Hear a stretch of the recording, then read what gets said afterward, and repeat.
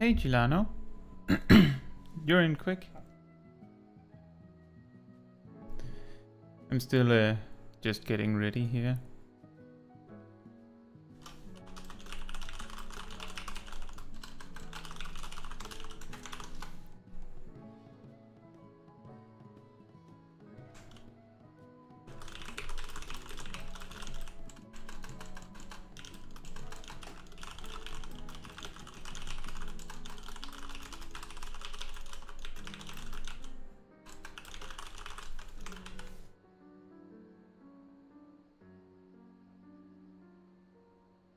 And let's see.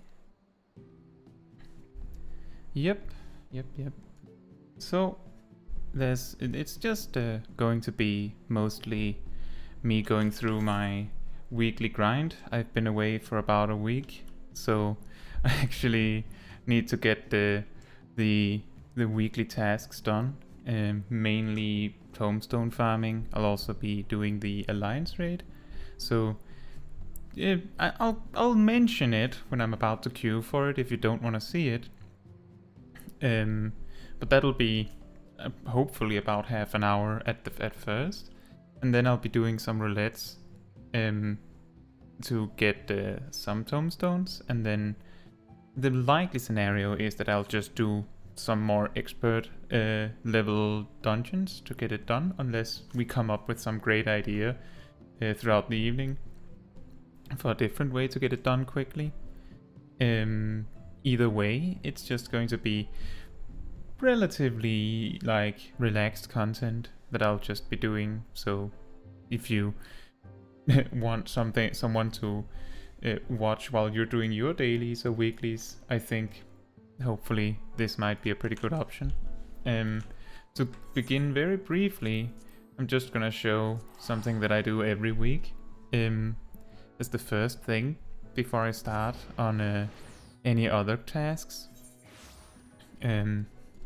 I make use of the free money that you get from the Domain Enclave donation basket. That can be more difficult if you don't have the elegant silver pieces to make use of it. Oh, hello Green Yoshi. Oh nice! Do you have 12 beast tribes lined up to do, or is it just a few?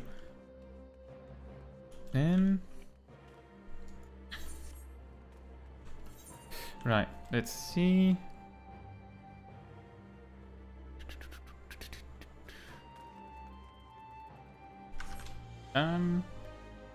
I do have a friend that asked if they could come along for some of these, so I'm just gonna check him.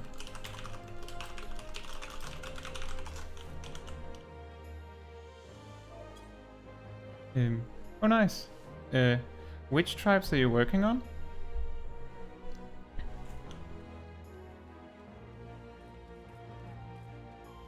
And then I can say now that if you don't want, if you haven't seen the current Alliance raid at level 90 and you don't want to see it, I'm going to be queuing for it very, very shortly. So if you don't want to see that, here's your warning. I'm probably going to be entering it in a few minutes. Moogle and Akasodara, those are good. The Moogle one is a little hard with the crafters. Or hard, or...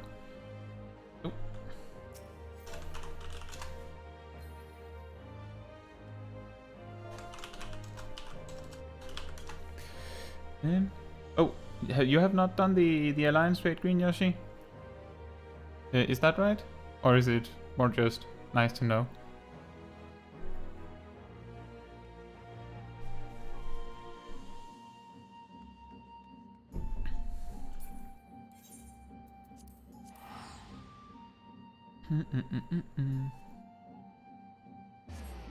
Because if you haven't done it, it's the Endwalker raid.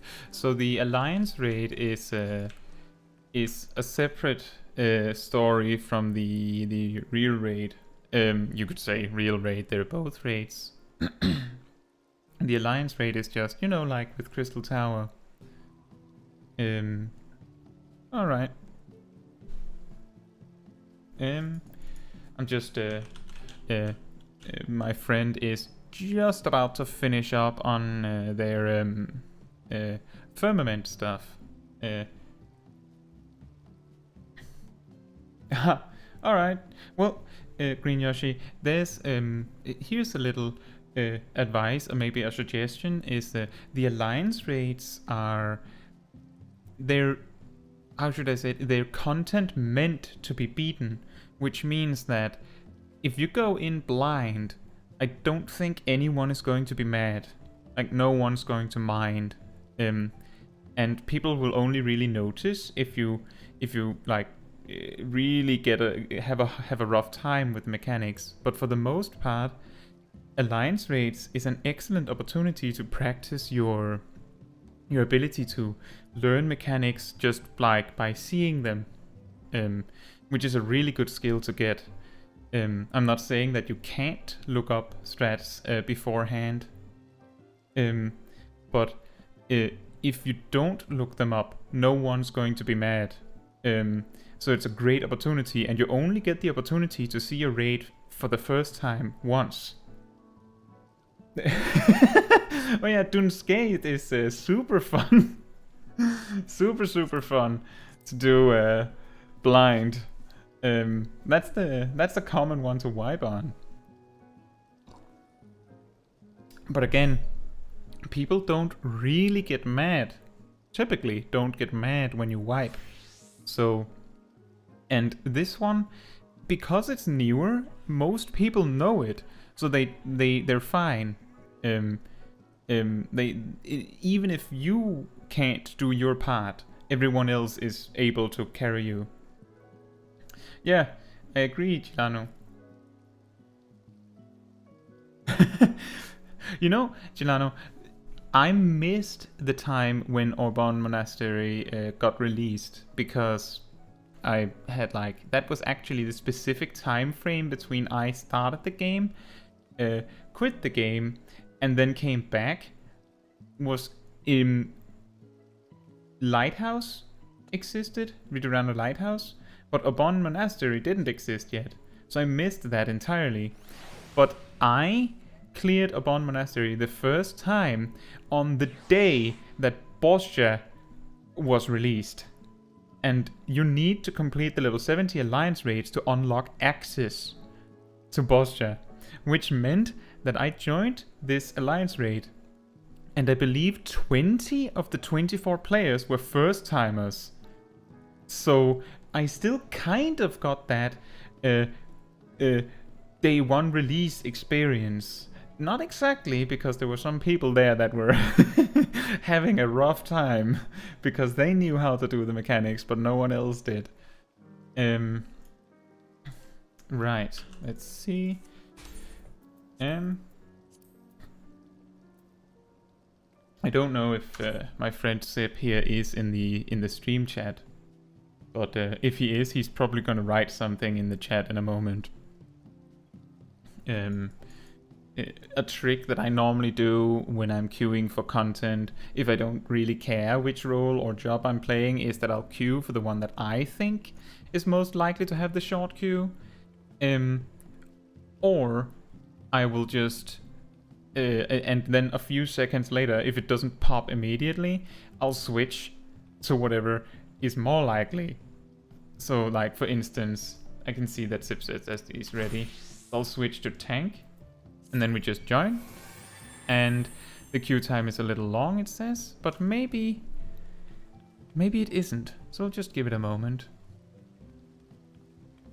Yeah, in this case, Green Yoshi, I'll probably talk a little bit about the boss mechanics as I walk through them, so maybe you get like a mild strategy guide out of it. Just completely automatically. But it's a very nice raid. Not too difficult to deal with, and the music is great.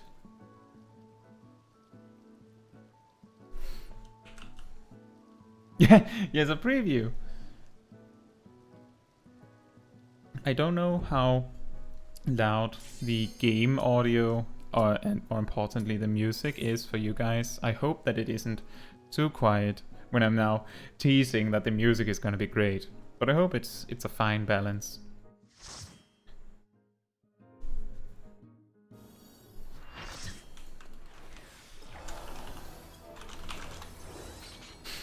Yep.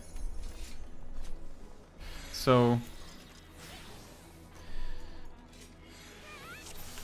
we're basically in heaven.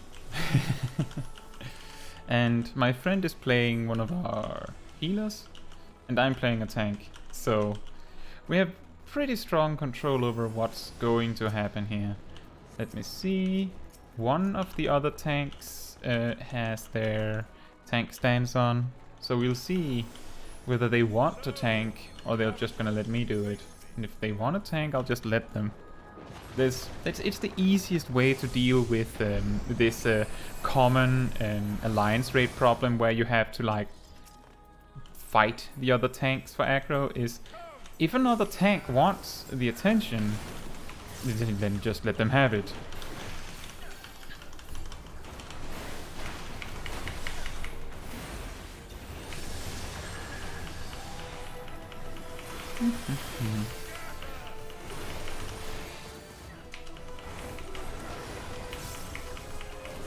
And here's a little trick for knockbacks. Nope, I didn't even need to do that because I had in a release. Thank you, Gilano. And tank cooldown. So the tank does that. Boom. And here we have the blood waiting. And is this when he makes the bridge? I believe this is when he makes the... Nope, it is not. Oh, that's a really, really scary spot that he's doing that. There it is. Oh, we have... Oh, the bot went down to the dot. So a little tip on this fight is, even though it looks like the edge is perfectly safe right now, when the edges are on, the edge gives you an extremely painful dot, so you don't want to touch the edge if you can help it. Now, he's not gonna do any knockbacks, so there's no need to worry about that.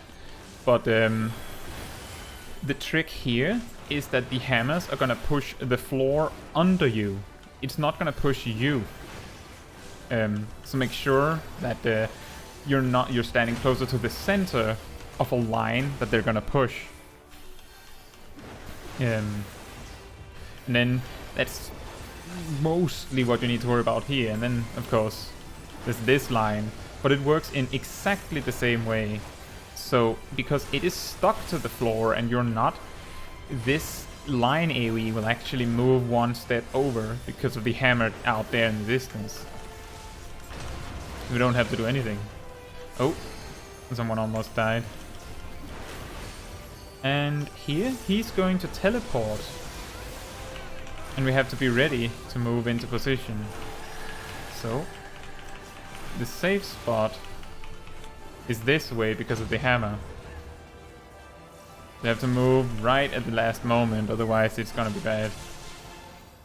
Ah. My primal rent was a little early. I could have saved a few steps of running.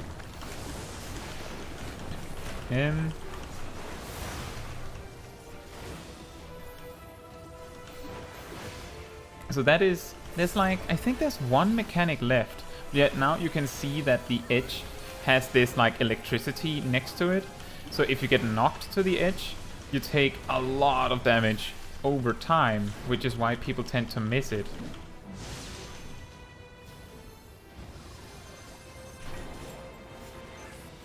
You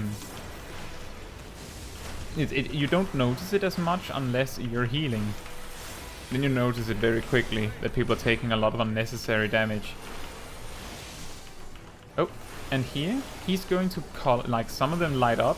Those circle AoEs are going to go much faster than the other ones. The easiest way to deal with that is moving far down the lane and then dodging at the last moment. But you really need to pay attention there. Oh. Ah, my healer's got my back. That's great. Ooh. And then we switch back to the other mechanic. And here he's going to do exactly the same thing as we saw before. Almost in the exact same order. He's just gonna be a little quicker with moving you around in a more dangerous way. But the fight is pretty much over now, because he's just gonna repeat some mechanics. Since the hammer here is in the center, we don't have to move anywhere, because it's gonna be moved one step down the line.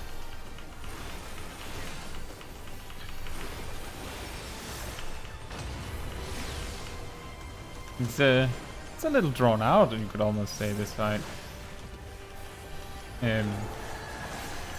But as you saw, there's no real major danger here. Here we are.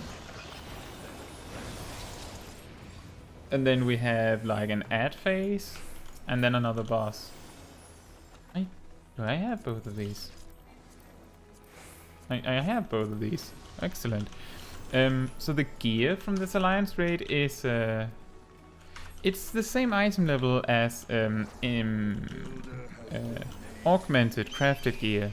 So if you already have that, you won't need this gear, especially if the stat lines are not good for you. In that case, you can just need on the items that you like the look of. I particularly like the dress for the healer and caster myself.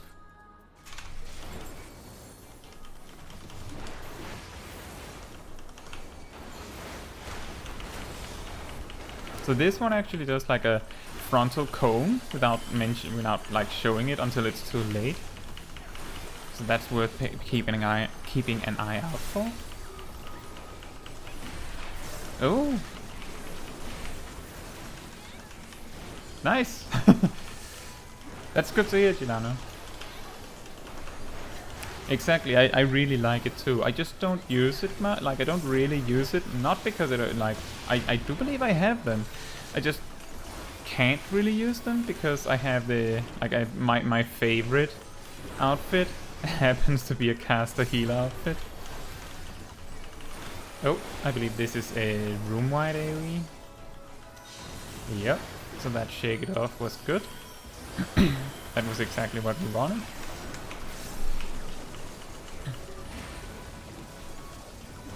So I believe it combos. Oh yeah, so it's both the frontal cone and these at the same time.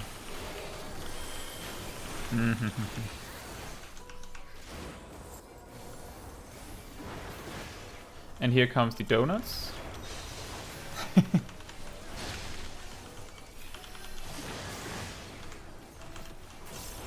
So sometimes you might not really notice that the entire, like an entire zone or dungeon has like a specific theme until you, like this music theme, until you see it climax at the very end.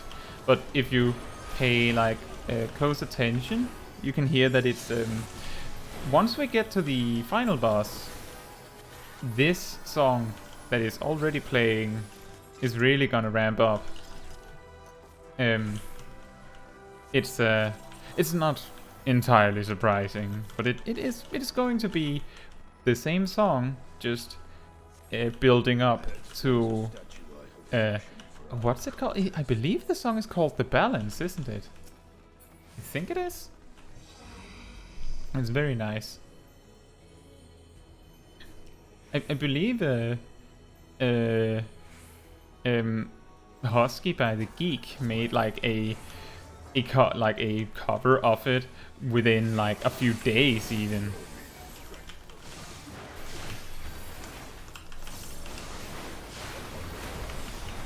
Oh, and here comes the Raid White at the start. So, a really interesting thing to watch out for on this fight is that those fingers are the only walls that you have to work with for a potential knockback. That is the big scary part about this particular boss fight. And then there's this mechanic. So what you want to look for is that he makes these lines to one of these portals. That's the one the fist comes out of.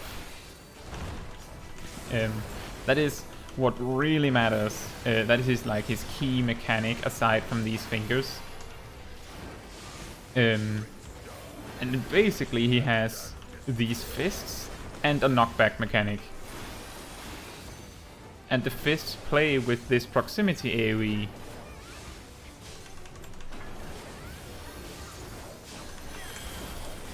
So here it is. And luckily we have some arrows to lead us so that we can see which side to stand on. I am not perfectly clear on whether knockback immunity works for this. But I typically just don't use it because I don't think it helps that much. And it's almost more confusing when you already line up for it and everything. Here comes the hand again. So this time it comes out of the red one. And you can even see the line of where the fist is going to be appearing exactly. The only mistake you can make is not looking at the portals to see where he's going to go for. Well, there are a bit more to it than that, but that's not introduced yet. I think it might be coming now. Yeah, maybe. Yes. So here he only makes one portal, and then he summons a meteor. And this is the big fake out, because this proximity AoE is fake. If you've ever done Eden's Verse, it's a little bit similar to how E8 fakes you out. Because he punches the meteor and splits it, and then it just becomes a ton of smaller proximity AoEs covering the entire arena. Essentially it means that if you react to the first proximity AoE, you die. So you need to really pay attention to whether the portal that he's using happens to be lining up with the meteor. So he is indeed lining it up with the meteor here. So we're gonna take the safe road and just stand here way in advance. We could have probably had 4 GCDs without any issues.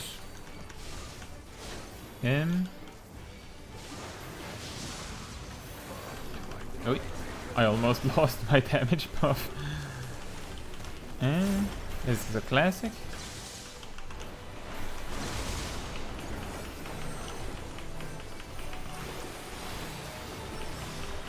Here comes the flood.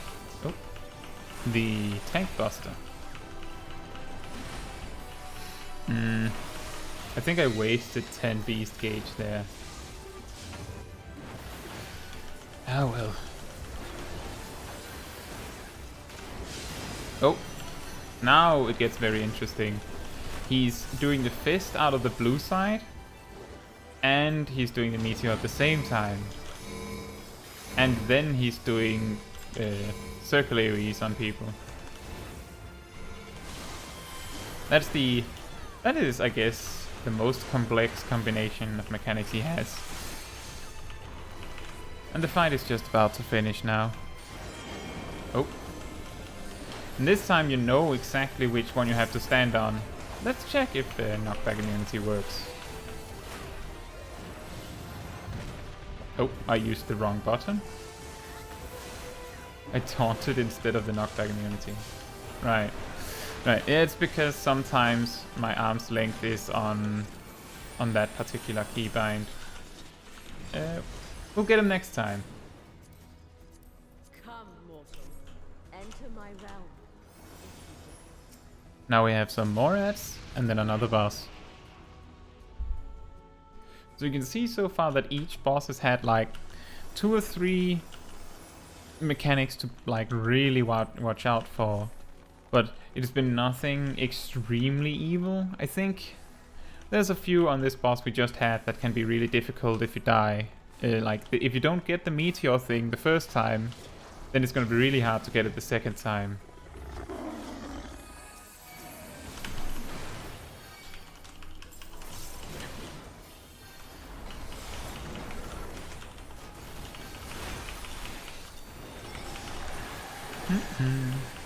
So these ads, one should beat one of them.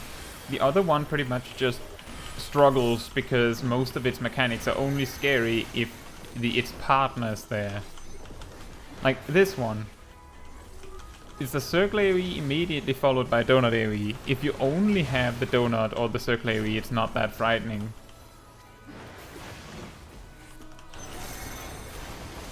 And incidentally, the one that does the circle AoE is the one that people typically attack first.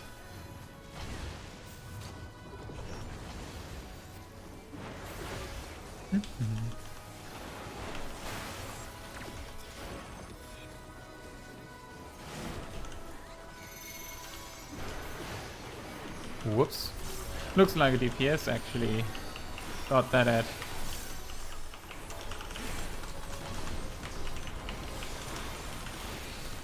I think it was a dancer. They have a lot of incidental AoE damage, so it's not entirely surprising.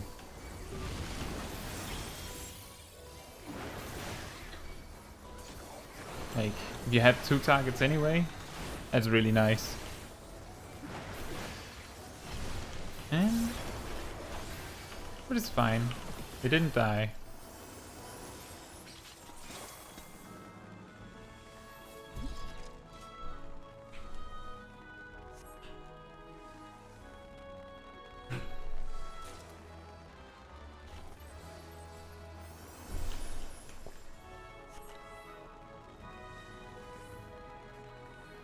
And this boss has real dancer theme.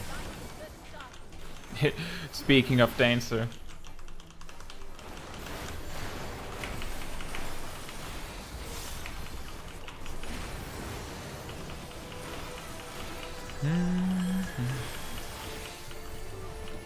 She also has a bunch of mechanics that we've seen in previous, like, I think, like, raids.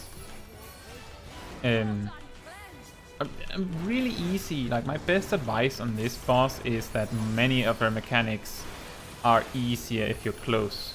That is a common thing with bosses, I think, but in this particular one, she has a few ones where if you're really close, you can react in the last moment if you want to. Oh.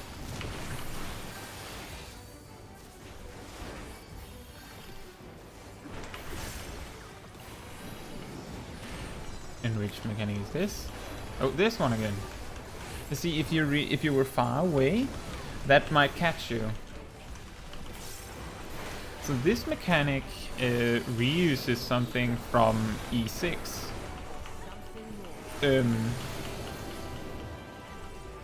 Where she pushes circle AoEs around.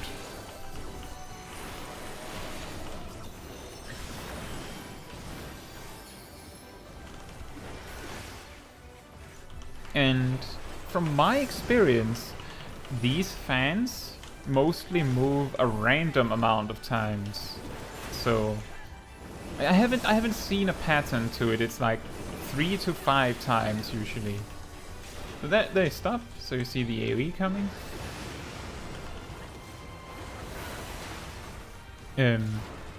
But I don't think there's a specific number of times they move during the fight.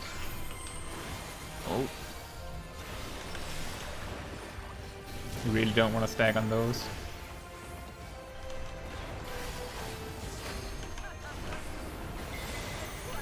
Here comes a really wide cone AoE, and you just have to see it coming.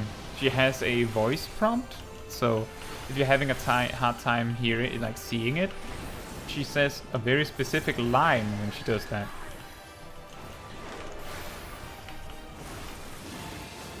And for this mechanic, you just go to, for the first time, you just go to one of the clones. That's the safe spot. The second time it's a lot more difficult. But the first time, you just go to a clone. A lot more difficult is maybe a little bit overselling it. It's a little bit harder.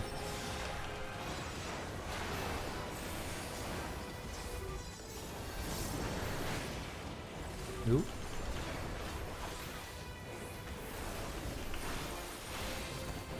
Here we just have to watch what mechanics, like which knockbacks are happening in order. But I do believe that knockback immunity works here, so you can also just take the first one and then use arm's length or shoot cast for both of the follow-ups. Let's test it.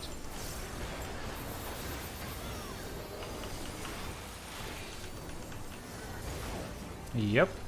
But it takes so long that you're probably only... Yeah, you only have it for one. Hey Rallo! How are you?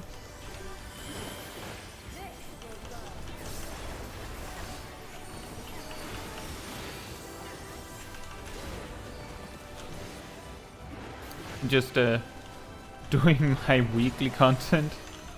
Because I haven't been there to be able to do it throughout the week. Nice. Are you still progressing on Savage?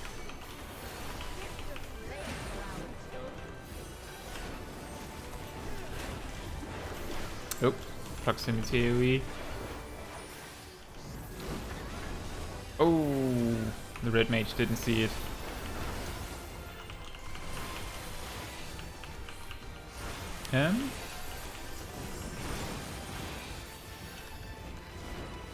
Yeah, as I was saying, I'm just going through like Alliance Raid and then doing some roulettes. And then hopefully that's fun.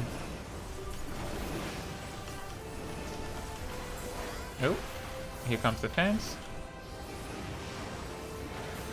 A lot of people got hit. Few people got hit.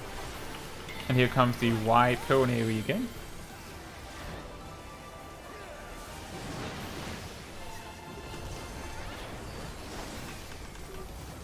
Yeah, I'm going strong. Still wait a bit. Oh. Oh! I see. So does that mean that you have started? Does that mean you have started doing progress rating with this person? Or is it not started yet? Oh, here comes the prediction version of this mechanic. Need to watch where they're facing. A lot of gunbreaker.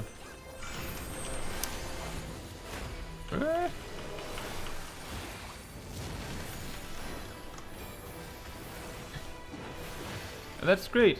Did it help? Like, are you feeling like your progress is going better? Now that you have a friend that you're progressing with? Oh, that was a fast clear. We didn't even see the next mechanic.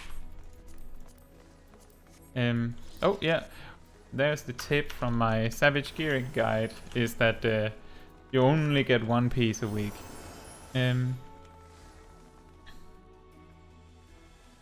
So, if I remember correctly, Rallo, you were playing Dark Knight and Gunbreaker, or was it Dark Knight and Paladin?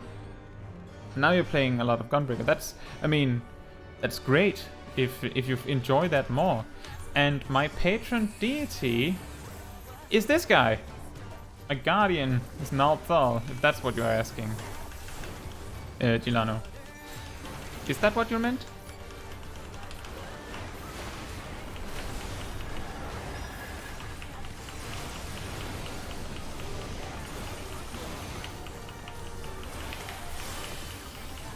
So tip for this boss is if you're having a hard time seeing the difference between the two boss outfits, the outer ring of the arena is the color that is the one you need to worry about. So if the arena is blue, then you need to react to the blue mechanic.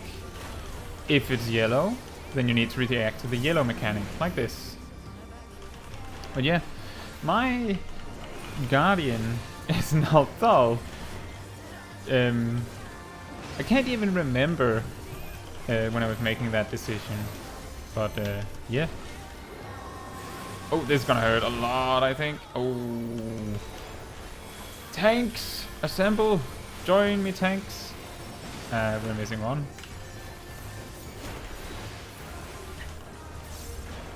I got Pinex down within 2 runs and Dark Knight and Paladin. Okay, so you've introduced Gunbreaker into the mix, I'm guessing. That's good. If you think that's... If you enjoy that more, that's great.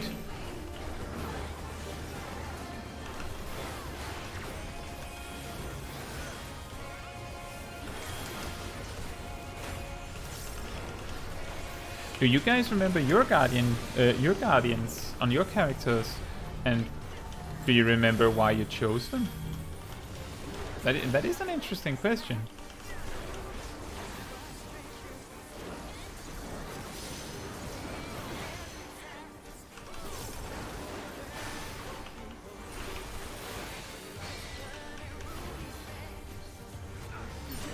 So if you can't remember which one you chose, it's under your profile.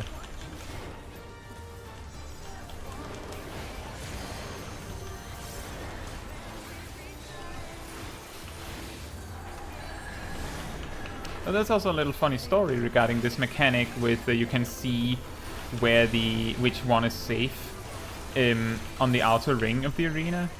I was so focused on looking at what the boss was looking like to get the mechanic, that I didn't even notice the arena changing color for the first like 2 weeks of doing this.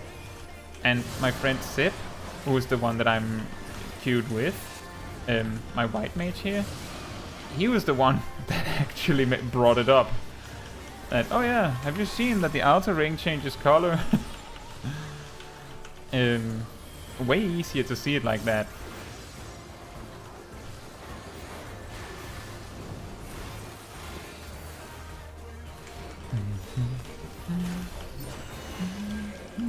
Oh, and here we watch, he flips.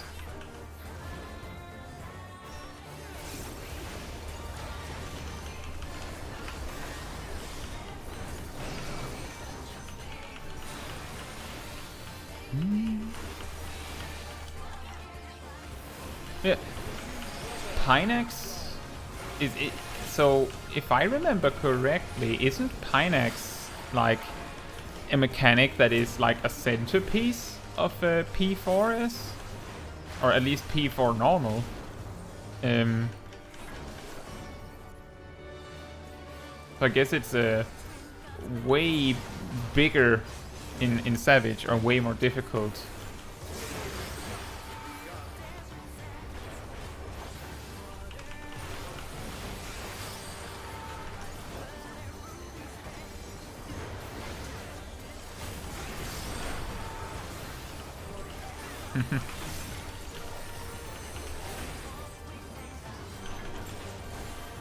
So smart. I could see. I didn't see what the first of the mechanics were, but I just barely managed to catch it on my other screen when I saw the replay. That's really convenient. No! No! Stay here! Stay! No! No! My fell cleave! The thing is, I can play all tanks, but I only main 2. One for like mastery and the other for backup. Right.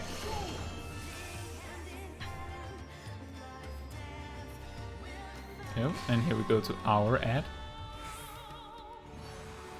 I'm not sure what AA is doing over there.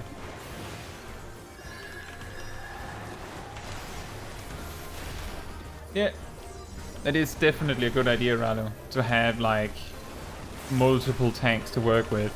But it's completely understandable that you can't like play all tanks or all jobs for that matter perfectly.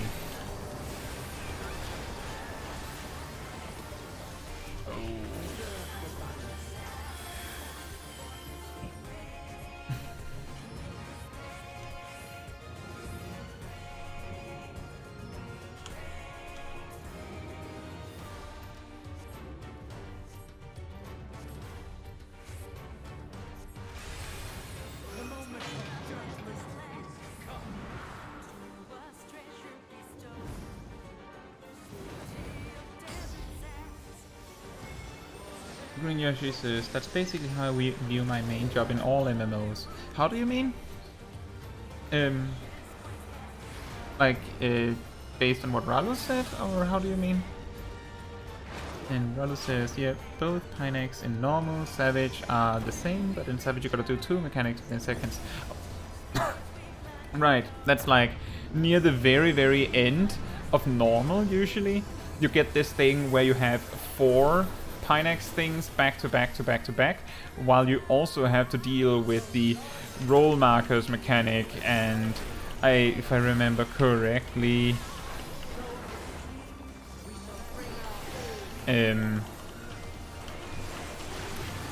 one other mechanic.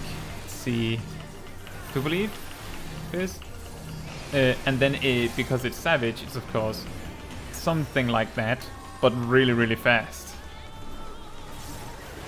I could imagine that would be difficult. Even on normal, I have seen multiple people die at once when that happens.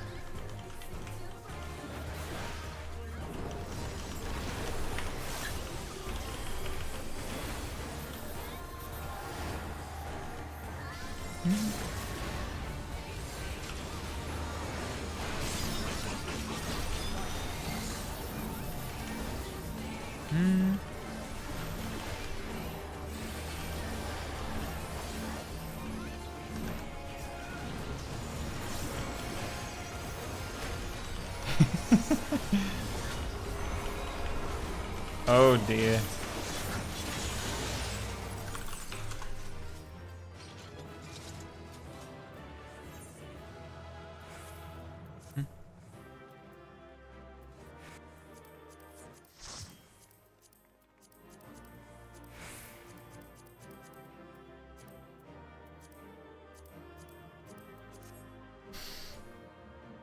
My patron is Nofika. It's been 4 years, so I don't remember why, other than feeling the connection is in nature. Yeah, I think for me, I think that I was inspired by the fact that you can be all crafters and gatherers and all jobs at once in Final Fantasy XIV. So I had a feeling that I would be more interested in like the trader part of the game when I made this character, and that would be why I then chose Nalthal, the traders. As I recall, it was specifically the traders angle that I really cared about when I chose.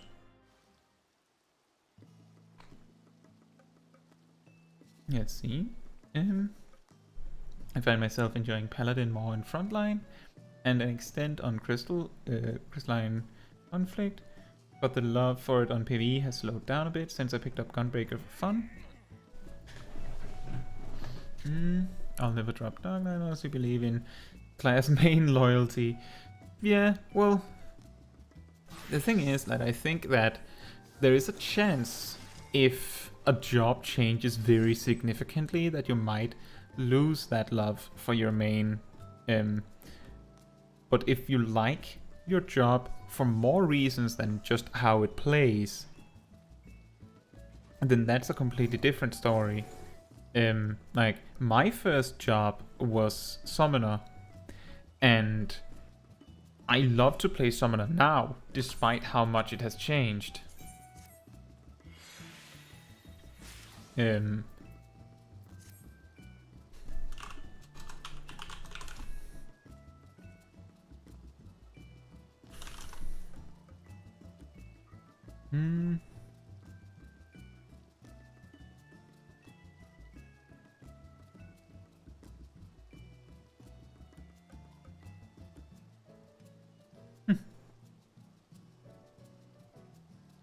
Now I'm unsure. The boss we had in here in Aglaya wasn't Nofika, right? That can't have been Nofika. I'm pretty sure Nofika is like... Nofika is something that is mentioned in a fishing ability. I believe? I think? I'm pretty sure that it's called something like that. Isn't it? We have Thaliak's favor. We haven't met him yet either. Or met them yet. Isn't it? Or is Nofika's tidings a minor botanist one? We have Nalthal's tidings. And Nofika's tidings. There it is. Yeah. Goddess of Harvest. Okay, yeah, that makes sense. That makes really good sense. That also matches with botanist. Yeah, it was Asema. Yeah, I haven't had too much knowledge on the god lore in the game. But given that these deities are important for the alliance raids, I'm guessing that both me and everyone else are going to have a lot more opportunities to learn about them.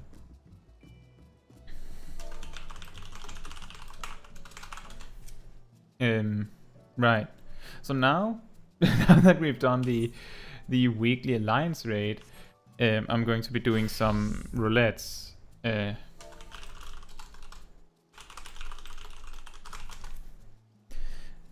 Just checking with Sip here what job he wants to play.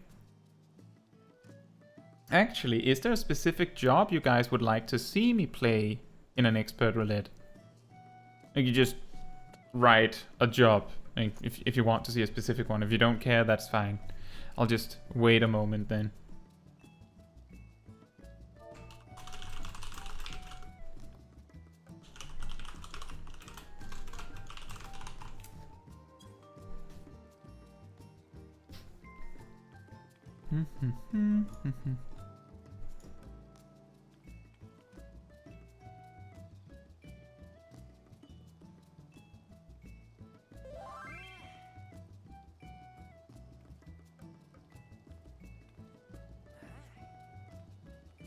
I can do Dark Knight.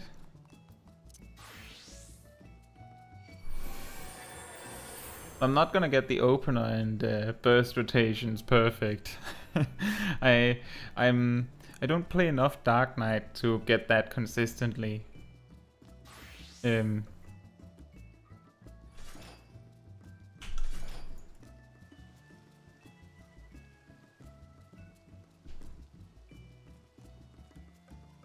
Well, I'll start with Dark Knight in an expert. And then, well, we could also do Dark Knight in a trial raid.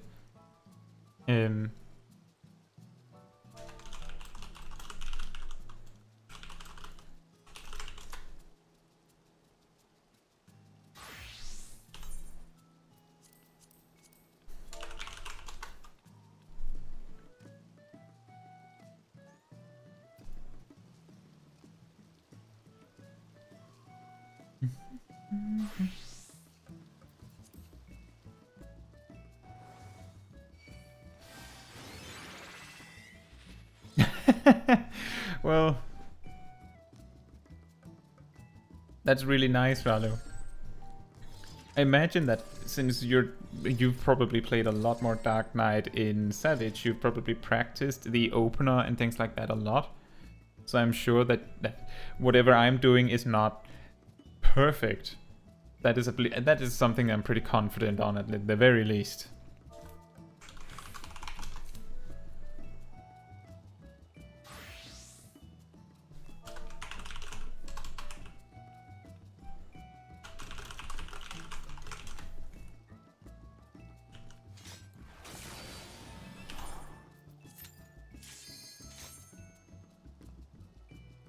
And then we see if we get the final days.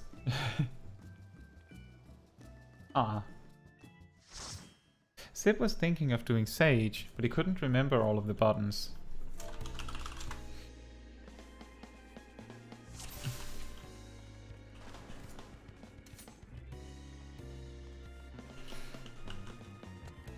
been a really long time since I've done this dungeon as a tank that isn't warrior. But Dark Knight works. There's a trick at the final boss that I always do that specifically Dark Knight can also do.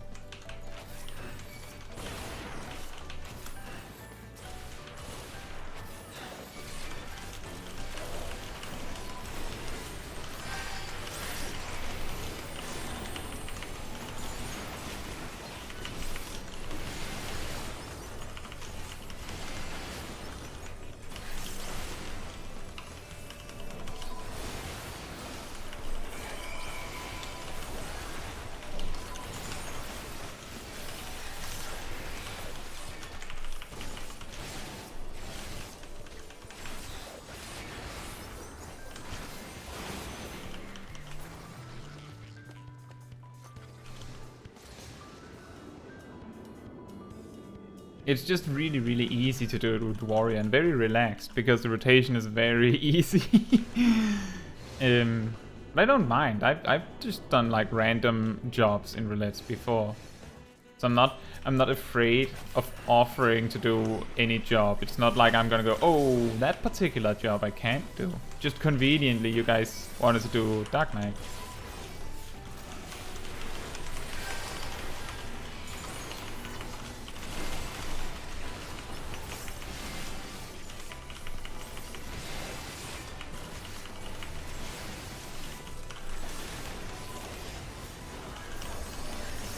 Oh, I think I might have missed out on some mana right there. Capped out for a moment.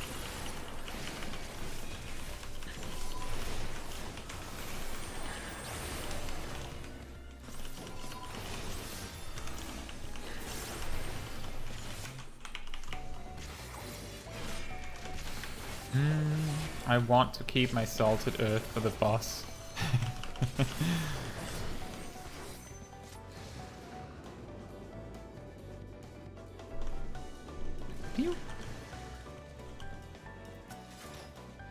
And this boss, like, there's so many convenient things when you're playing warrior.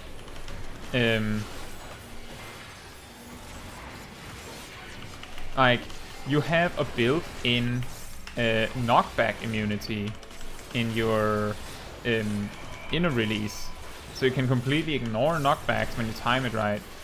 So much time where you can just ignore mechanics incidentally.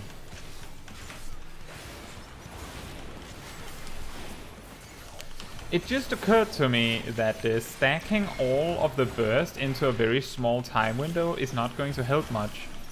Our group has no raid buffs. We have no raid buffs at all.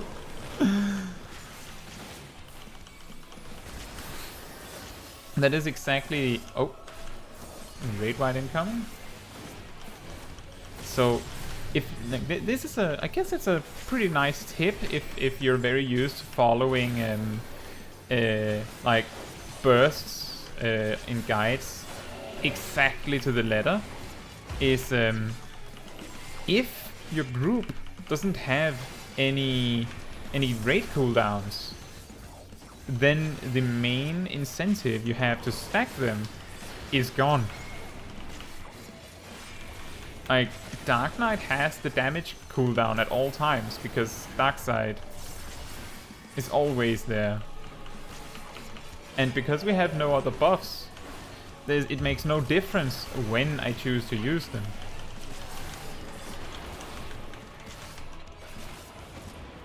Oh. Okay, there was someone that was really confident we would get the boss down in time.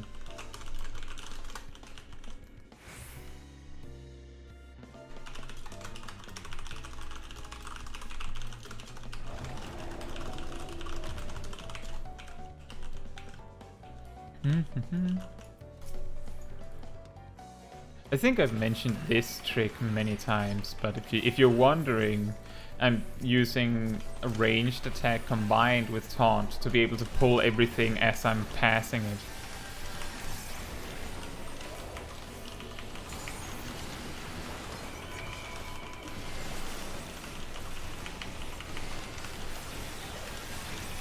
I think I mentioned it in my I don't know if I mentioned it only in my tanking guide, or if it was also in my specific job guides.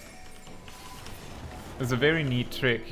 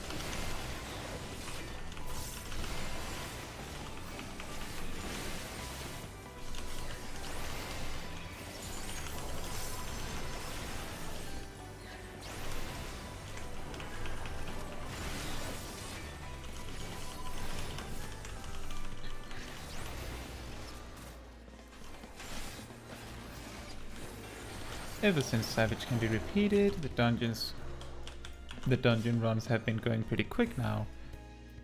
Yeah, I get that makes sense. I guess a lot more people have more gear. Huh?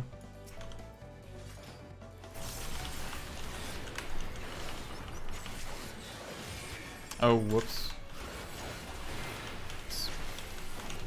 Spent all of my blood gauge as my blood shadow came, or living shadow became ready.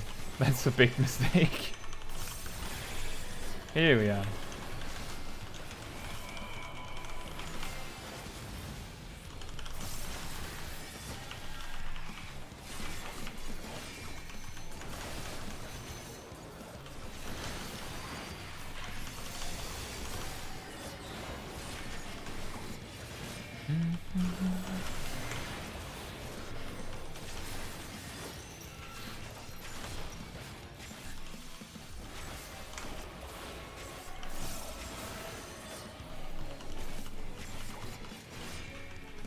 Oh. That was not necessary to move for.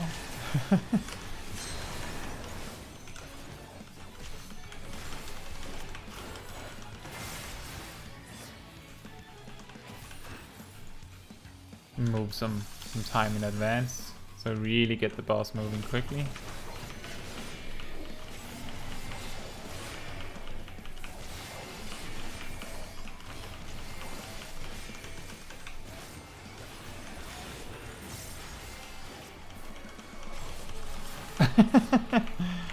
Ah, yes. Now we might actually be able to get the boss before we have to do anything about this mechanic. Not perfectly confident on that one though. Oh. Maybe we could have.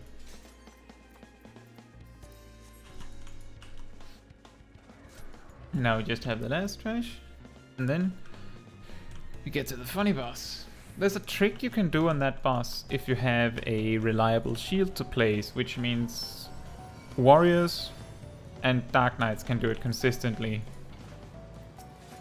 You might already know the exact trick I'm thinking of.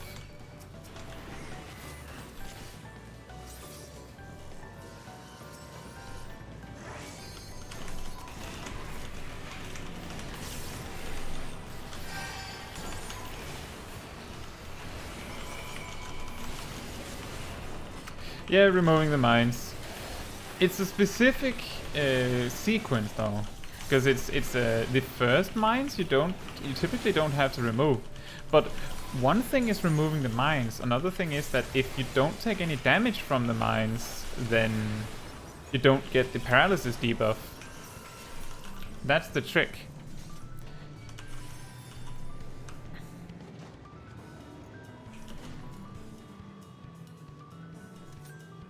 It's really funny. There's few mechanics, or actually I'd say it, there's a surprising amount of mechanics that you can completely nullify if you take 0 damage from them. And it's not very consistent which mechanics have that.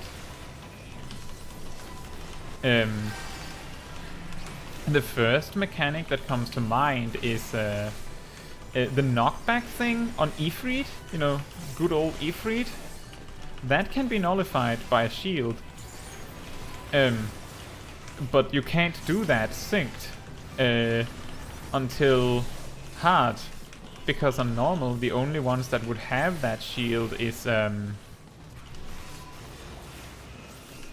Arcanist. I think Arcanist is the only job that has a shield before level 30.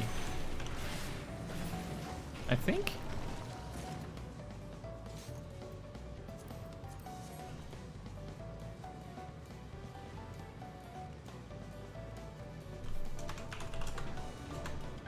Uh-huh. I think Sib is Sib okay?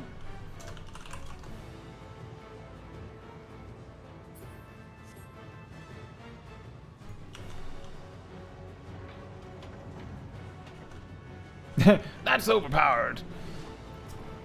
It would have been even worse if Arcanist could didn't like had a melee rotation.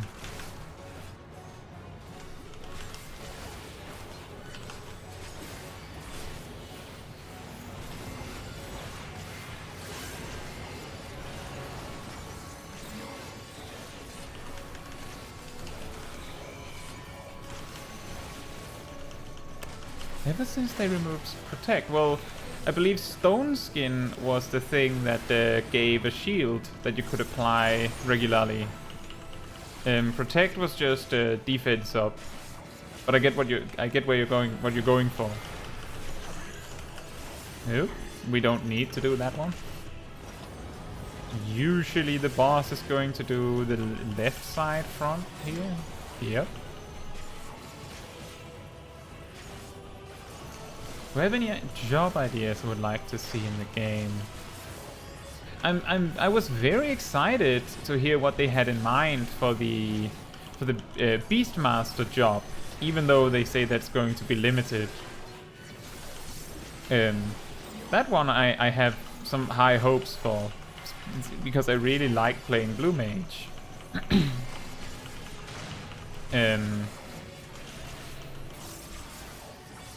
Besides that, I don't know. I would like to see a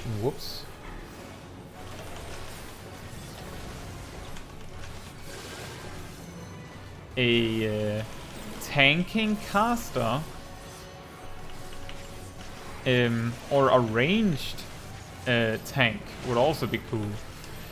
I would also love to see the classic wishes, like it would be awesome to see a pet tank, but I know that that's not feasible. It just doesn't really work. So I'm not getting my hopes up for that one. I would like to see a job that uses a blunt weapon.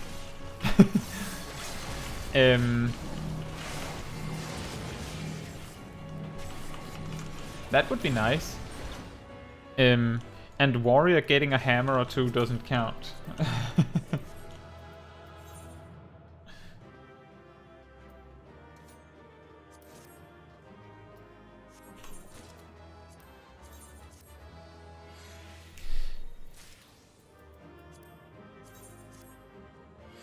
But I don't have any like specific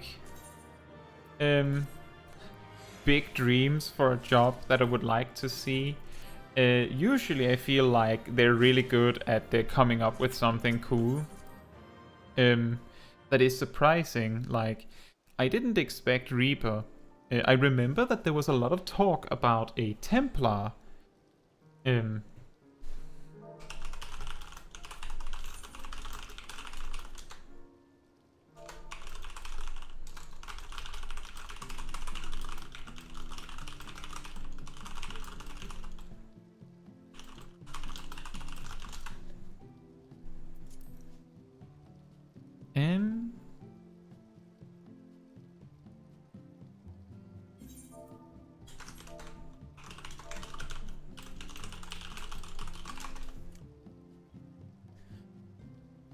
So I think next, I guess we could do.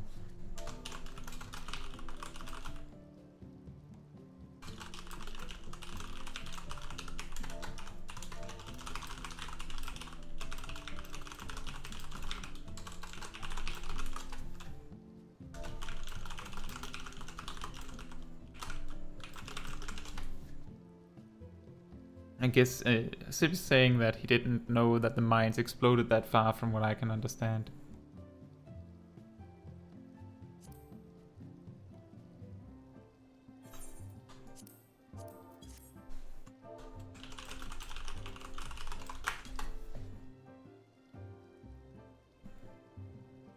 Are there any jobs you guys would like have like an idea you would like to see? Maybe you have a good one that you had in mind, Ralu.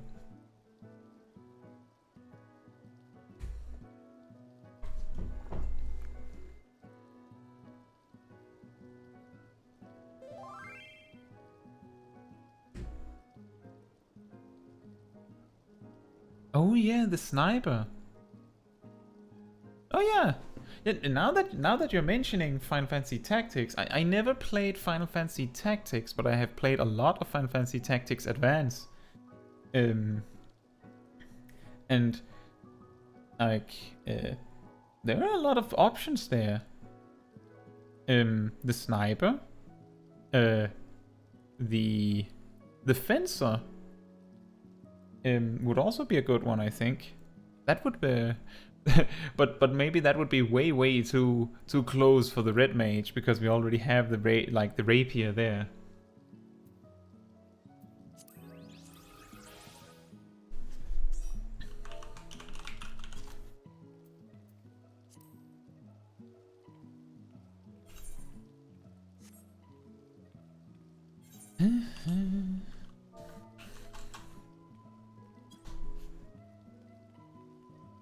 Well, Rano, I would like to hear them anyway. Like, it's just dreaming, right? If you think something sounds really cool, then maybe we could have a talk about it, and then maybe you figure out that it's really cool, or maybe you change your mind.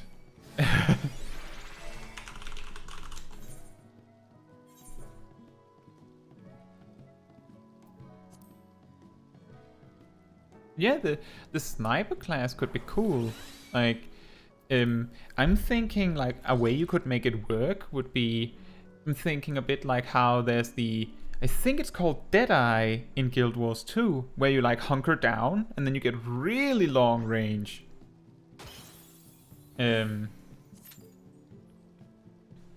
think that could be interesting.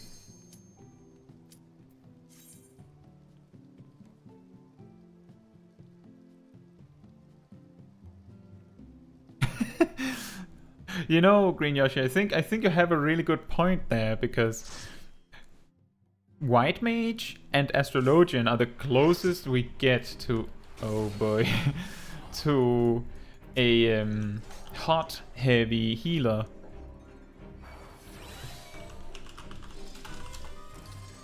And they're not really hot heavy, they just have a few. And what's the most dots you can get on a single job? It's Bard, right? I'm pretty sure that Bard is the best we have. Because they have 2 dots, you see? They have 2.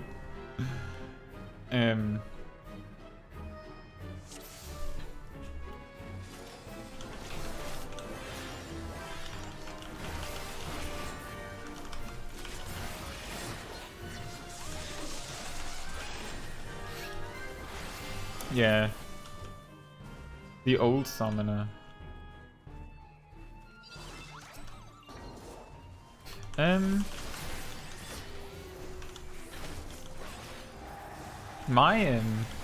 I was raiding, I think I talked about this before, but when I was raiding in the middle of Shadowbringers, I was playing Summoner.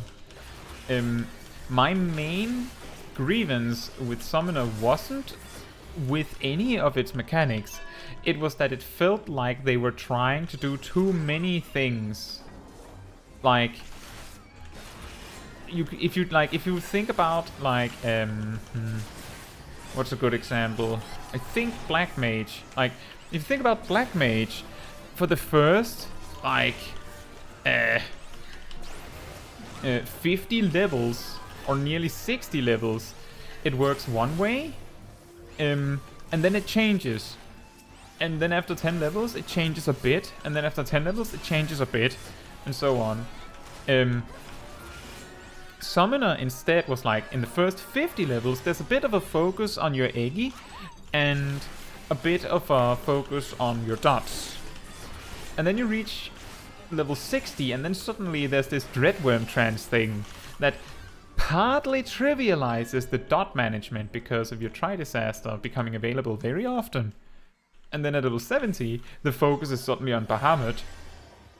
And at level 80, they just focus even more on the big summons. And it felt like they were just like, you also have the energy drain mechanic and all that with your what's it called? Ether attunement. And oh, he's got it.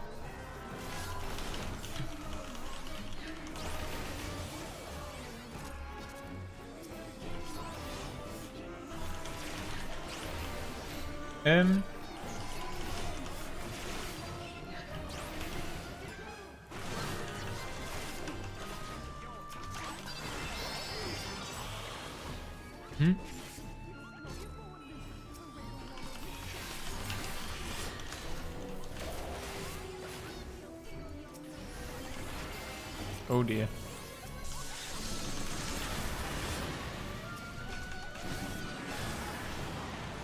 But what I was saying is that the reason that I didn't really feel like the old summoner was very well designed was more that it wasn't really the dot job, and it wasn't really the pet job, and it wasn't really it wasn't really anything specific.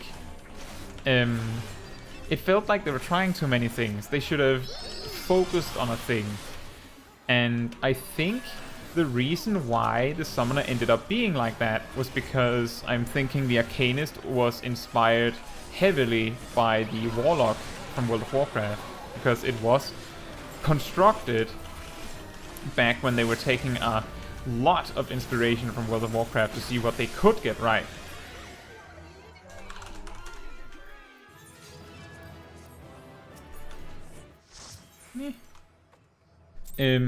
So I think the rework where they are now is a good thing.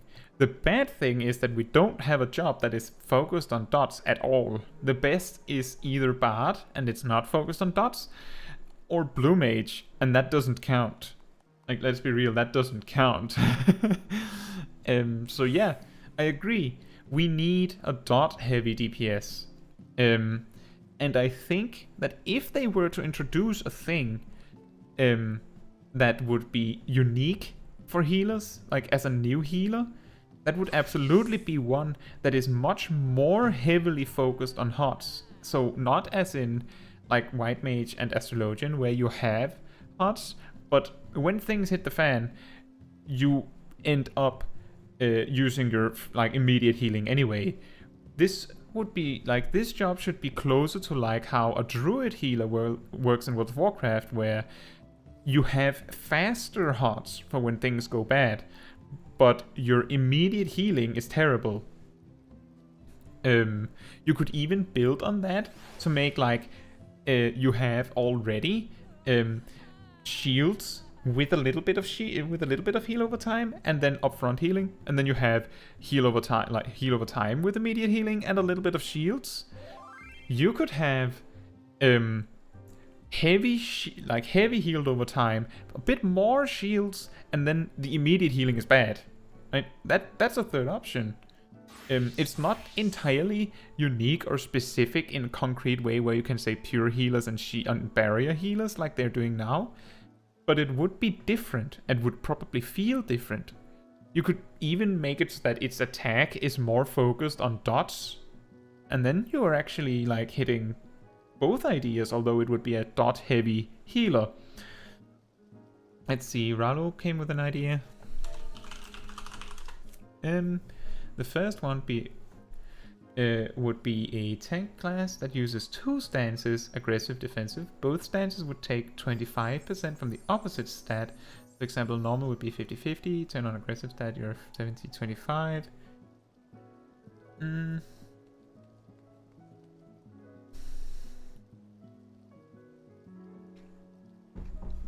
The idea is good, but I believe it kind of exists in it used to work like that. Like before Shadowbringers, every tank had a attack and defense stance that you used like that, and because the attack stance did more damage, it didn't matter that the defensive stance took less damage and did way more enmity, making it way easier to play, because if everyone in the raid managed their enmity well, then the tanks did not need to ever use the defensive stance, which ultimately led to people never using it. The bad side of that is that people that weren't that great at the game thought that you had to use the damage stance to be good, which meant that people that didn't need to use the attack stance to be fine in easier content would use the damage stance and do really badly because they didn't have the experience to make the most of it. I think it's like a road they have already been down. I think there is a way you could make it work, but the main idea is that if a job mechanic, mainly a tank job mechanic in this case, involves losing DPS for something, then it needs to return that DPS, otherwise people will not use it.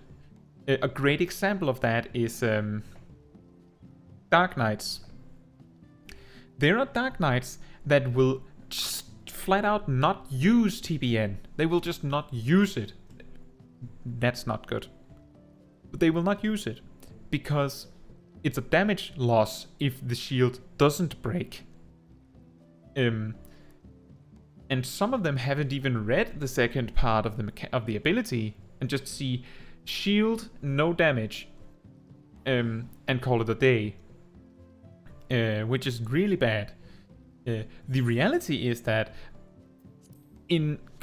outside of like Savage Raid, where you're like in Savage Raid you're doing your big burst where if you're really trying hard, you will make sure you have Dark Arts and nearly full mana and Blood Weapon coming up, so you can get like 5 of your Edge of Shadow on the boss during raid buffs. But in all other content, you would pretty much want to use TBN if if your buff is up, it's not gonna run out, you have plenty of time. Then TBN, making you take less damage, means the healer can more comfortably do more damage, which means that you as a whole, like as a team, will do more damage. And that's really easy to miss, because people are focused on Edge of Shadow doing damage and TBN not really doing damage. And I should mention that when I say use TBN over Edge, that is in a context where you know the shield will not break. You not taking damage, you not taking a quarter of your health in damage is going to save your healer one of their cooldowns. And they'll have it for later, and they won't have to use Cure 2. So that's how I see it. I think that a tank that can switch between aggressive and defensive stance like you're suggesting is a great idea. The only reason why I'm like playing a little bit devil's advocate is because I know that they tried and it just didn't go that well when it comes to it.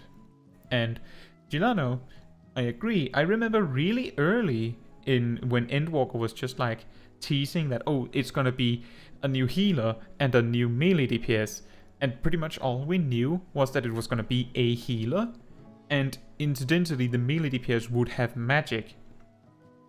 I remember that people were really hoping that it was gonna be chemist.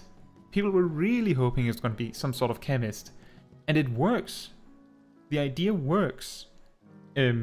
Especially with the heal over time idea, because you throw your brews or potions or whatever at the players, and it takes a while for the effect to take hold.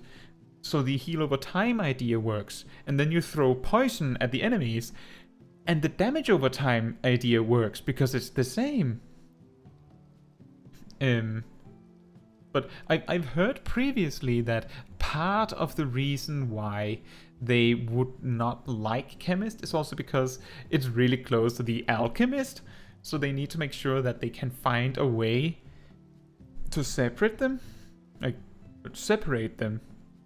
so they don't look too much like each other, which sounds ridiculous when we know that the Alchemist is a crafter. But I think that it's a great idea. I also like the idea that Rallo posed. I think it's a great idea. One way you could make this work is this. The aggressive stance spends a resource, while the defensive stance generates it. And it doesn't have to be that the defensive stance generates it by taking damage. It could just be that the defensive stance is the only one that generates it. So that you have to switch to defensive stance. And then of course, what you spend the resource on in the aggressive stance has to be big enough to compensate for if there's if you do more damage while in the aggressive stance, then being in the defensive stance for a little bit to generate this resource has to be compensated. Like how White Mage players wouldn't use their lilies because it was a DPS loss over casting Glare. This kind of idea could work. You could make it work, but the important part is that the defensive stance idea has to include a way to compensate you with more damage. Otherwise, it's not really gonna work in the raiding ecosystem that we are in. Now, I've had my friends here wait long enough.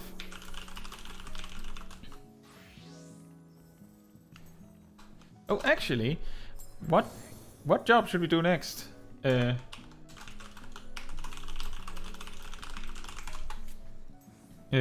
I can do anything. You just say which job you want to see me play, and then I'll see how well I can do it. I can't promise you that it's going to be as precise as when I show them off in my guides.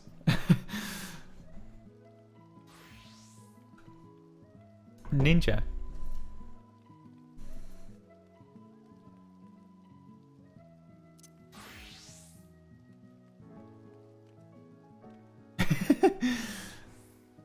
Then we do ninja. You guys are really good at agreeing. That's great. The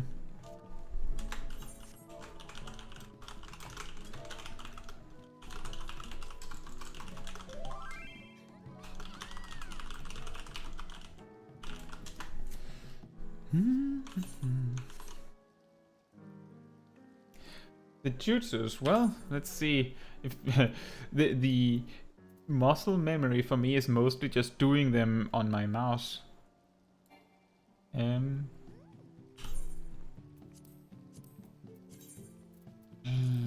don't think that works when we're not a full party.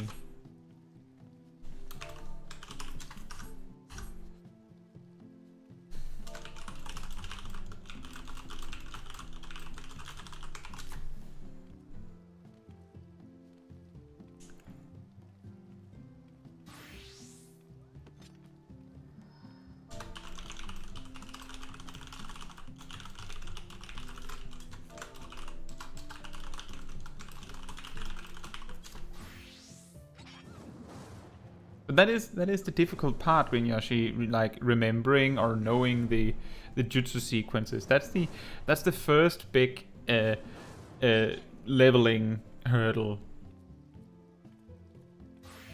is mastering that.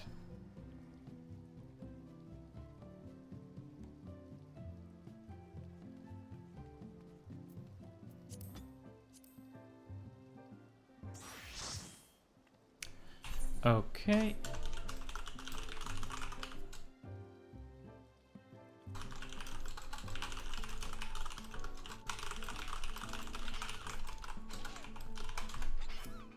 Hey Shadow Slayer, how are you?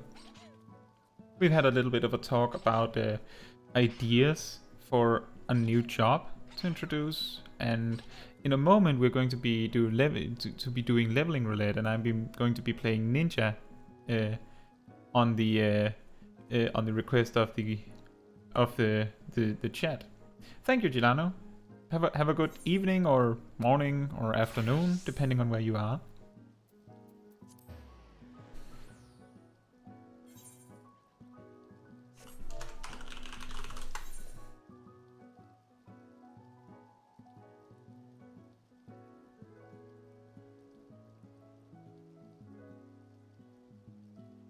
You did.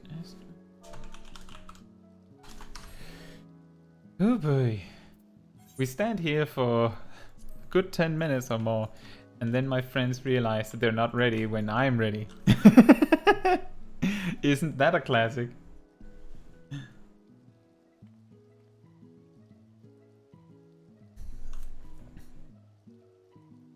Wait, that's your Final Fantasy XIV name? Oh, so your character's also named Sebastian.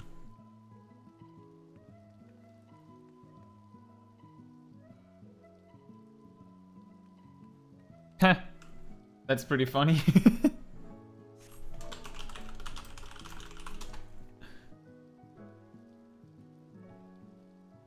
Yeah, we're just going to be doing leveling roulette, and then I've brought my friends in the free company.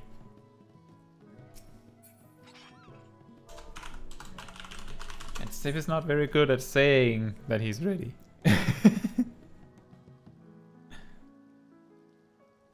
Yeah, close enough.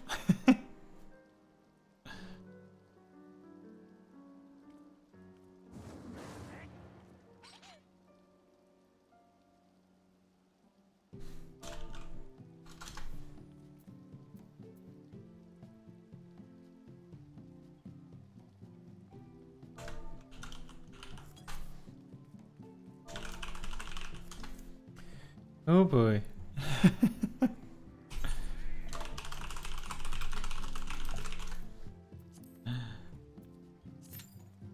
And here we go. Dungeon time.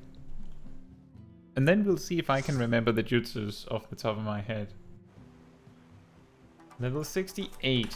So now we also need to remember what the rotation is at 68. We have Horizon, so I don't need to do Huton. Now our healer's not super experienced, so she's asking for small pulls. So that's what we're gonna do. That's a really good tip, guys. If you're not feeling super confident, the best you can.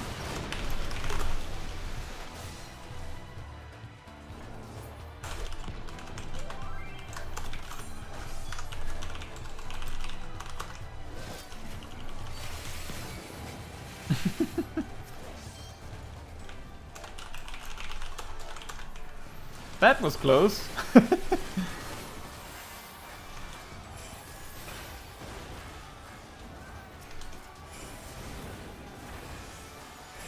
Whew.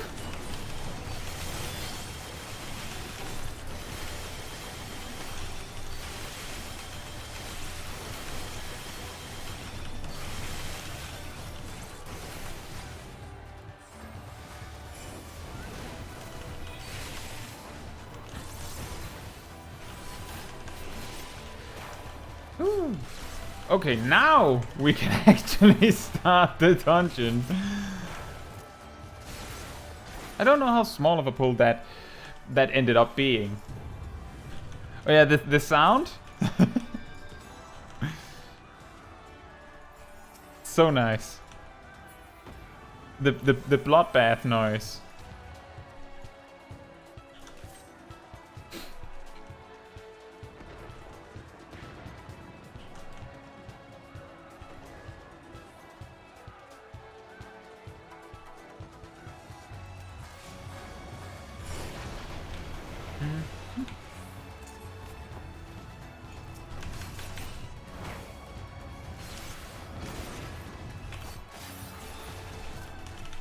Uh-huh. So is he stopping here or not?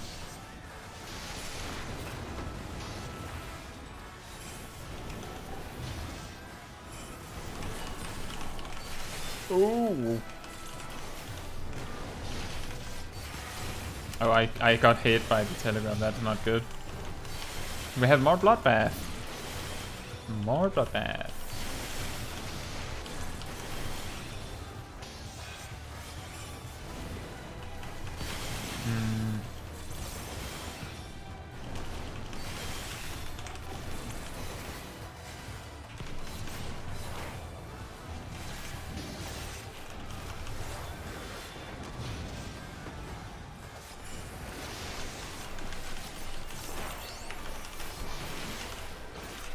And there we are.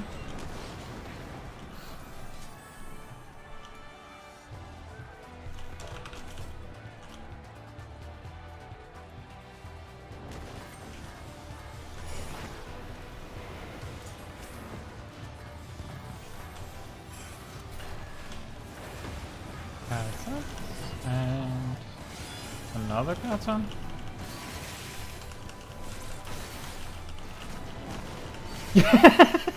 Exactly, Green Yoshi. That was exactly the thing. Was I knew that my friend had said that he was gonna do small pulls, but he started with a not small pull. So suddenly you can't be sure he's gonna pull a lot or not.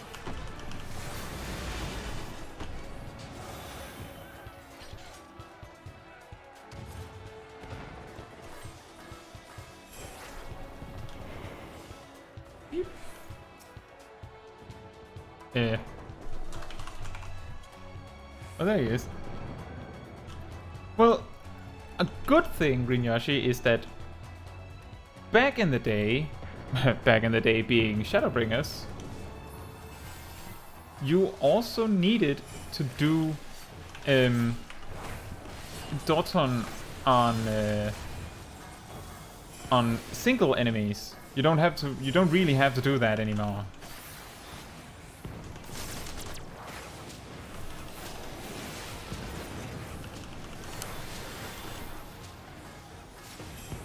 What do you spend your elegant poetics on when you're near cat? I do something that might not make that much sense. But I'll explain what I do, and then I'll explain what I think you should do. So what I do is that I go to Umor and buy Summoner or Scholar tomes and desynth them to level my Alchemy desynth ability.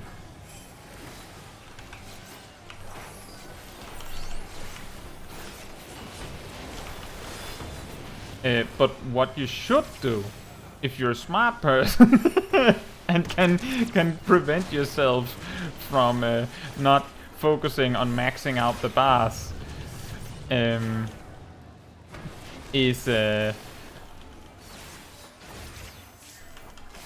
you should. There's an item you can buy near the vendors that the script vendors that you can trade in Idleshire for pot soil. So if you buy the Thanalan pot soil, I believe it's grade 3. That's the one that everyone that knows what they're doing and they also plant things in their gardens, they will use the Thanalan pot soil. So it's guaranteed money. That's one thing you can do. So that's my recommendation. Make money. Make money.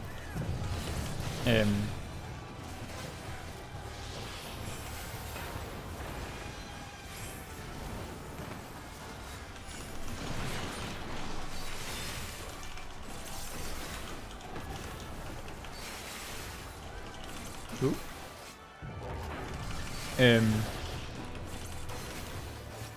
I actually bought one of those tomes that I mentioned before, the Summoner Tome, just before I started streaming. So that I had space for all of the Tomestones that I'm gonna get tonight. I can probably show you what I mean with those topsoil things after this dungeon, if you want to see it.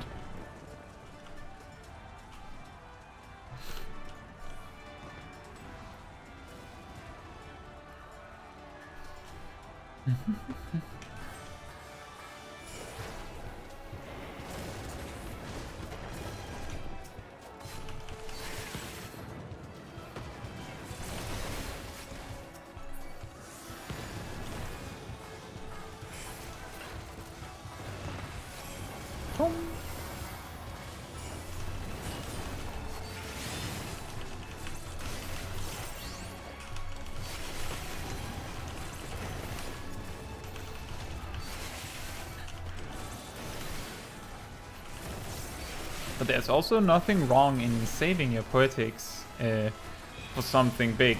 It's just, if you're sitting at exactly 2000, you're possibly losing out on a little bit of money. Like, the topsoil isn't going to be worth huge amounts. It's just a little bit of extra cash.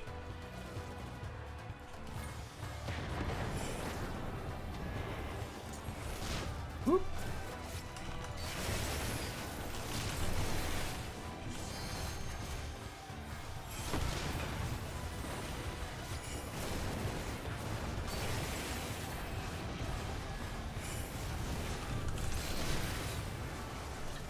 The big scary thing with playing ninja when you're not super used to it is planning when to use trick attack.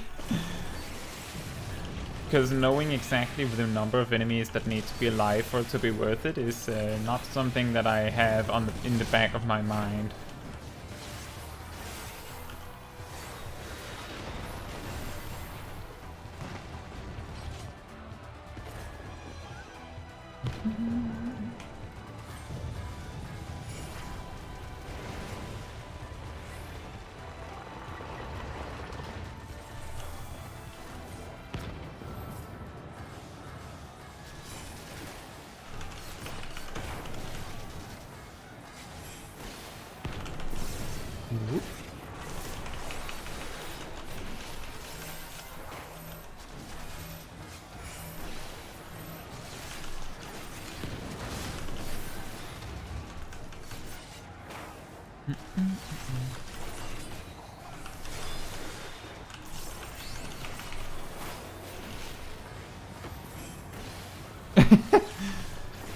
This is a little tight.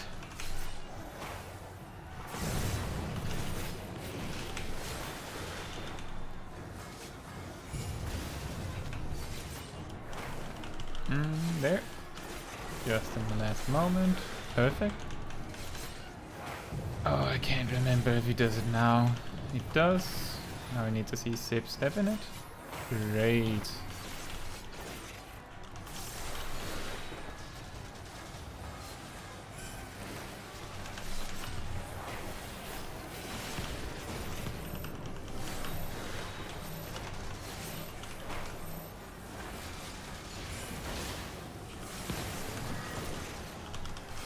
Oh. Perfect space for me. I'm having a little bit of trouble with this. I'll do this. And see if I can. That was not as smart as I thought it was gonna be.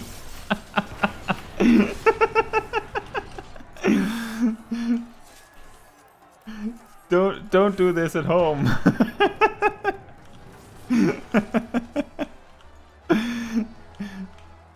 Just getting pinballed.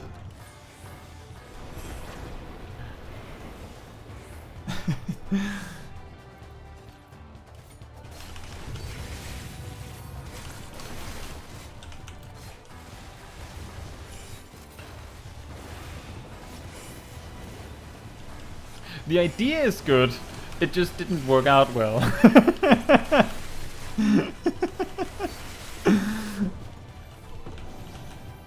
I use a similar trick on the last boss here sometimes, but this wasn't the boss to do it on.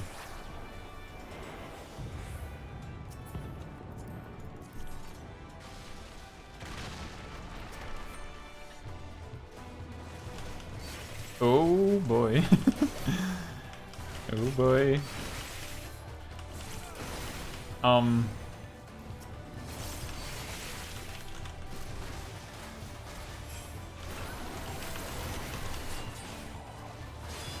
Ah, whoops. Ah, I got the wrong. I pressed the wrong first step of the hand signs on mudras, and then I just had to commit to the right hand instead of the katon.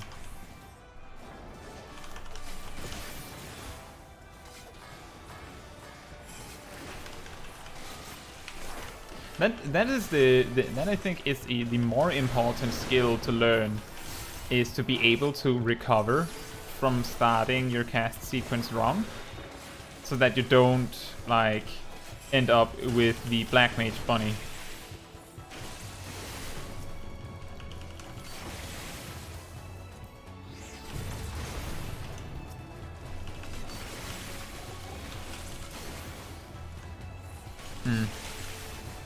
That is definitely the more important thing than getting the exact perfect jutsu every time. At least when you're learning.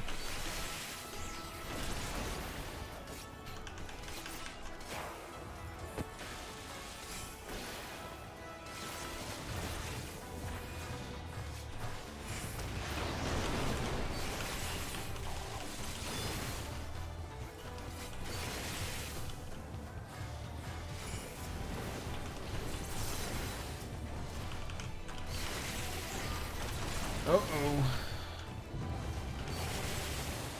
Our healer's having internet issues.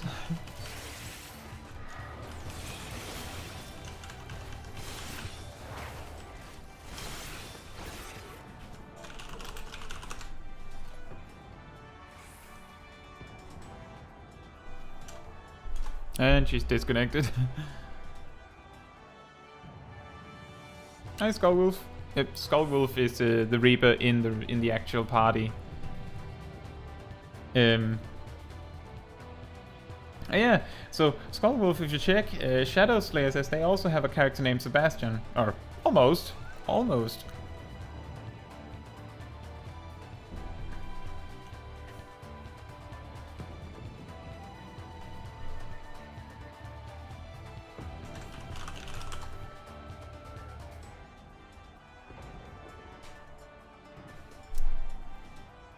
So, just like when we were doing Smileton before, there's a little trick you can do on this boss.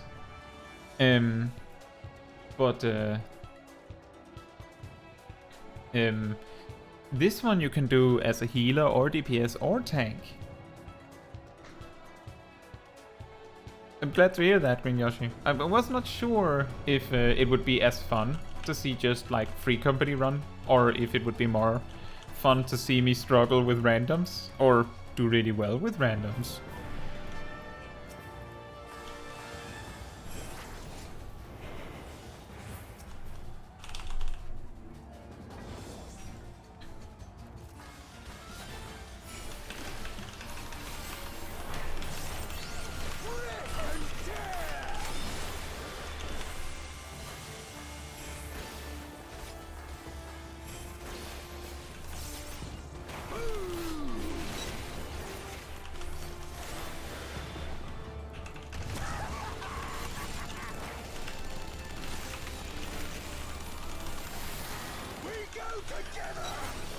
Oh.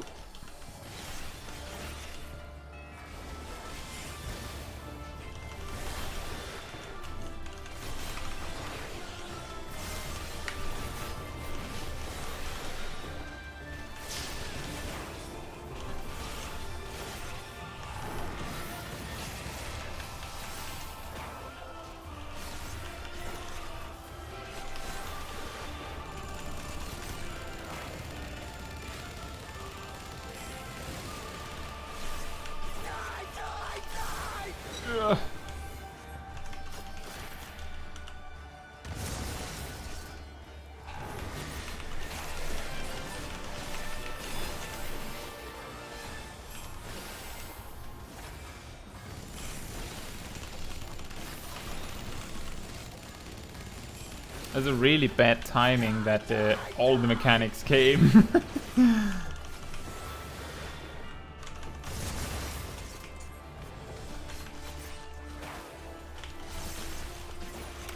And here comes the trick.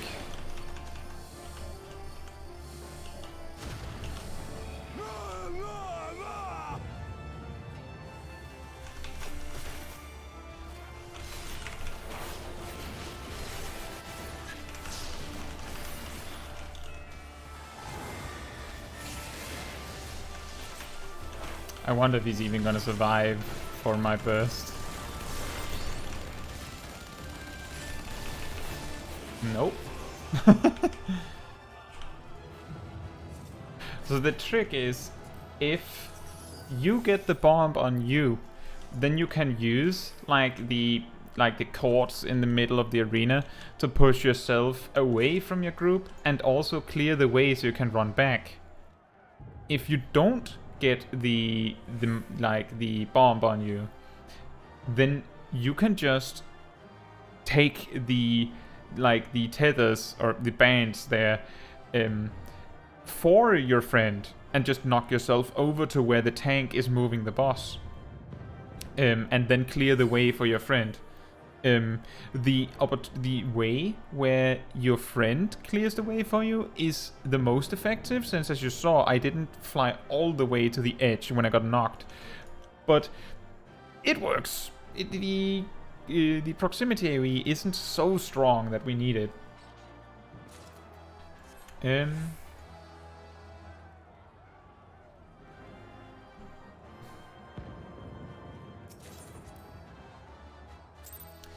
Right. So what do we have left? Lion's Raid and Normal Raid are the good ones.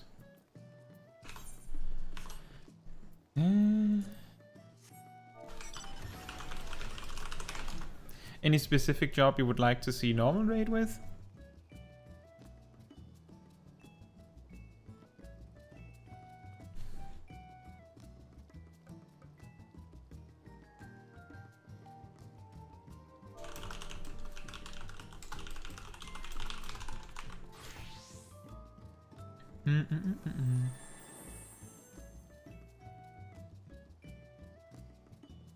Else I'm just gonna go ninja again.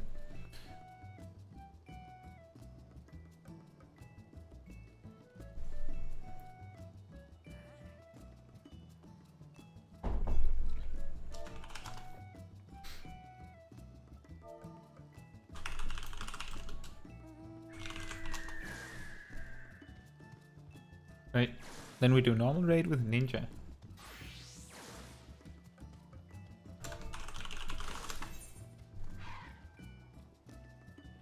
How about Sage?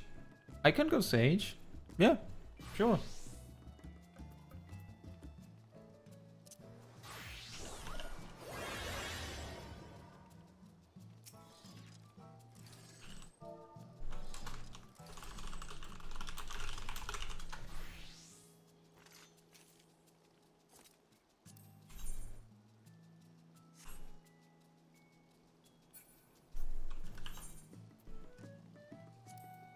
What?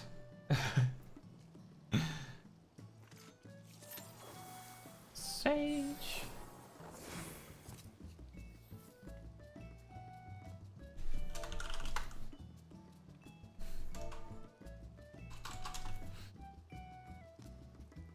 Sage is one of my favorite jobs to play, but I really don't mind that. It's just, it feels like everything works.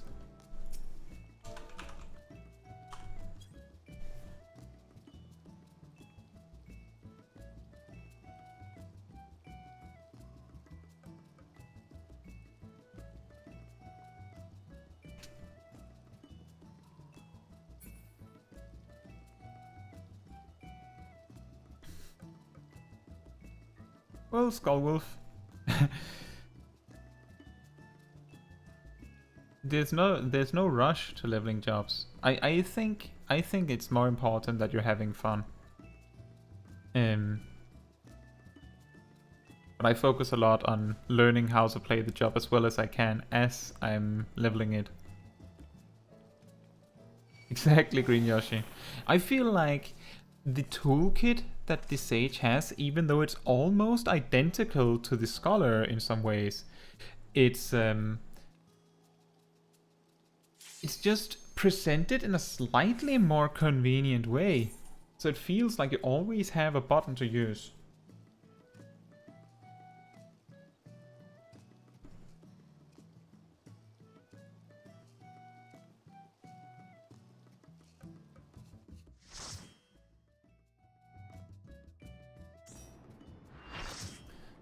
And we get some level 60 stuff. And here comes the classic Sage standoff. Ah, we have a tank volunteering. Reaper's very fun. If you're having a hard time with melee DPS because it feels a little overwhelming, then Reaper's somewhat smaller toolkit makes it easier to grasp at first. It's very nice. And if you like jobs that have less OGCD stuff like warriors and such, then I also think that Reaper is a good idea. Oh?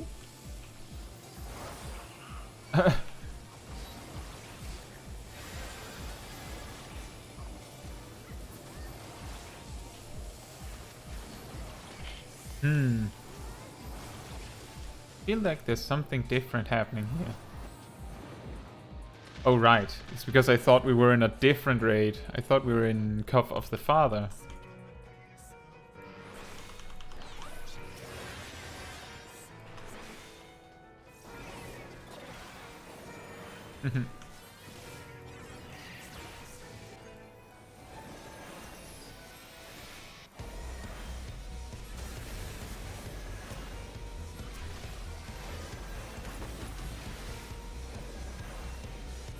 Oh, this is the one where there's some mechanics that people have a really hard time remembering or knowing.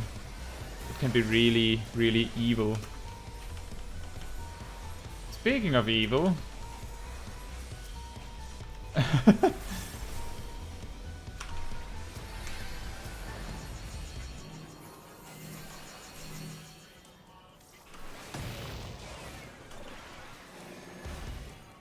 Oh, watch where they're facing. Watch where they're facing. Oh.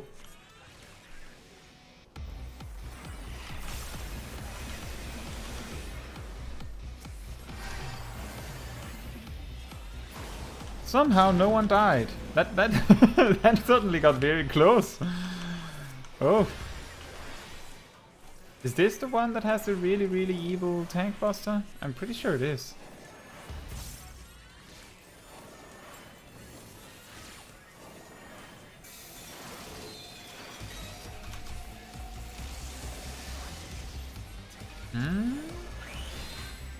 Ow.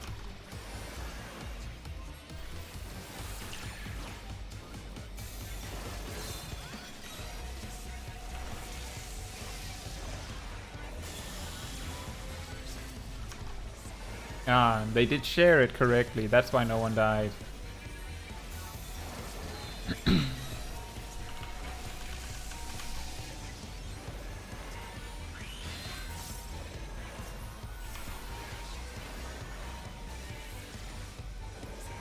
So.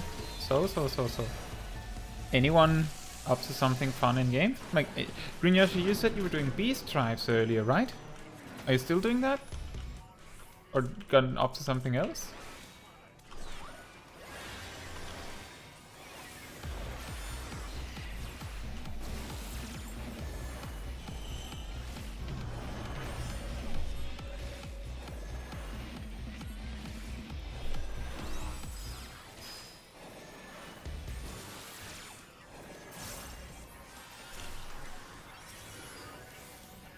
Huh. Did he do the high ground thing incorrectly?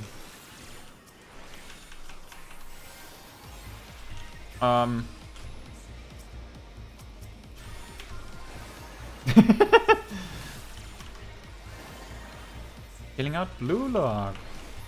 Like, doing content in random groups to do it, or like getting spells?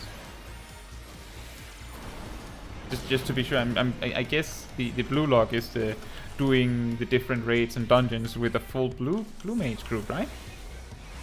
Is that the one you mean?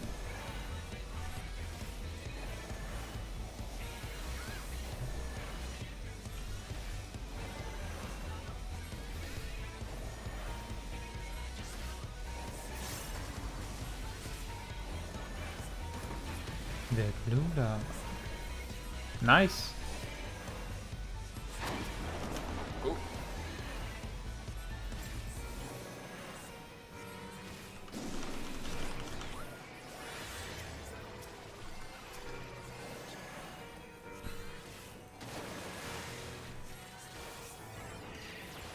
How many spells do you have? Ish? Like, do you have the... Are you still collecting the really important ones?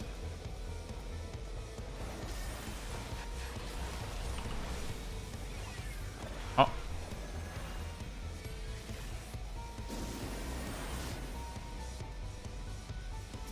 Hmm.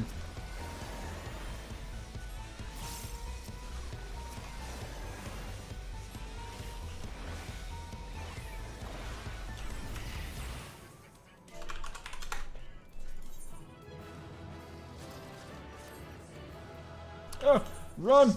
Leave! Get out! I don't want the drops! Just got 50. Nice. That's really nice.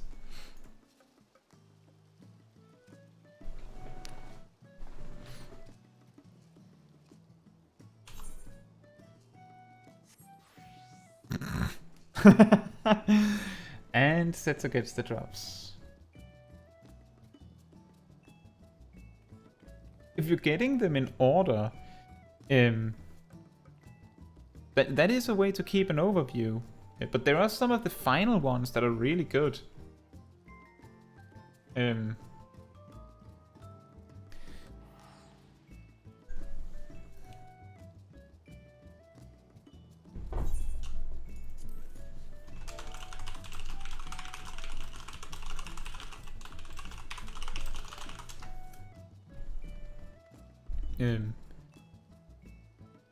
So are you doing it alone, or like bringing friends, or is it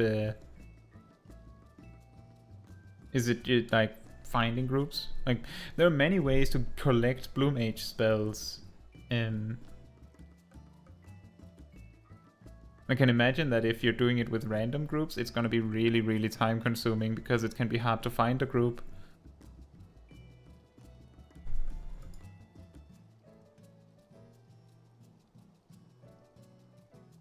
Oh man. Oh man.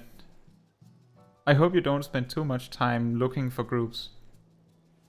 Well, we're going to do Alliance Raid next. Any specific jobs you guys want to see? Or job you want to see?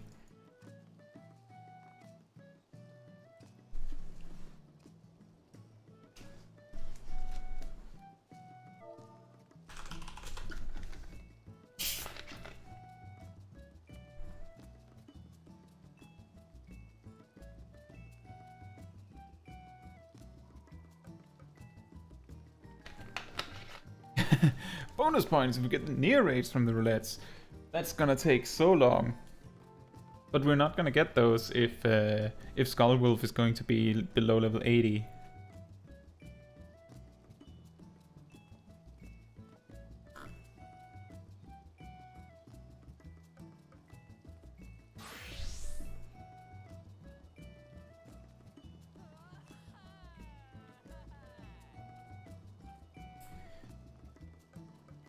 Yeah, it will if you switch to level 90.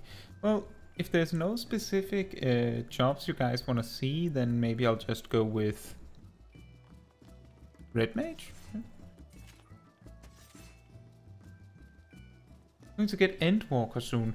Well, Shadow Slayer, if you like the story in Final Fantasy XIV in general, then I believe a lot of people would say that Endwalker is either better than Shadowbringers, just as good as Shadowbringers, or like up there with Shadowbringers, depending on how high they value Shadowbringers. If you've done Shadowbringers, of course. If you're going from Trial to Endwalker, then yes. Very easy, yes. It is worth it. And I can see Shadowslayer said Reaper. We'll try Reaper. I would absolutely recommend getting Endwalker, especially if you like the game, of course. If you like the game, then it is worth it. If you enjoy the story, the Endwalker story is excellent. If you like playing the game, most of the jobs, or some of the jobs, feel like they're not complete before you reach max level. That sounds a little mean and a lot harsher than it really is. It's just, when you play them on max level, you can really feel like the entire job coming together. And if you don't like either of those things, there's still so much stuff to do at max level in general that I can only recommend getting Endwalker. Like, if you're playing the game, I recommend it. If you're not completely sold yet and you're on the free trial, then I would say, if you're not sure, then most of the things that you unlock by buying the game, if you're not level 60 yet, is not that huge. Like, if you're not level 60, if you're not level 50, then buying Endwalker, it gives you the same access as buying the game in general. If you are level 50, then Stormblood unlocks Red Mage and Samurai. If you're level 60, then Shadowbringers then also unlocks Dancer and Gunbreaker. But beyond that, you can play the game pretty completely up to level 60. So if you're on the fence, and you're not level 60, and you're on the free trial, then I would say wait. But if any of the things that I was rattling off before sounds good, then you should definitely get Endwalker. Okay. Now with that sales speech out of the way, Alliance raid time.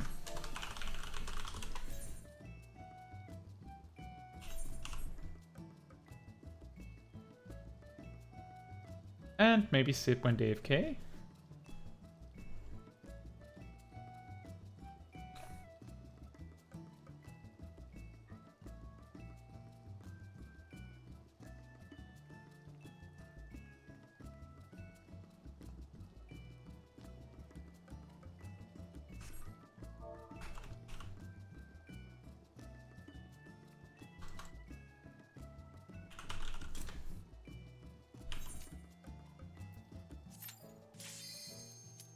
Instant alliance raid.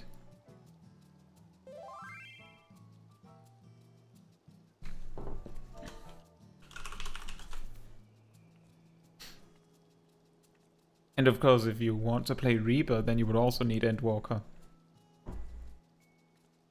Hey, Shadowslayer. That's actually... are you on the free trial, or is it, are you upgrading from a previous expansion? Because I guess I didn't ask before.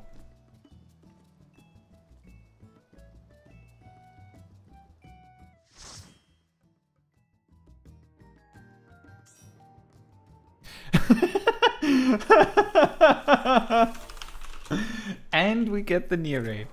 You have Shadowbringers. Okay. In that case, I would say it's worth it.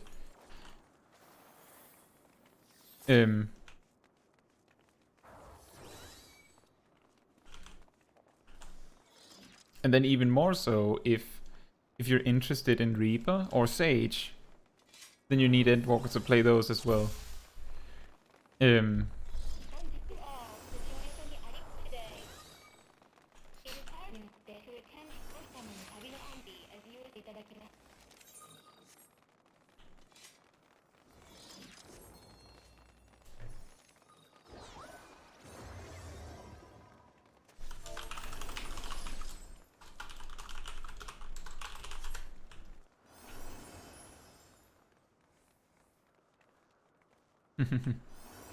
Sip complaining that he wanted the second one specifically.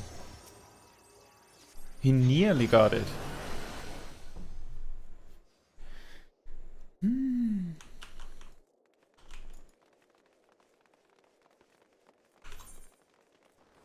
Beard pawn. I have a feeling once we've gotten through all of the roulettes that I'll have to do a bunch of max level dungeons to get the last weekly cap. Because I'm still nearly 300 away.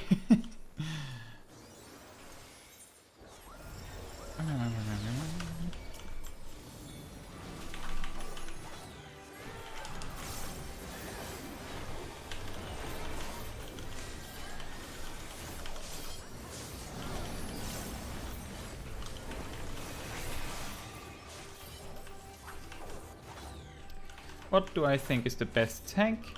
My personal preference is I like playing warrior, but depending on what you need, the other tanks can be better. Typically warrior does the least or second least damage. It's not a huge problem, so that's not what you should be worried about when choosing your tank.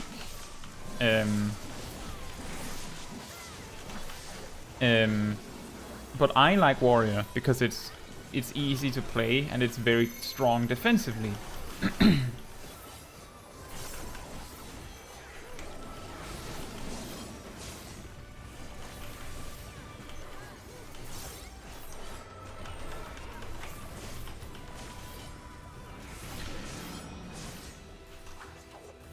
You think warrior does the most damage? Well, it's hard to say exactly on different like level thresholds. It might on certain specific levels. But according to like passes and logs that people have reported, warrior tends to do the least amount of damage, like over the course of a fight. It doesn't matter. It's not important to be the tank that does the most damage. All tanks are equally viable for content, so you don't have to be worried when you're choosing your tank whether you're strong enough to be in a raid team or something like that. How do I join your free company? Is there like a sort of trial I have to do in order to join? No. It's just like a small friend, like a small group of friends kind of free company. So technically there isn't specifically any kind of requirement other than like me knowing or my co-leader knowing you and then asking us and us then choosing to invite you. So it's not like some special fancy free company. It's just very small. You may have seen that if you've looked up the free company, that it's a very small free company.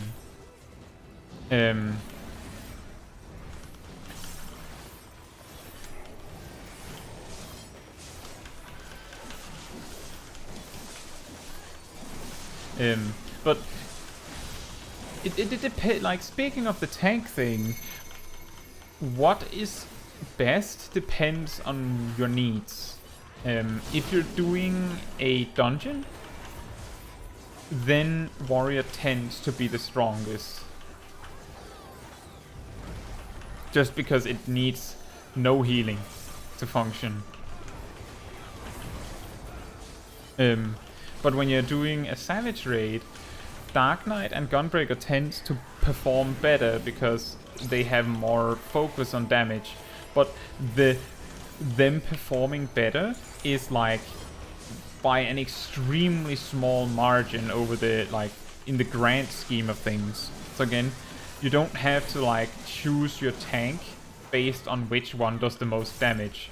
You will do the most damage with the tank that you have the most experience with. It's that simple. So if you like a specific tank, you will probably play it better, and because you play it better, you will do more damage with it.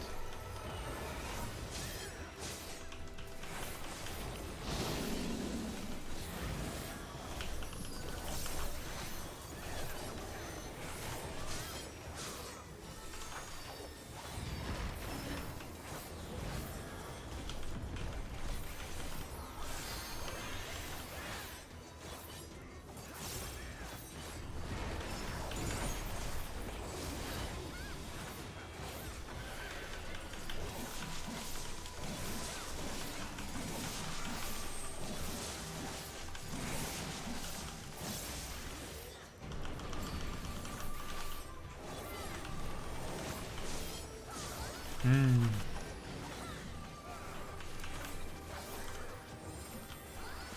Been in one before I left though, since all my friends are taking a break from the game. Oh, that really sucks, Ralo.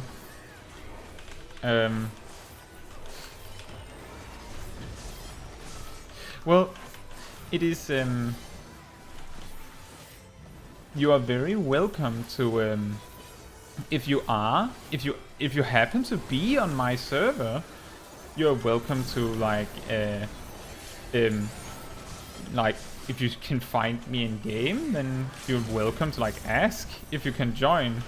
Then I can ask my co-leader if like what they think, and then we take it from there. That's the rule. But I would be very surprised if you happen to be specifically on Louisoix. That would very much be surprising to me.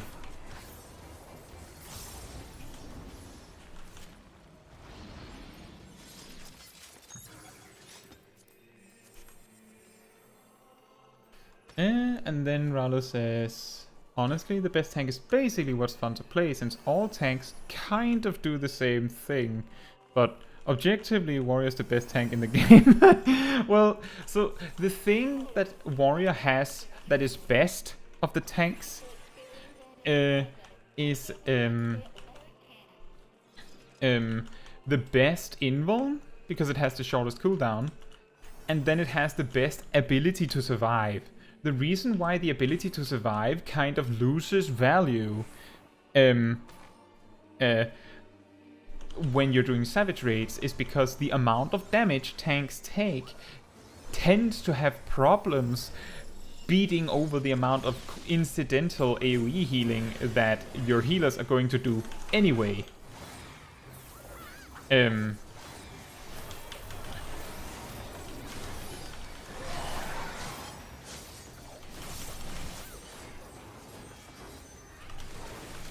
Yeah, that is the main issue when choosing to play warrior in a raid, is that the big benefit of being super tanky and being able to heal yourself alone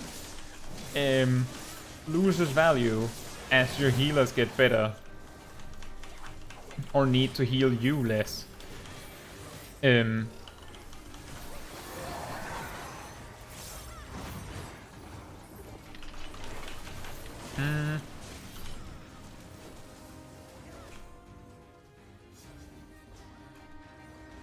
I just had to remember what this mechanic was for a second.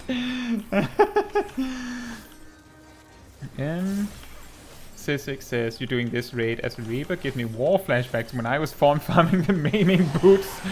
Oh no. Speaking of oh no.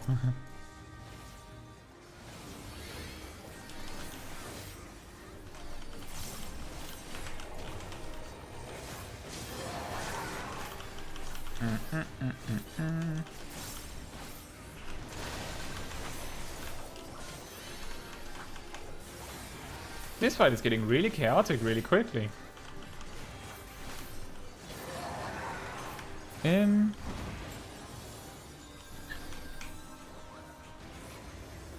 Well, Ralu, you're super welcome to make an alt to be on the on the server, and like the reason why I didn't like I have previously waited and looked for people in chat to play with.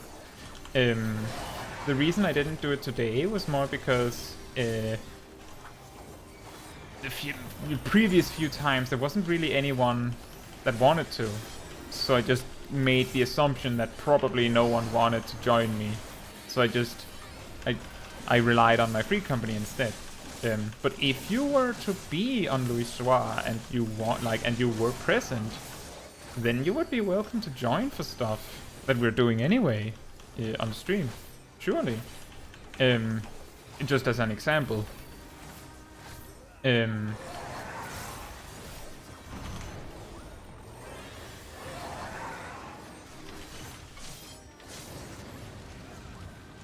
They're gonna switch.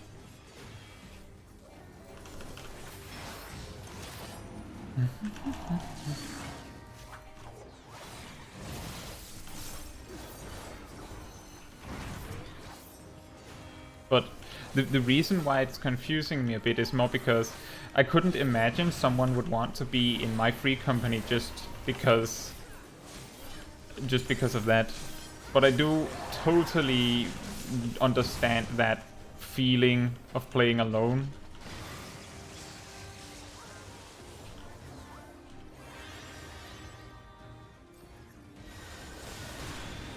Ooh. That was a lot of death.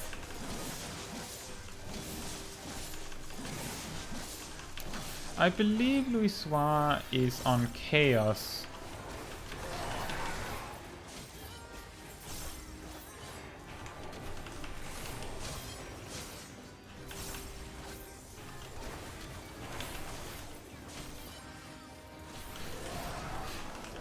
It's the data center that Zepler is not on. I have discovered. I think, at least.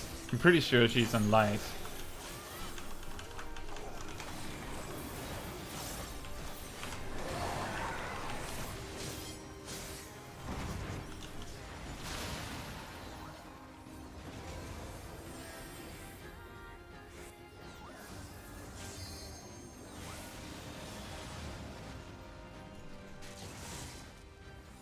If Sissix, if you're still here, why were you farming the maiming boots specifically?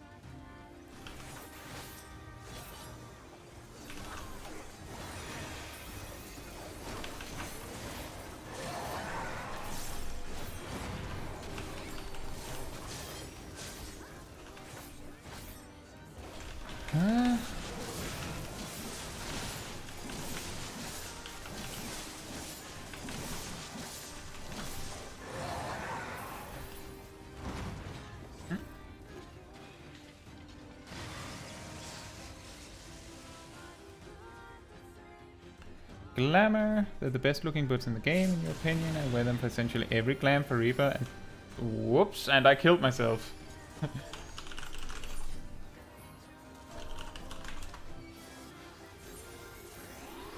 Since Tank also has them. Right.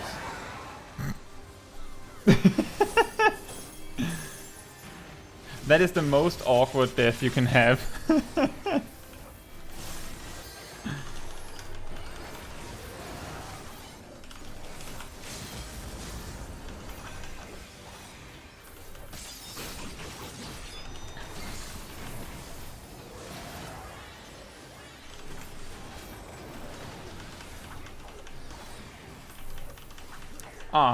Well, rather,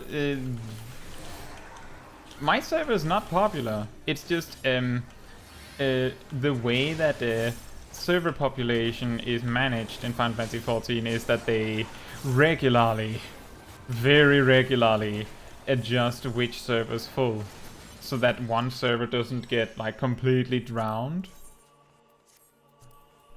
in players. So if you try again later, there is a chance that it isn't full.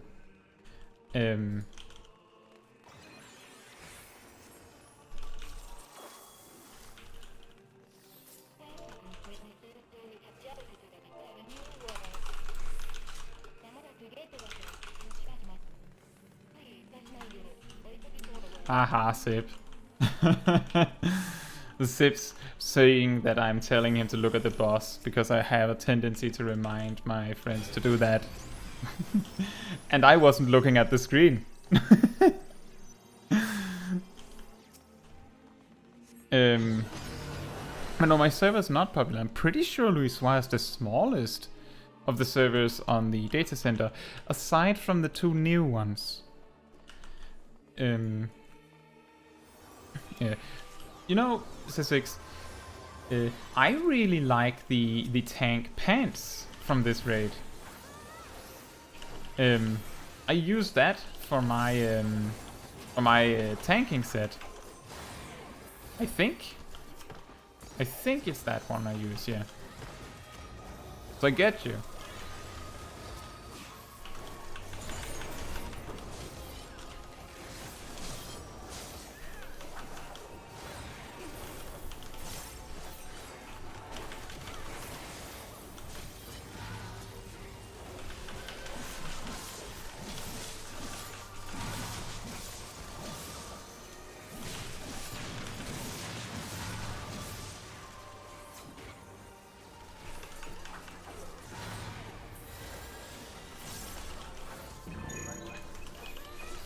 You're right, they're a bit more frilly. The reason I like the tank ones is more because they're among the few shorts in the game that also have tights, like attached.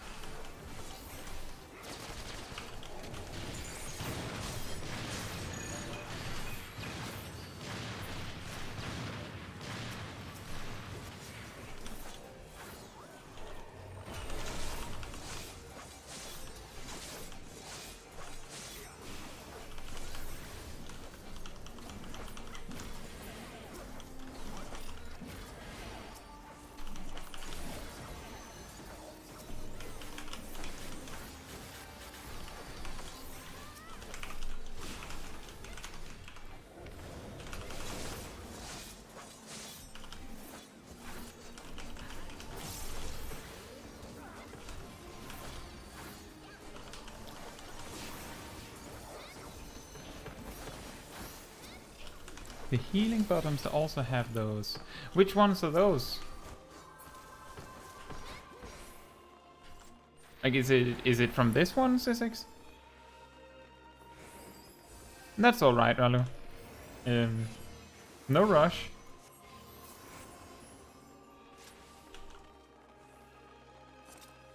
But it would be really fun one day if I could have a stream and we could do something. I could do something like with the community. That would probably also include my free company, but it's just the idea that that could happen would be really fun. And to start on that, people either need to be able to world transfer or data center transfer or travel. World travel or data center travel to be able to do that.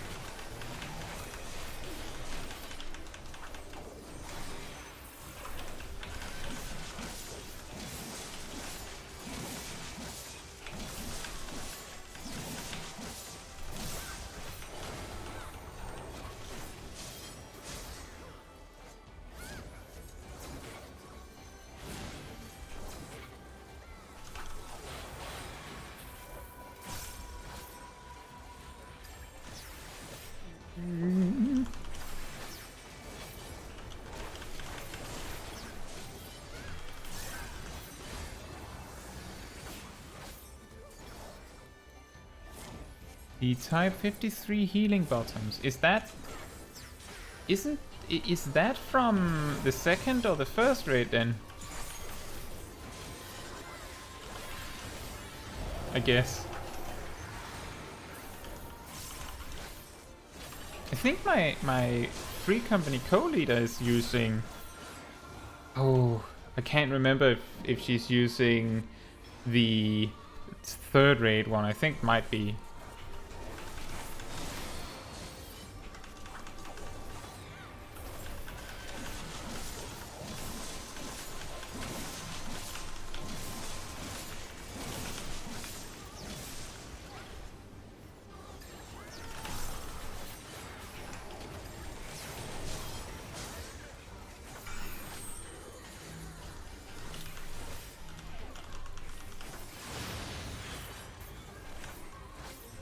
You are on NA? Well, hopefully soon we'll be able to do cross-region data center travel. Someday.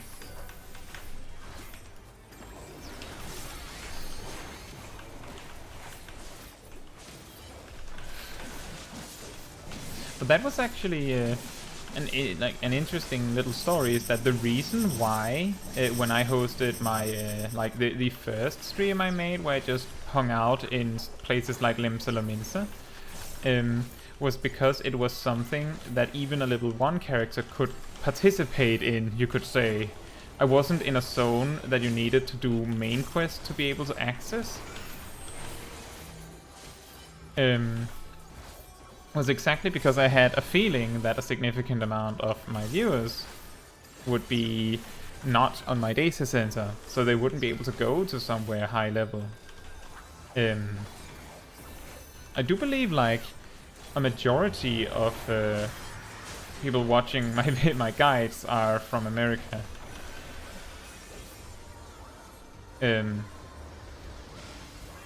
This is the saddest Lemur shroud in existence.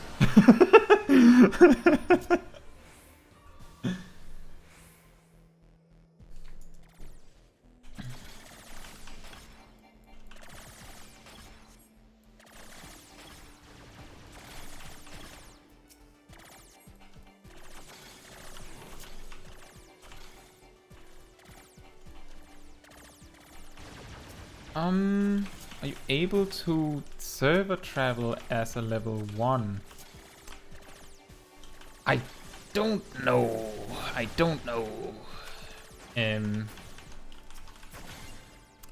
That might be worth looking into one day. But the idea is that if I say, like, you know that I will be streaming on Louisoix, which means that on a day where Louisoix isn't full, you can always go and make a character there.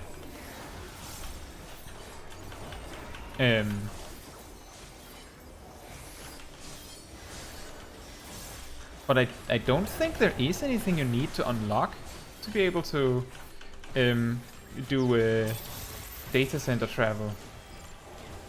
Honestly. And I think I have friends that have said that they have alts on different servers, specifically to be able to like trade on those or something.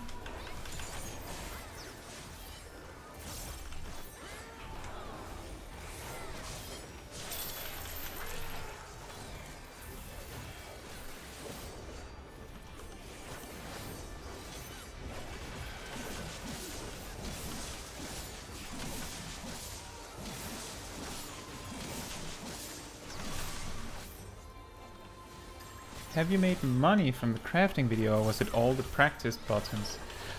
I did use... So I did make some scripts from the collectible that I crafted.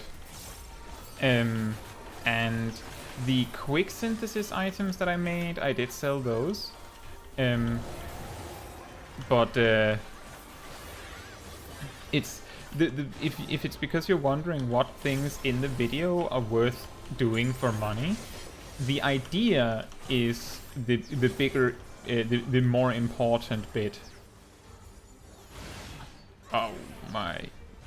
I was really slow on that one.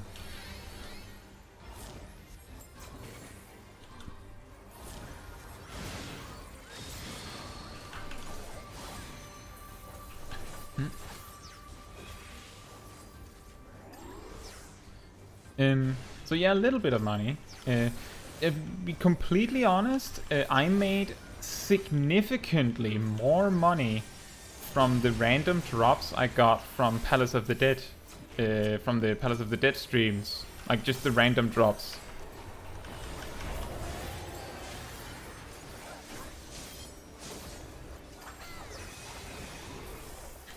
Um,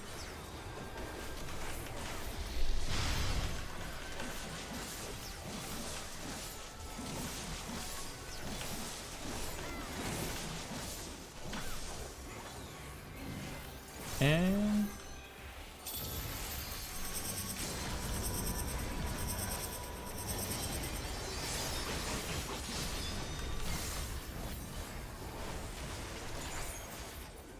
oh.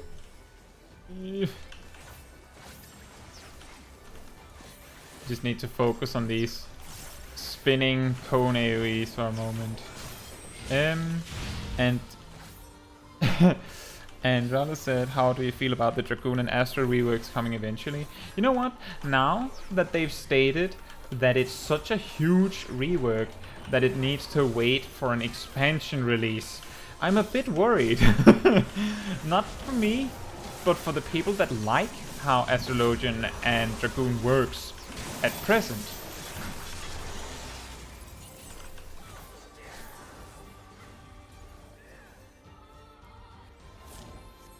I have a feeling that it might be such a massive overhaul that people might feel like the job that they loved is gone. And just based on people that ask me questions about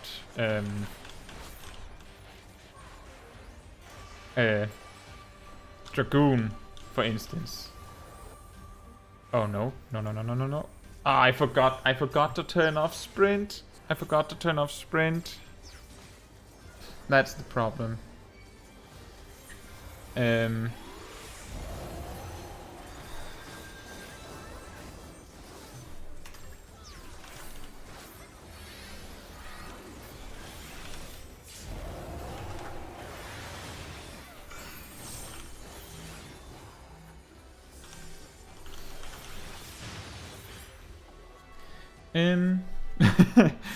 That is the worst. I think I would have survived just fine if I turned off sprint.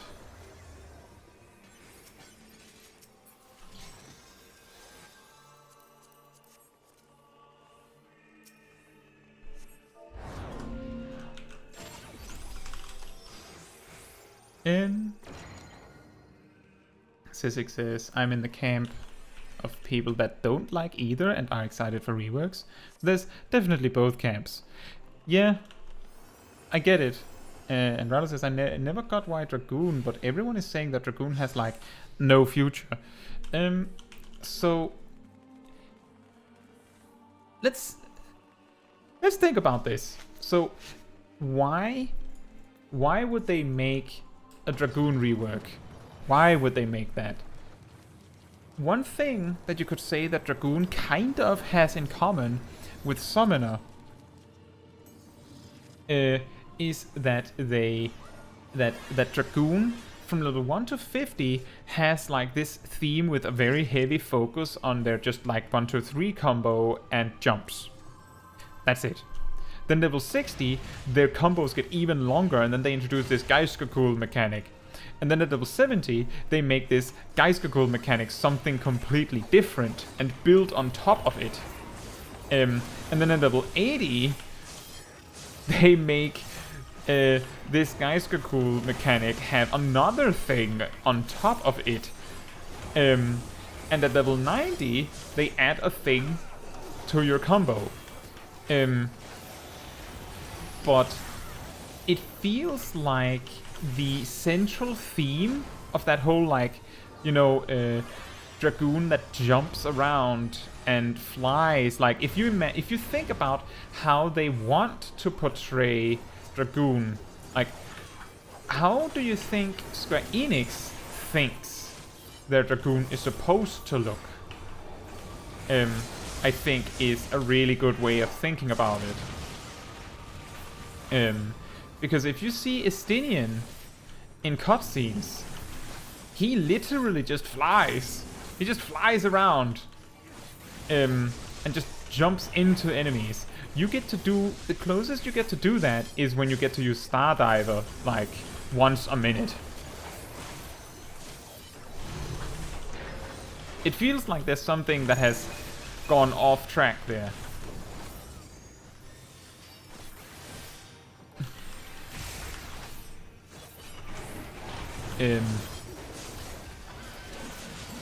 But another good question, now that you're saying they have no future, is in the next expansion, what would they give Dragoon next? Like, what would they give them? But that is a difficult question to answer, and is also not necessarily a great question, because that's something that we've said about Monk for years, that they don't need anything.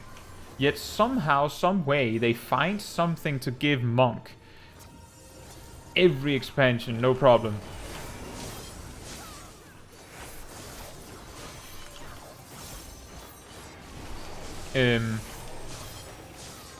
But yeah, I think that that whatever they're adding to Dragoon is probably going to be more jumping.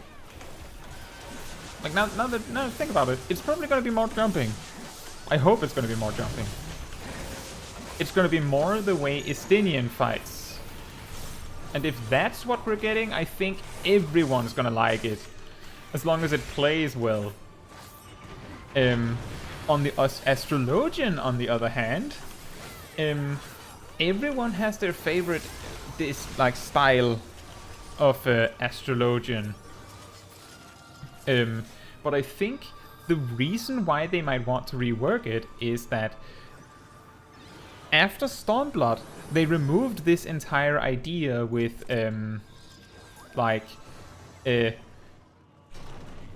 unique cards. Like, actually unique cards. Which removed a lot of the flavor of Astrologian. I hope, what I would want is that they make the cards a lot more central to the job. And then, for instance, make them do healing things maybe. Or utility things. Like, instead of having it be all RNG stuff, make it be a combination. Like, make the cards cooldowns that you use in different ways. I think that would be interesting. They could still have a randomness factor with having some of the cards be RNG for something utility based. I think maybe part of the problem would have been that because some of them gives damage, all of them needs to give damage. Otherwise, you're beholden to randomness to make your damage be optimal, which is not super good. Being able to save cards for later would be cool. Yes. I think if you could save cards for later so you could have multiple cards. Like, one way they could introduce some of the old mechanics would be to let you, like, for instance, what if you have, like, what if draw is a cooldown where you draw 3 cards in a way, and then you can choose 1 card to use for Royal Road, for example, and 1 card for, what's it called, the mechanic for Lord and Lady of Crowns, and then the last one, like, so like you choose the way that the card is used, some extra feature of the card, and then you use the card. Let me get back to this after this boss, because that made no sense. Let me think. So, yeah, my general idea is that I think it would be cool if they made it so that you would use multiple cards at once or something. You could make something that would be closer to the Astrologian of Stormblood, if that is the favorite. But I do think that what they're really missing is the the unique cards. That's what they need to reintroduce, absolutely. Let's see, Rallo said something. What would they give Dragoon? The reason why I'm a little bit worried for Astrologians and Dragoons, now that they're saying that they're waiting for an expansion release for changes, is because Summoner was a rework that had to wait for an expansion release. Which means, if that's the impact, like the level of changes that they have in mind, then it means that, hypothetically, the only thing that might survive of the Dragoon would be jumps. That could be what happens. Like, think about that. Maybe it's just their 1, 2, 3 combos and jump. Or maybe they rework how jump works. So what I'm expecting now that they're saying that it's going to be an expansion level rework is that Dragoon and Astrologian as we know it now is probably not gonna survive. That's what I'm thinking.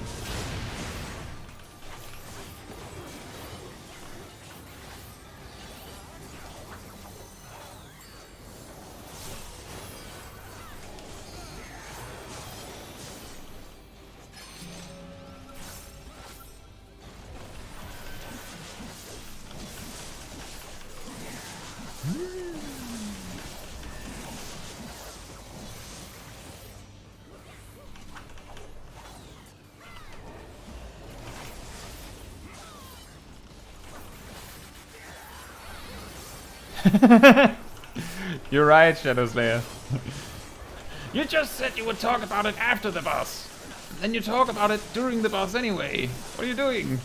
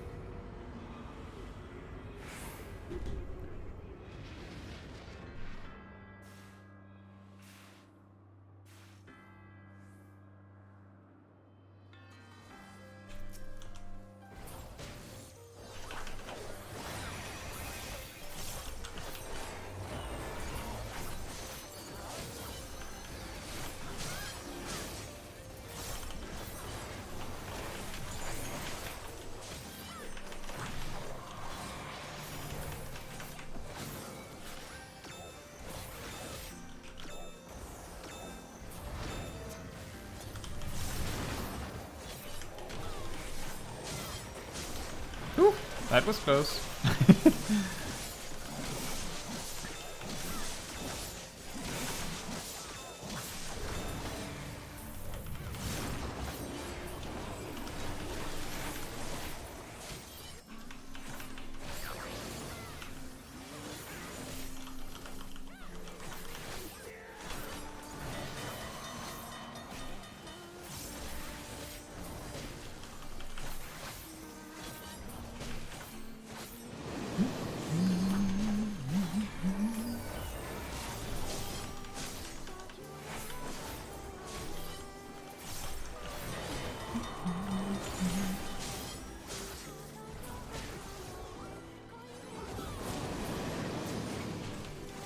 Oh, someone got run over.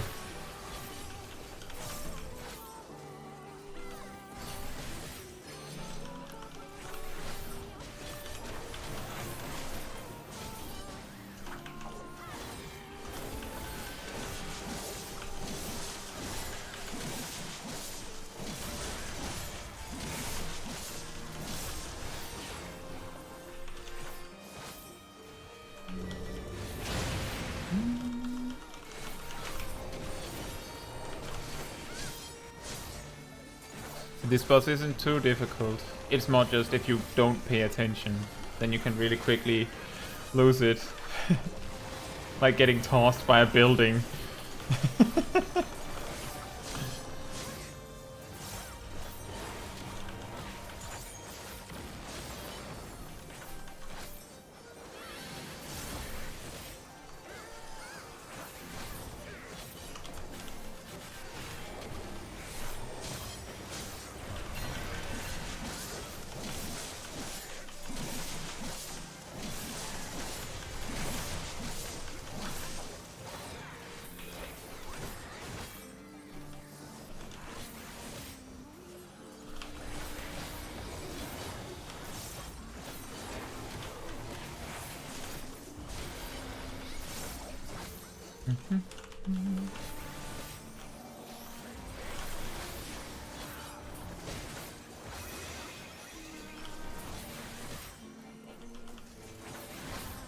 It's a very nice song.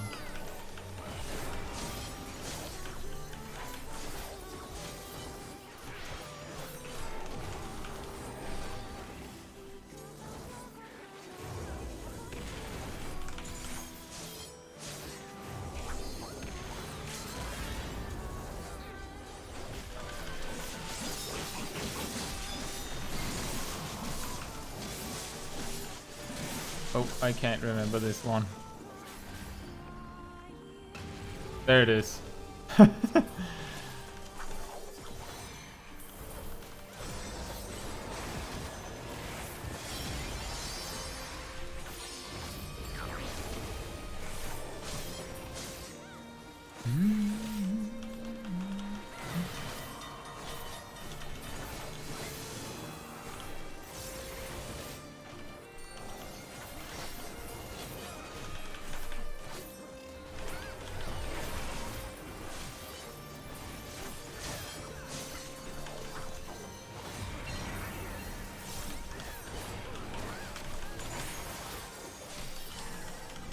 Now comes the hard part.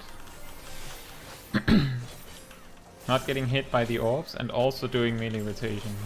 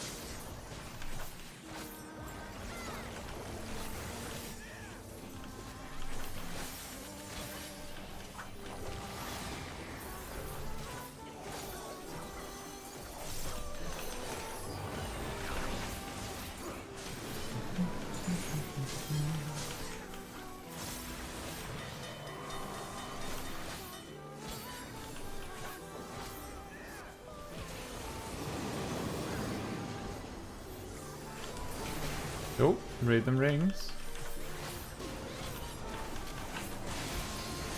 A very rhythmic blast of death.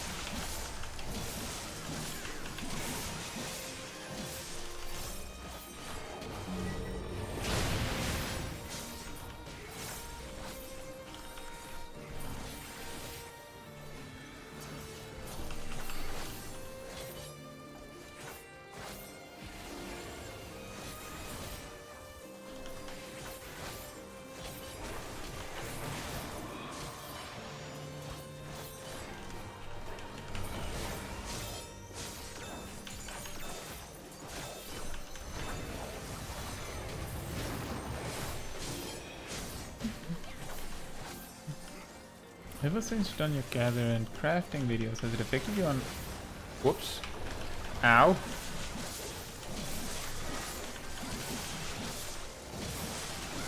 I was wondering why there was no mechanic on screen, and then it was because it was off screen. Then...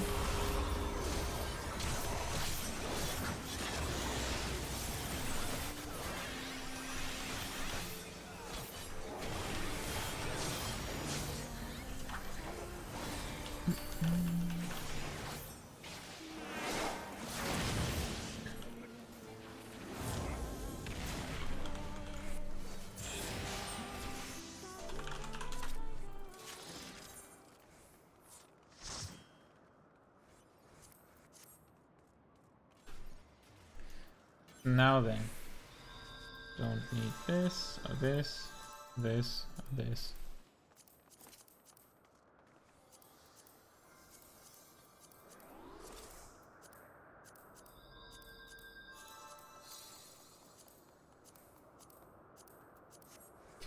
The rule of 4 on the minion I don't have.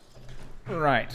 So ever since you've done your gather crafting videos, has it affected you on doing those things a lot more often, or you already been doing those things before making the videos? Well, I have like I use crafting sometimes I'll do more crafting, but generally it's like a feature like that I just use when I need it. I like crafting. It's just that there's a lot of things that I want to do in the game, and crafting just doesn't rank the highest for me. Gathering is fun, but mostly the time that I normally would have spent on gathering or crafting a lot is something that I tend to spend on talking with friends or editing videos or making videos in general. So I don't think that I've been doing more gathering or crafting after that, but one thing that I can say is that making those guides required me to do a lot of research, which meant that I learned a lot about gathering and crafting that I didn't know already. So that's a plus.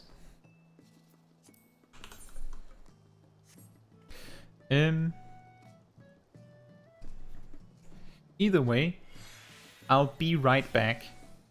I'll just be right back.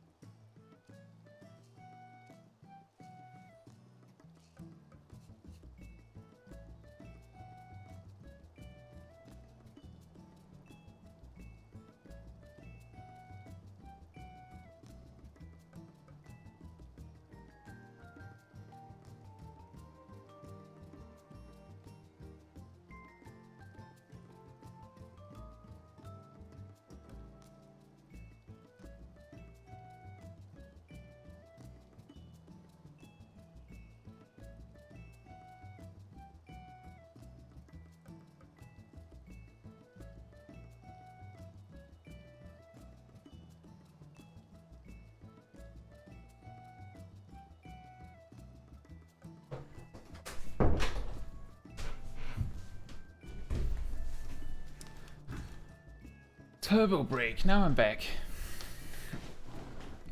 Right. Let's see. So Ralu was asking about the gather crafting thing. So what I was getting at is that I like to do all of those things, but I would say that I'm probably not the biggest gatherer crafter you could meet. I like to do it, but I like some other parts of the game more. So I don't think that the amount of crafting or gathering I've been doing after making those videos has changed much. I hope that answers the question. Right.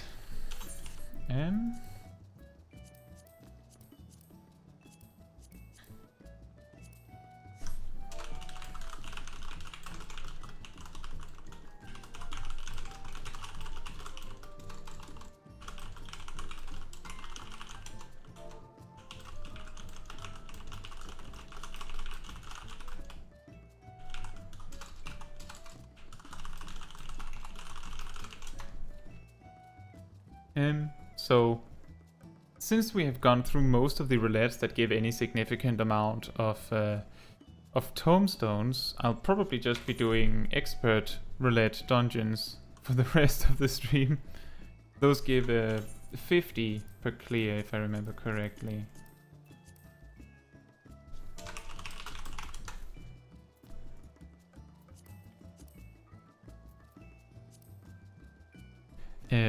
So if there's any specific job you would like to see a level 90 dungeon done with, please let me know in the chat.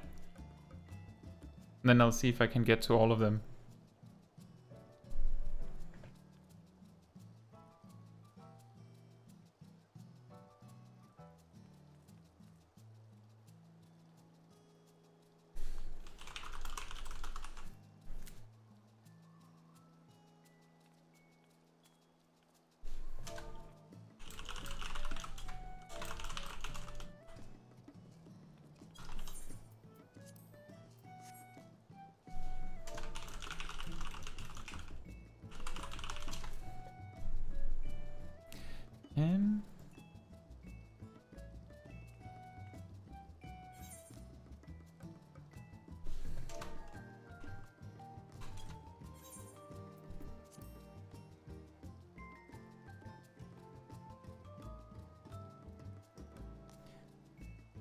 Each summoner artifact gear from worst to best.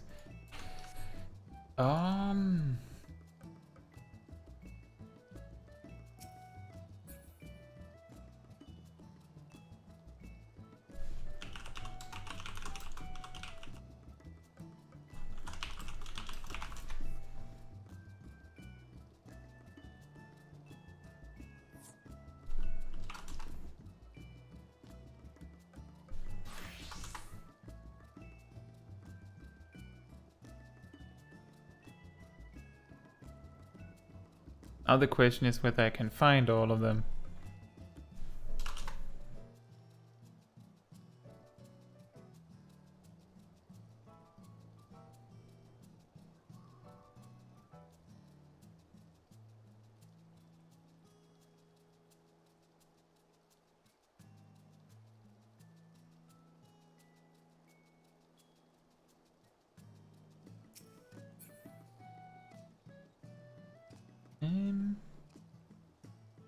Well, to answer your question about that, Ralo, I would say that I like the least the level 60 one, and then I think the level 70 one, and then after that,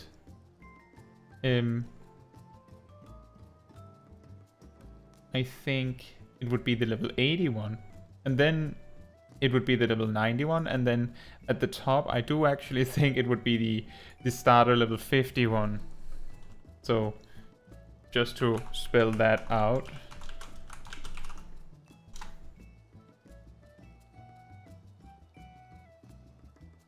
I found some pictures on by just googling them.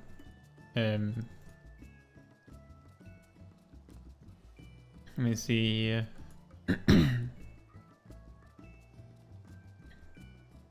You can see, I'm just gonna drag it over on the screen actually. You can see, I hope you can see at least. Here's the Heaven Sword and the, just, oh, nope, I guess I can't.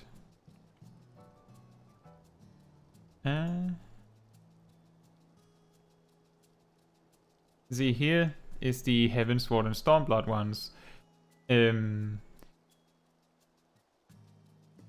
They're nice. The thing is that I like all of the sets, so ranking one really low doesn't mean that it's bad. It's just my preference, and I like the 61 the least, and then the level 71 after that. I feel like, in my opinion, I prefer it when it's more like a closed robe kind of. Hey Leon, it's going well. I'm like about halfway through getting my weekly Tomestones, so we're going to be doing some level 90 dungeons. And when I say we, I have a few Free Company friends that are joining me. After that, what in... That is an excellent picture. Let me just try that again.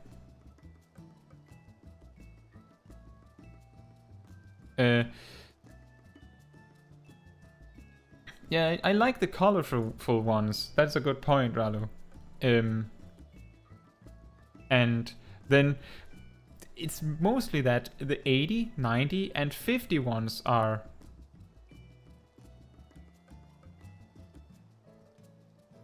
not loading.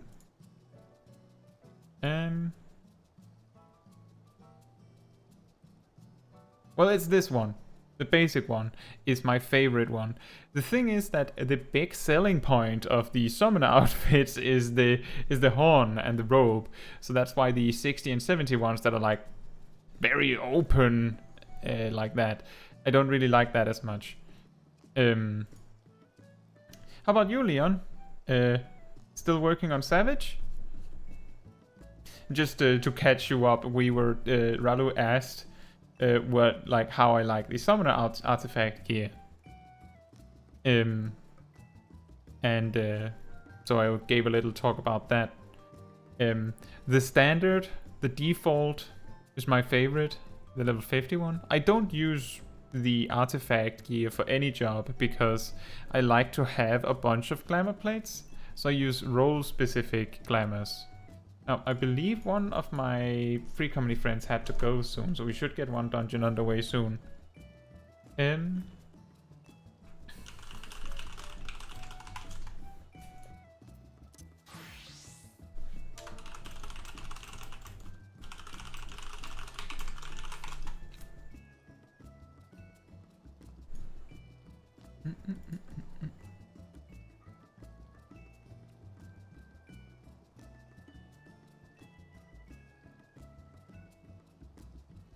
That's fair.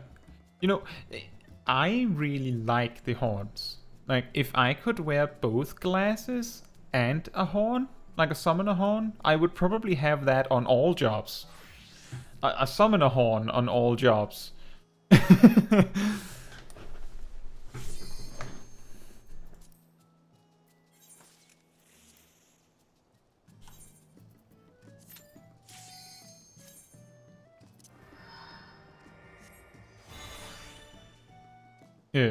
Because I really love that aesthetic. It's just that I like having glasses more. You know, when we did the expert roulette a few hours ago, that was also Smileton. What are the chances? 1 in 4.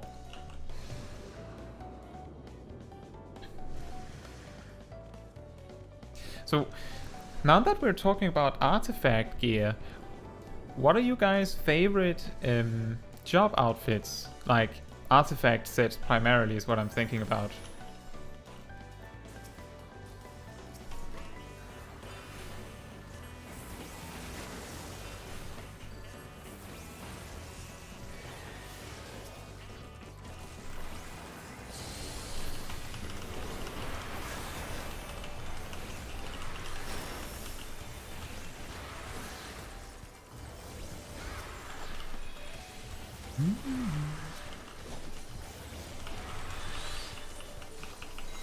If you have a favorite. Vanilla Black Mage is nice. Yeah, that one's really good. I can't remember which one is... I seem to recall there's a specific one that people like to say is inspired by Vivi from Final Fantasy IX. But other than that, I don't know if any one of them has like something specific. Dark Knight Endwalker. Oh, I can't even remember how that one looks right now. I'll have to, like, after this dungeon, look all these specific outfits you guys are listing up to be able to properly think about that.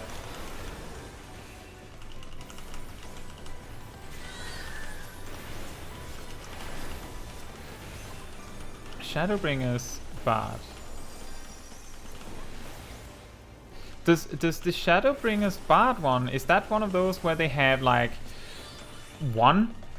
Like at least on the female versions, I don't know if they have it on the male version, but I do believe that there's multiple of the Bard outfits that have like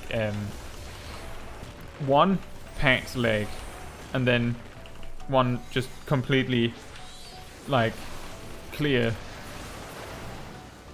So like it's just half pants.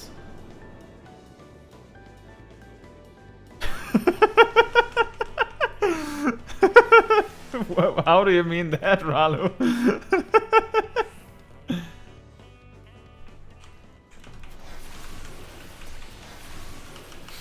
That's really funny.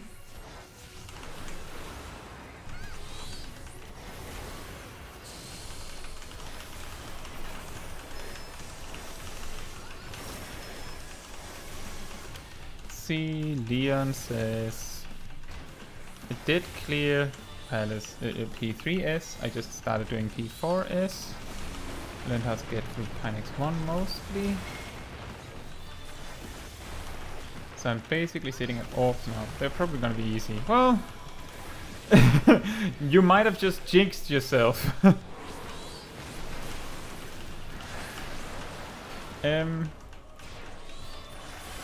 But I hope it's gonna be fine.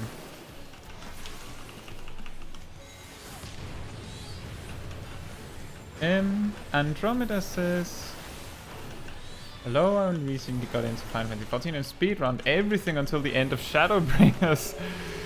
I want to start a new class to roleplay for Endwalker.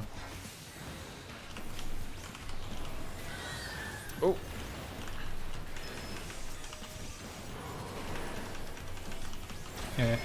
Do you have any tips on how to grind them? Especially level 70 to 80. Okay, so if you're going for the...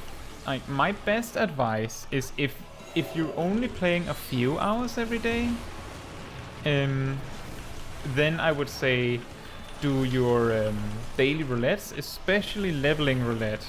If you have a lot of time and do a lot of content every day, then I would say you can either do the highest level dungeon you have access to at any one time after you've done your daily roulettes, and alternatively, if you have unlocked Bozja, which is some side content, if you've unlocked that, to unlock that, you need to do the level 70 the level 70 or Stormblood alliance raids. But Bozja is supposed to be a pretty good way to level, especially from level 71 to 80. But it might not be as effective now that people aren't doing it much. But those are my best suggestions. Do daily roulettes and do the highest level dungeon you have access to. Don't do level 50, 60, 70, 80 dungeons. Do like 71, 73, 75 and so on. Because the like level like 50, 60, 70, 80 dungeons give very, very little experience because it's supposed to be end game content. I hope that makes sense, Andromeda. Else let me know, then I can try and explain it differently. Or put some more detail on it.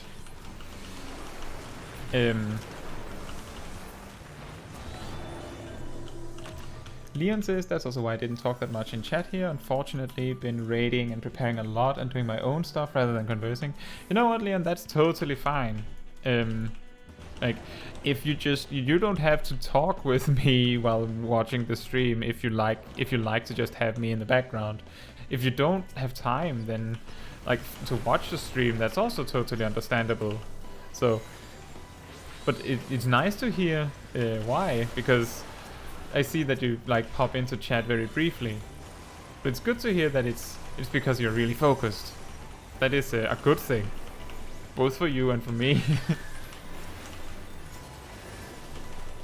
And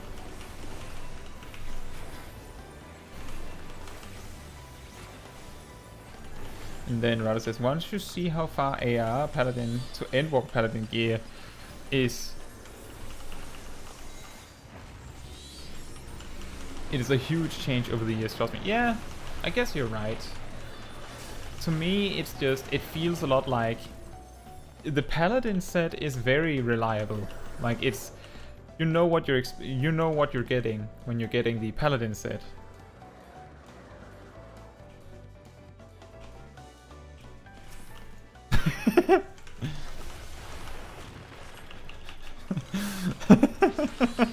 I really appreciate that, Leon. That's also really funny. I'm a devoted member of your cult.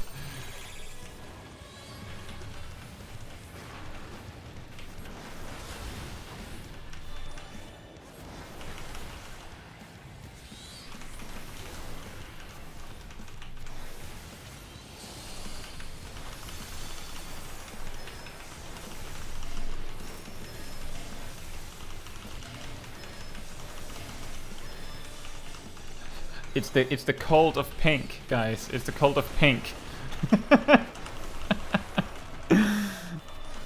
I'm just kidding.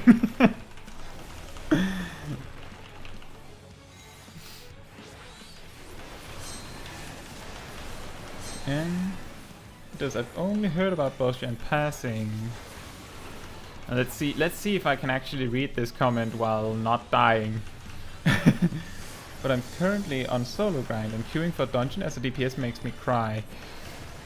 Okay, well, I can come with some more suggestions if you don't want to do Bostia or you don't have access to Bostia. I have some more suggestions.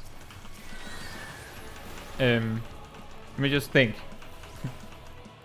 Yes, pink is my favorite color. The cult of pink and small dragons, yes.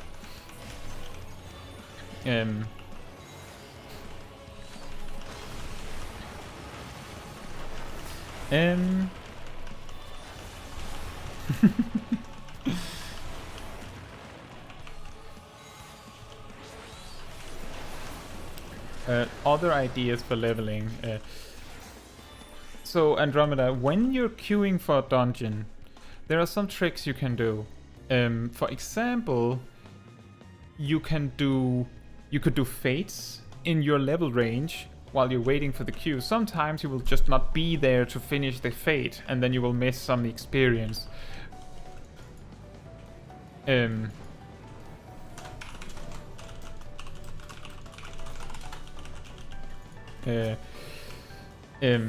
But it's better than just sitting, which is what really makes the long queue terrible, right?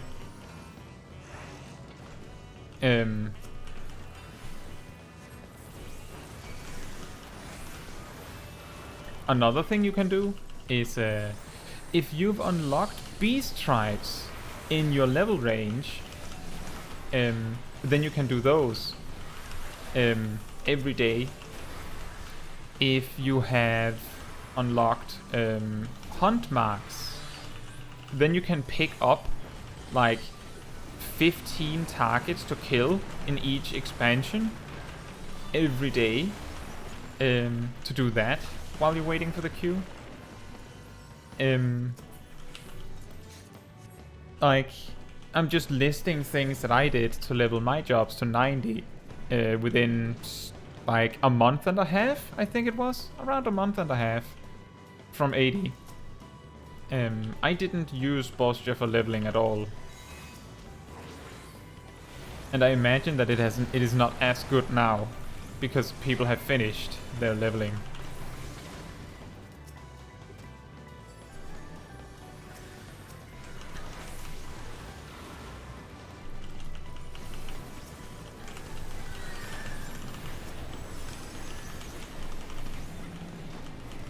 And uh-oh. Oh, they got stunned. I'm here getting caught in telegraphs, and then Sif just stuns them. Andromeda, do you know about these things that I'm mentioning, like clan hunts and beast tribes? Or is it a little alien? Because that's fine. I can explain it.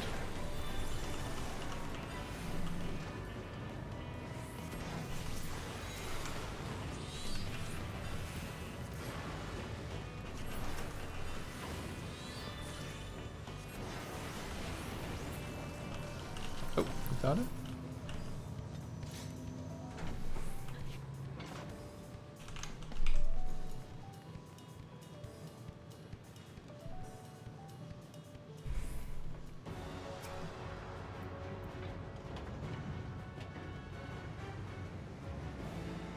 Hmm.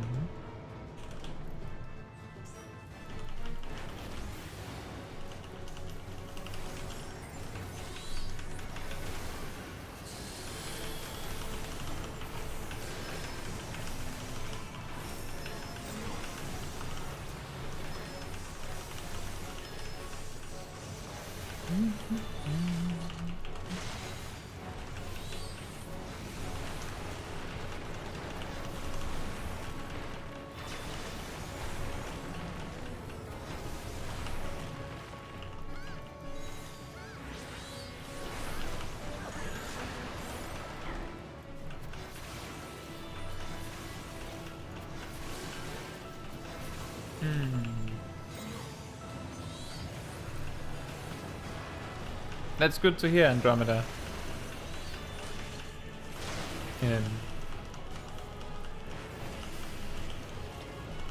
Yeah, if you're trying to level a combat job to clear the Endwalker story with, then yeah, doing the crafter jobs will not be super helpful.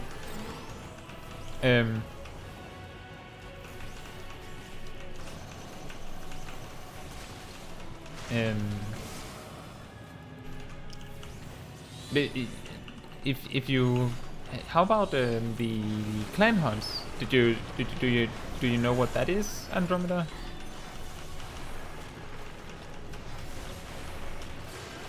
Because then we can talk about that.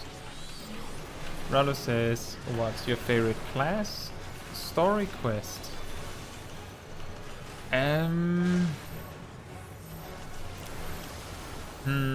Let me think.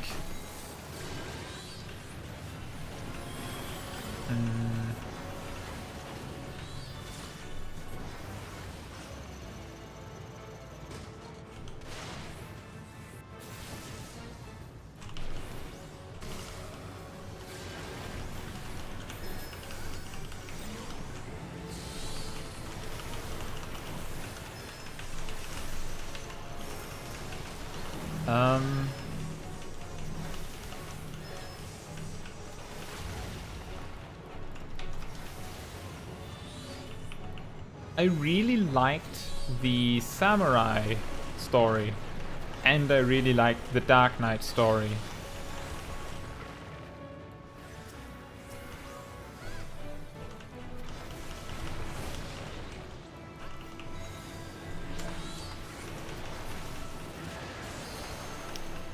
Sorry about that. I didn't even see that Zip died.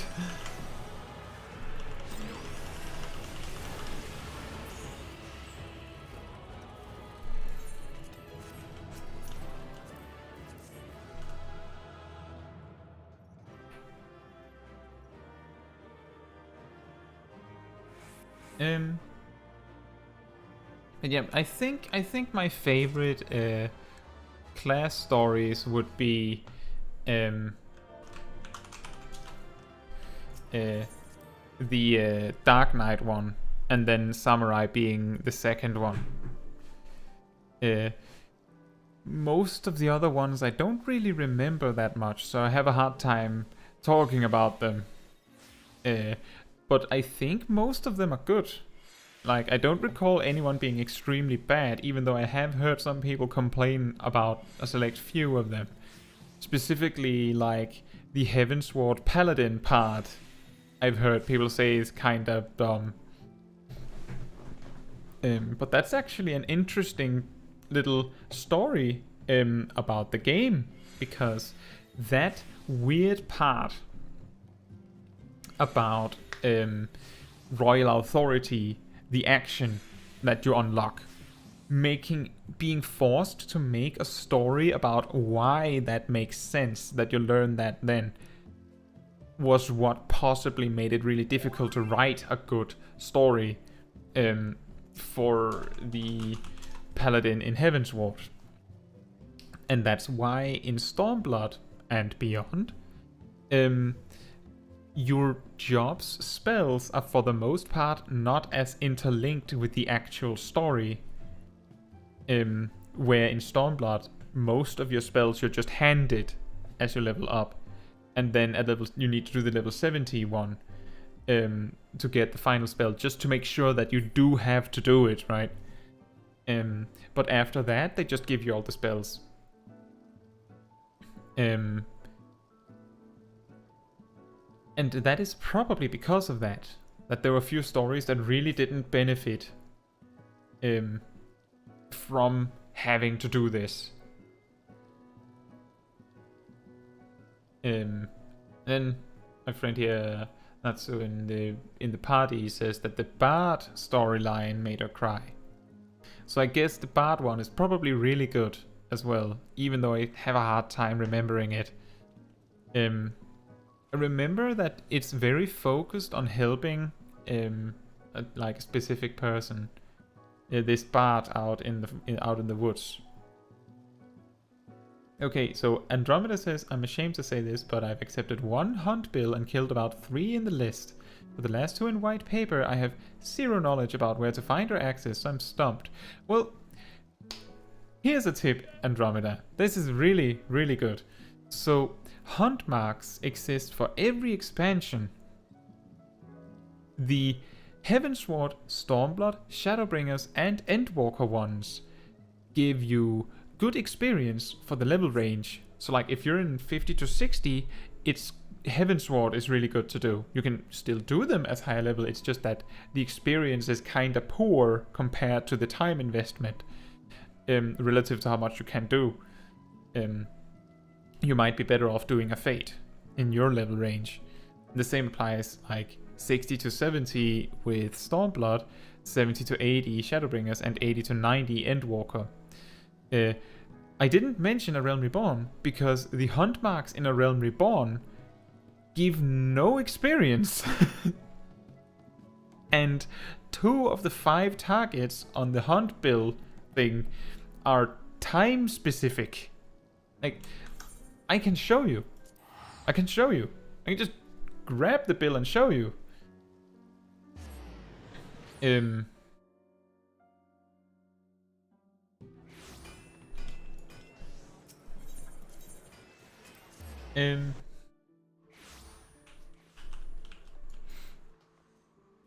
While I'm running, I'm just gonna check the other comments.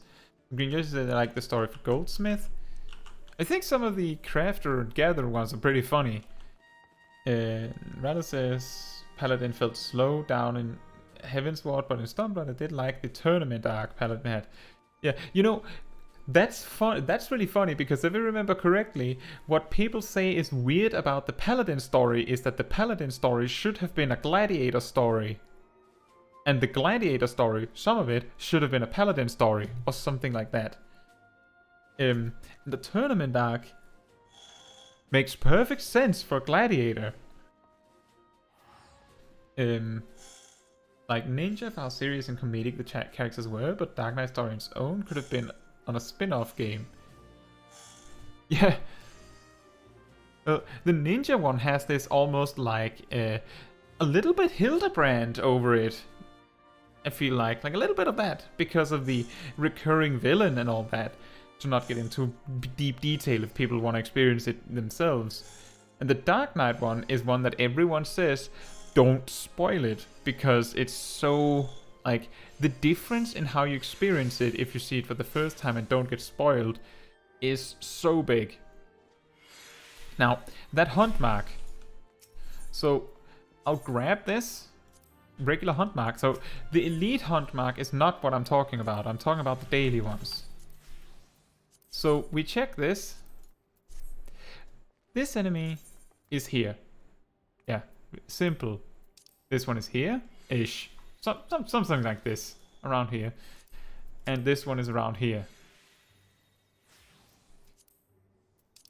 But the white ones, the reason that they're really difficult is because I believe they spawn as like a B rank or at a specific time of day. But the important part you have to look at is that the reward is some money and allied seals. Money is nice. It's just, that's probably not why you're doing these. The allied seals are nice. The problem here is that if you have Blue Mage, you can get like 100 allied seals by snapping your fingers. If you have like Blue Mage in order. And the main things you will buy with allied seals are not super important to get, so there's no rush to get them.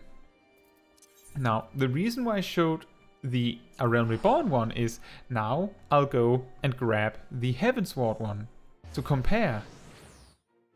And also, Andromeda, there's no shame in not having done hunt marks. It's a very easy to miss feature in the game. So here we go to the hunting board for Heavensward. So first of all, there's three of them every day. But the big difference here is that you still get the money, you get Centurio seals instead. That's not super important. It's they buy most of the same things, but they give experience. So when you do this, you get experience. And the first level of clan marks is like 50 to 53. The second one goes up to like 57, and then the third one goes up to 60. But there's nothing that says you can't do there's no one that says you can't beat a level 59 enemy as level 51 if you're good. Like if you know how to use your tools and you're not too unlucky with missing your attacks, you can do it with some jobs. With some jobs, like healers and tanks, they're really good at doing that. So that's what I'm suggesting. And there's a board like this here in Ishgard. There's one in Kugane. I'll just show you that too. I don't know if Andromeda is still here, but I'm just going to show it just in case.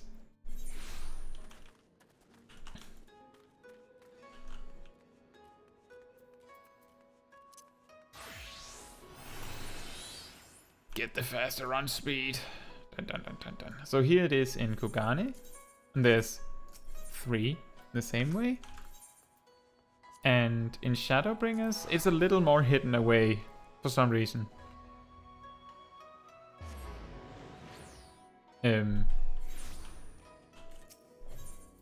So it's over here. You can actually see it on your map. It's called the Hunt board. And the big difference in Shadowbringers is that Shadowbringers and Endwalker, instead of giving Centurio seals, gives these sacks of nuts. That's important because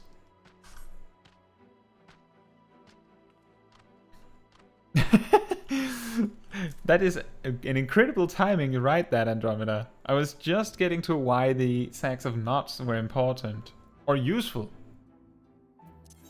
How I found out about clan boards was because a friend kept yelling at me not to forget my nuts, and I had to Google search what it meant.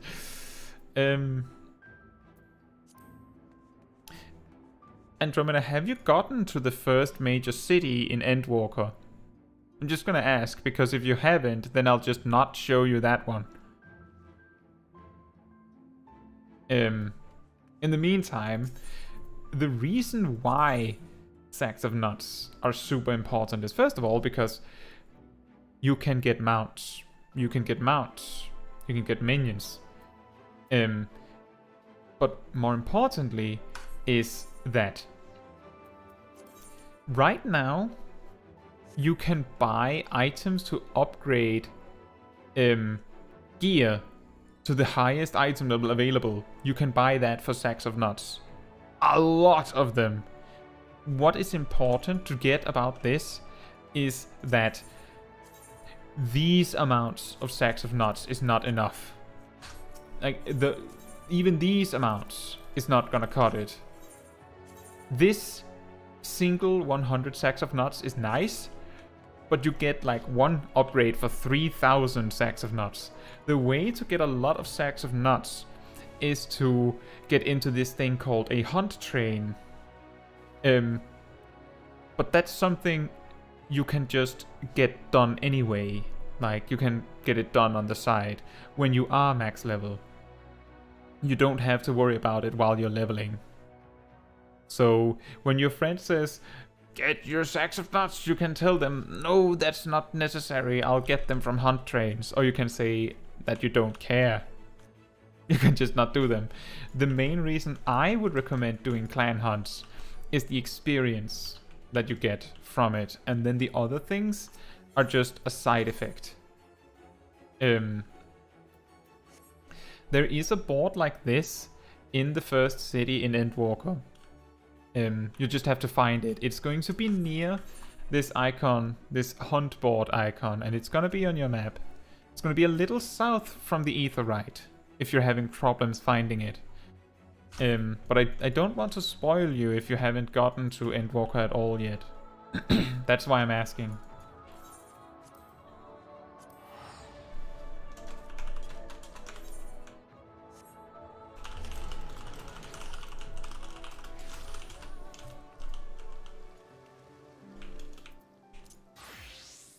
Right. So, any jobs you guys want to see me play in another level 90 dungeon? I have 4 left to do to get my weekly cap.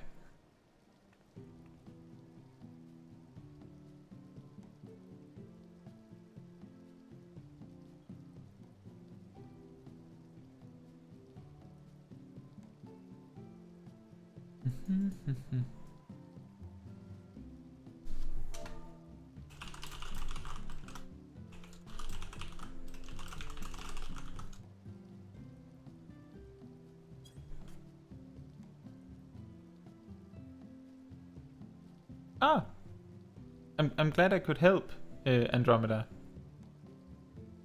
Machinist. Yeah, we can do machinist. Yeah,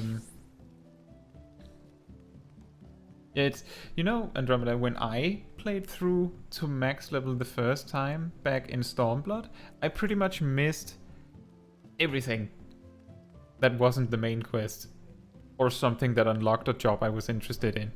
So I had to go back and find many of these things myself after. And the difference is that I didn't have a friend to tell me, oh, this thing is useful, this thing is important. I eventually got around and asked my free company about some of these things.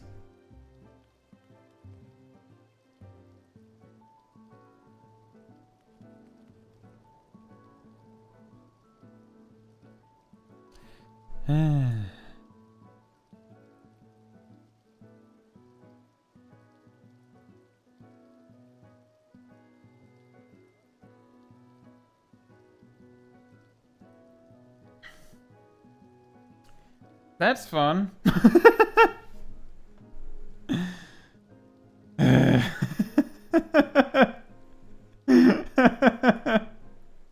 That's the first. Yeah, that's new.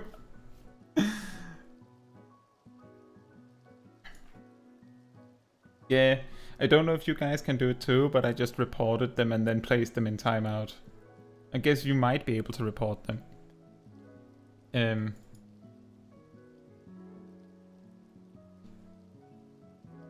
Yeah, I've had these sometimes appear on my videos, and then I have to go and remove them and report them as well. Let's go! YouTube bots! Hey! No. No thanks. No thanks.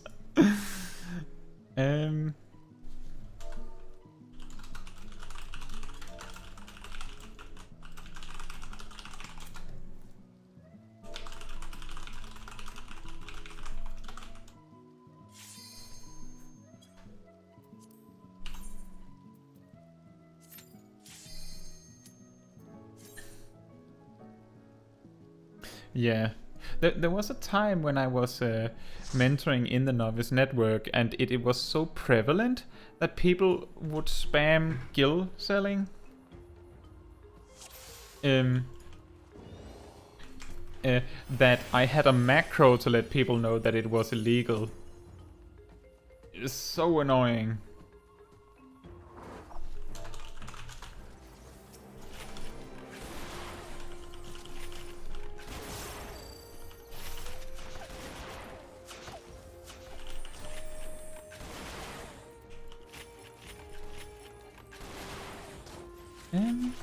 How do you usually arrange your skills in your hotbar? I'm gonna assume I'm the only one who keeps them at default like a... I don't know if that's... Well...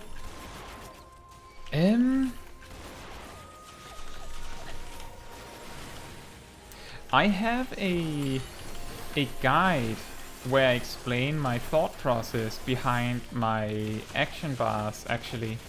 It's back from December. If you would like to see that, we'll go over it in a bit more detail. My way of placing my action bars is a little complicated. Or complicated. It's just what works for me, really. The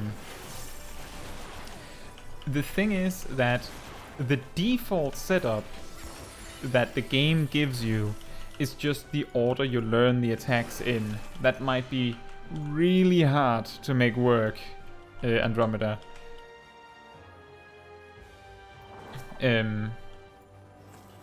If you need some like suggestions on where to put your buttons, I have like in all of my high level guides, I make sure that you can see how my setup is at max level, so that you can copy it if you want to by just viewing my screen.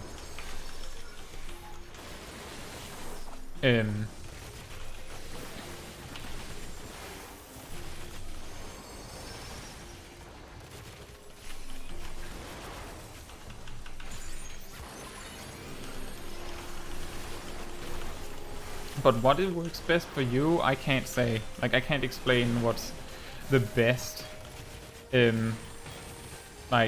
setup for you specifically.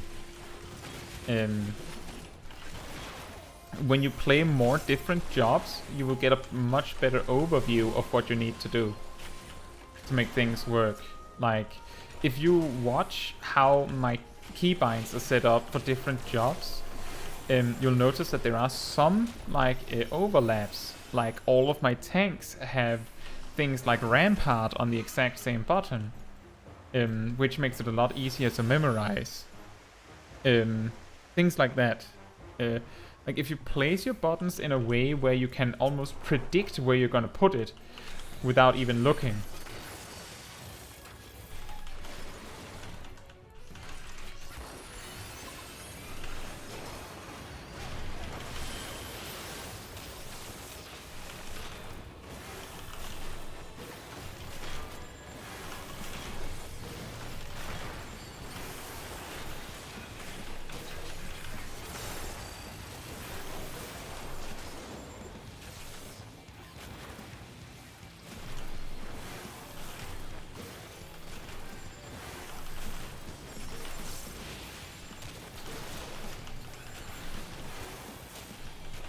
That's also speaking of Free Company.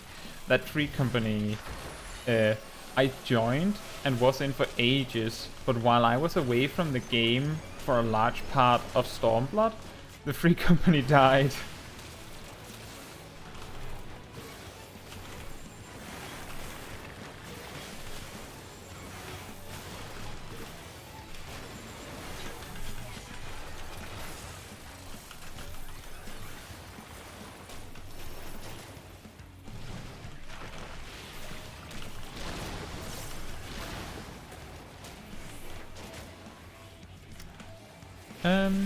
Was that how you ended up in the FC we met in?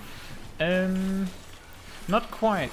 I stayed in these pretty much zombie-free company for over a year while I maxed out every job in Shadowbringers. And then when I had finished maxing every job in Shadowbringers, then I had a friend that was in a free company and they recommended that I join it. And incidentally, Skullwolf happened to be in that free company. And then I moved free company like 2 times after that and just dragged Skullwolf with me, among others.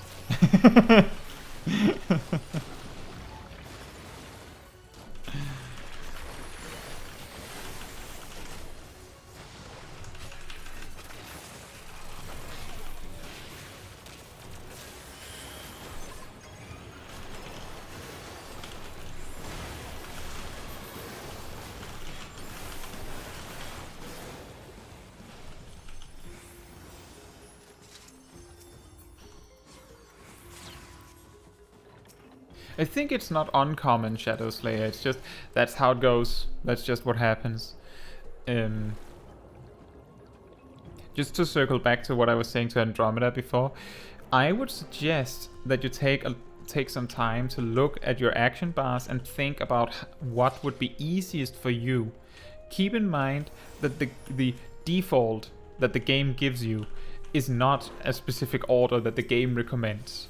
It's just the order that they happen to drop into your bar in if they put them in order you learn them. So I would recommend you don't use that. Anything but that, really.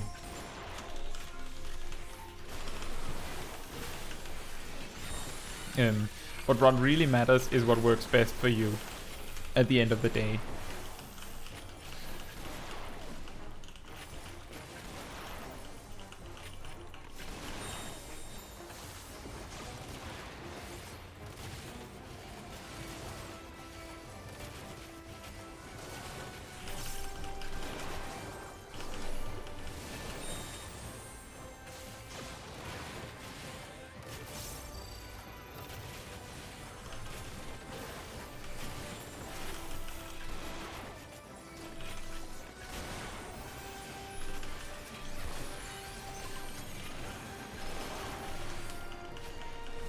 The dragon combined with a jet plane.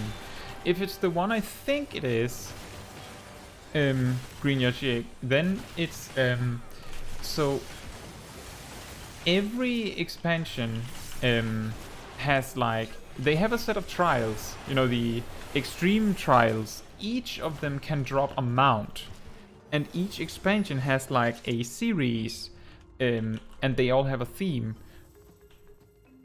So in A Realm Reborn, it's like horses. And when you have all of them, you get a slightly fancier horse. In Heavensward, you get birds. And when you have all of them, you get a significantly fancier bird. In Stormblood, you get wolves. And when you have all of the wolves, you get like a 9-tailed wolf. Very fancy. And in Shadowbringers, you get dragons. And when you have all of the dragons, you get a mechanical dragon jet plane. Yeah. So that's where the dragon jet plane comes from, I believe. If it's the one you're thinking. If I'm thinking of the one that you mean, then that's the reason. Andromeda says, do you just get adopted into free companies? I always thought they were friends only. The free companies that randomly pick up people off the street can be dangerous to join. You can end up with some really good ones. You can end up with some really bad ones. The friends-only free companies are the more reliable ones.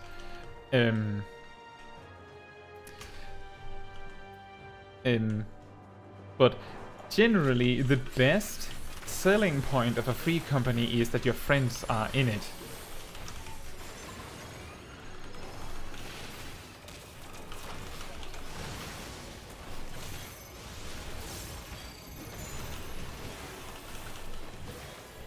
So you don't need to join a free company to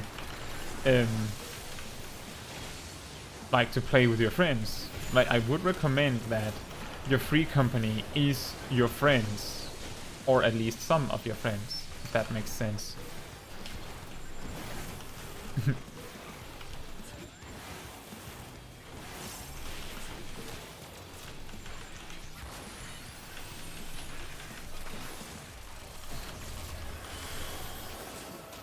But to find a good free company, you will have to like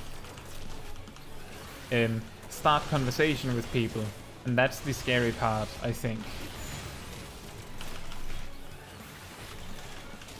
Like if you don't know anyone.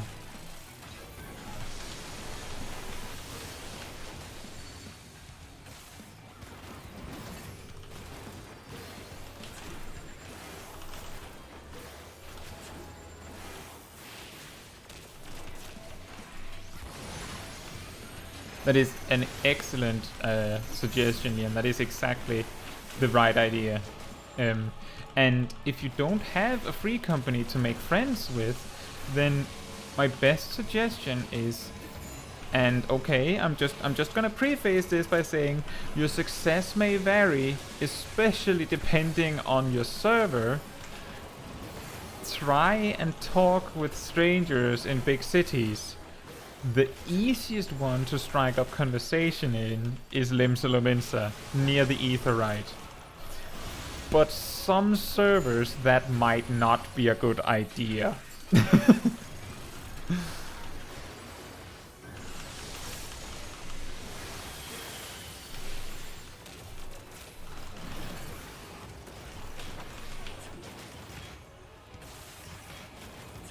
Mainly because some servers it gets a little raunchy in Limsa. The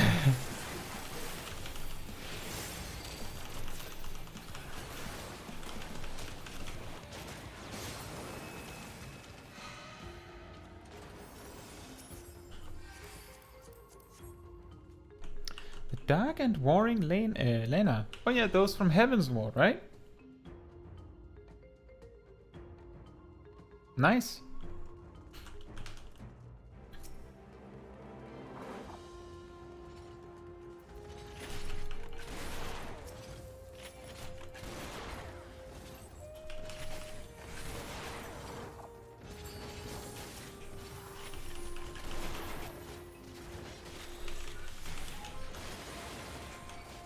The reason, like the thing with those extreme trial mounts to me is that because there's like 5, 6, or 7 of them, for some reason it feels like it makes them feel less valuable almost.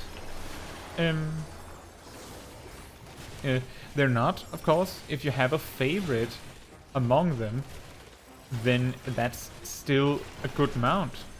I just mean that when there is a collection of mounts, that when you have all of them, it means that you get a bigger, fancier mount.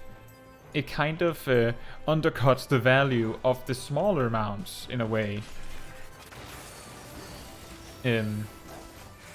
But still,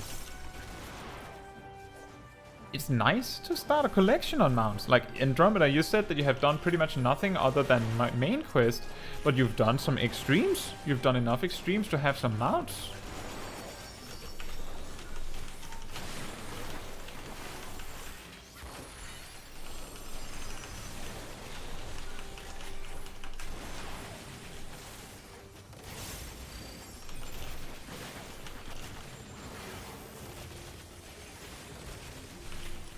Oh yeah, speaking of mounts, tomorrow the Moogle treasure trove event is starting again.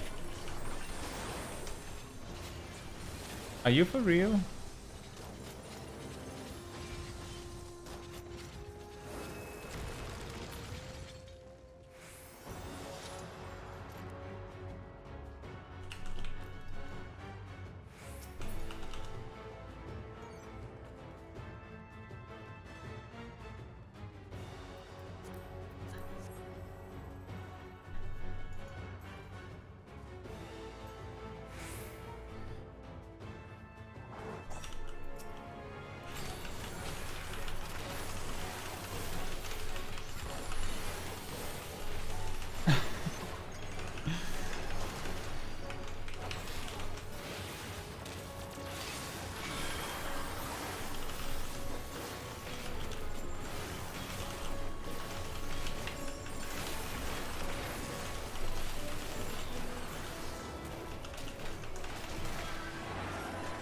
see.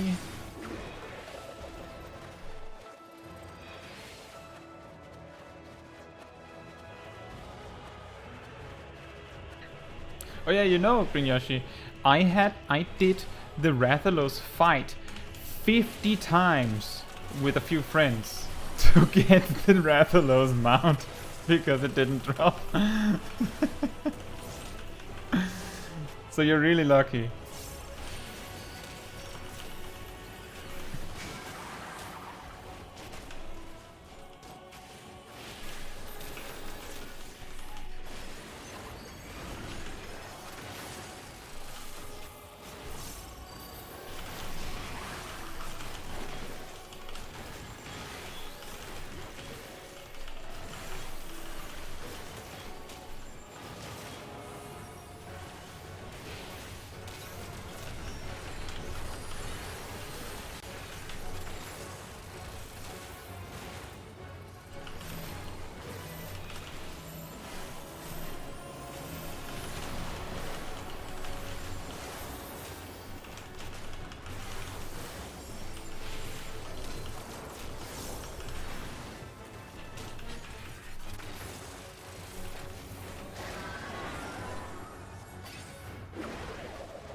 I have seen that there's a bunch of comments and questions and stuff. It just, the time I had between fights to read and comment on something was wasted because of the bot. So I'll have to read and catch up after the fight.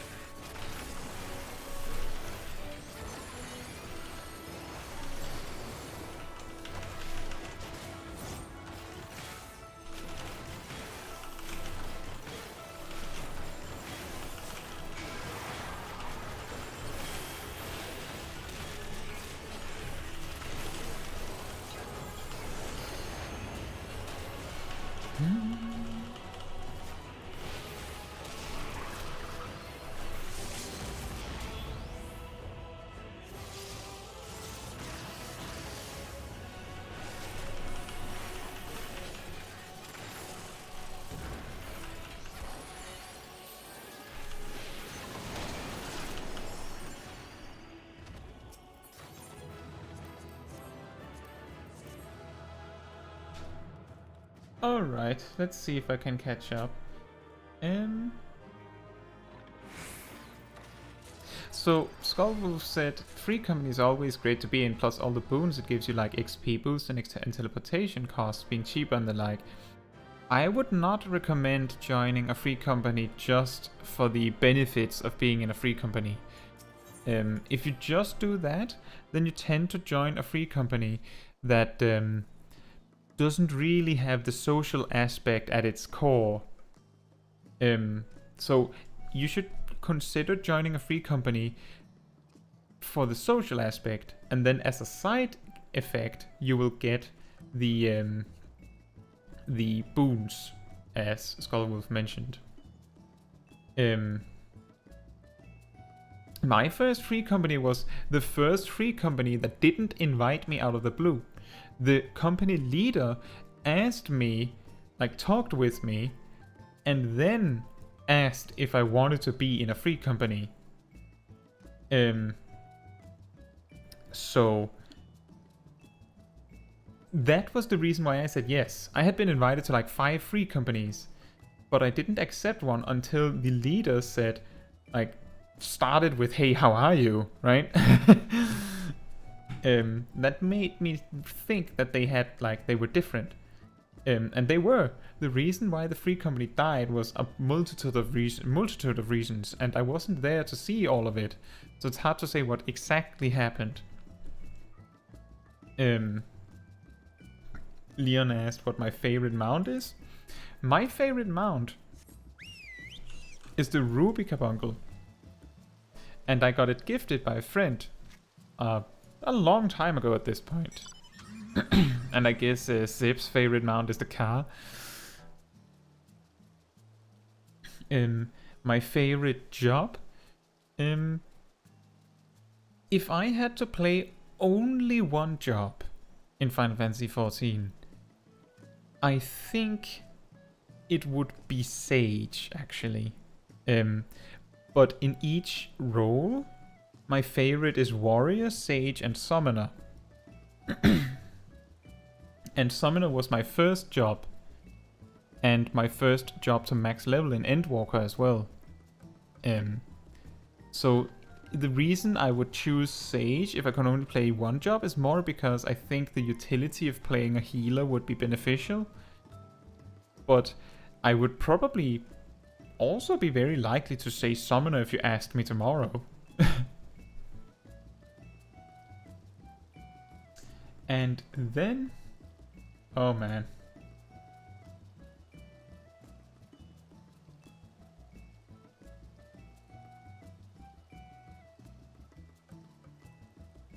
Whew, man. These bots are really feisty today. Let me just scroll up again and see if I can find where I got to.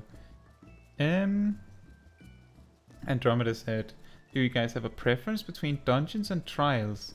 Like one that you guys want to do more than the other, or that they are equally as entertaining? I would like to have more difficult dungeons. I feel like both are fine. Like trials and raids are good. A single boss fight is excellent. But the general like combined full dungeon where you have to like manage your cooldowns as you go throughout a dungeon with smaller packs and a boss fight and different boss fights is really great. I feel like that's something that Final Fantasy is really missing. But in a patch soon, we are expecting to get something that is a bit like Savage Dungeons. Hopefully. I can't remember what they called it, but it was mentioned in the live letter. So I'm really hopeful for that. And then Skullwolf said, and a few others in the FC did that months ago. Yeah, so that's a funny story. Skullwolf and Seb did it with a friend we have in common, believe my co-leader, while I was at work. And then a few days later I had time to do it, so my co-leader helped me do it too. So within like a week she had done 100 Rathalos runs. 100. The Mallow Mount from Moogles.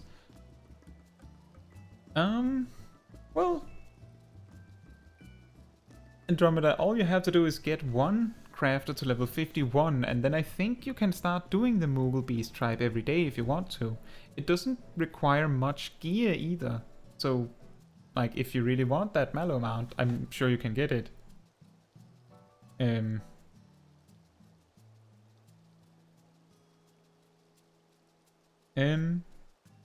You feel the adrenaline when playing Machinist.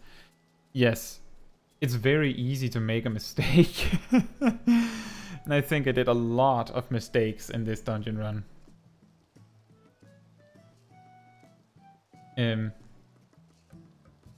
50 fights. How do your eyes not bulge out? So the Rathalos extreme fight has a lot of opportunity for optimization. By the time we had done it like 30 times or so, we had cut it down to be done in like 2 or 3 minutes. But that still, you know, becomes a lot of hours. But we had really optimized on it. Like, there's a few things you can do. When you're doing the same fight 50 times, you get a lot of, you get really acquainted with that boss fight, and you get a lot of opportunity to practice it and optimize on it. If you did Sephiroth 50 times, you would find ways that you could just do slightly more damage, and stuff like that with whatever job you play. Green said, I like both trials and dungeons equally. Yeah, I think... oh my lord.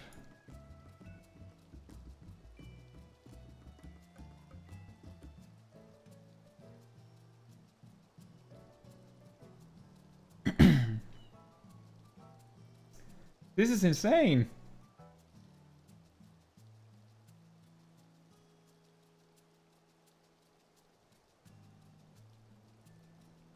This is madness. These bots are insane. If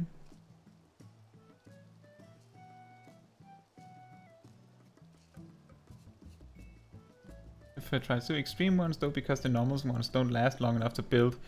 Yeah, the normal ones. So the normal trials are typically only done, you know, once for the story or for daily roulettes.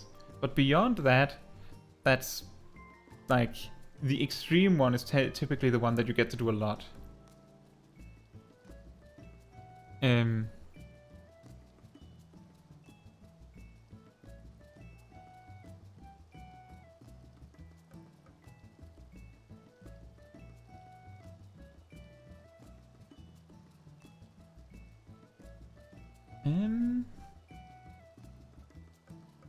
Aren't we getting more difficult? Yeah, I mentioned that before.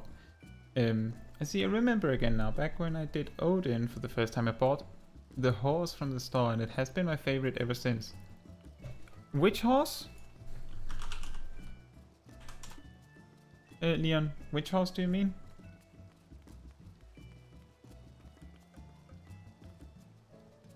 Odin's horse. I didn't even know that was a mount.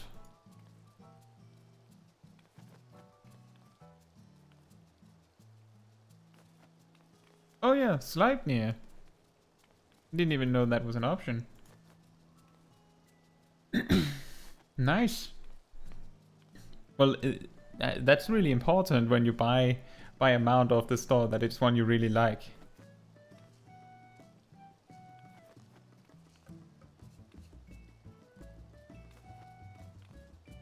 Yeah, speaking of that bot, I just checked like on my general YouTube channel to see if I have gotten comments on other videos from that bot. Because that's not gonna fly. Like when I see those comments, I immediately drop everything I have to delete them from my videos. I don't want to see that.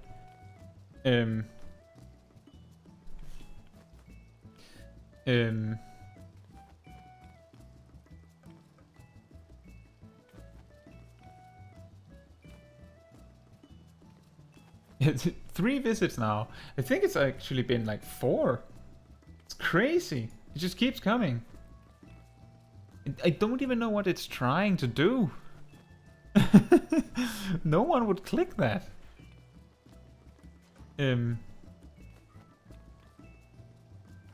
Andromeda, it's just Skullwolf is someone in my free company. It's Sebastian Fair right here.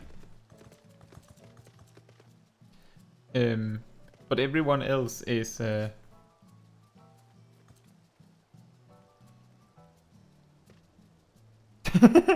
active manure. Active manure, report the bot.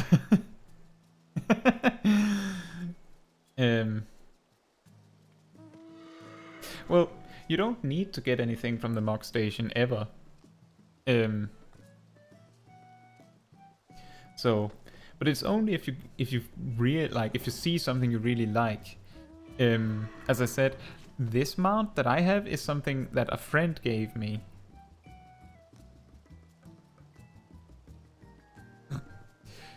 Here's an interesting little take, guys. Did you know that mount size is based on your character size? Did you know that? Did you also know that multi-seat mounts do not scale with your height? Meaning that mounts that can have multiple passengers are just going to be giant for smaller characters.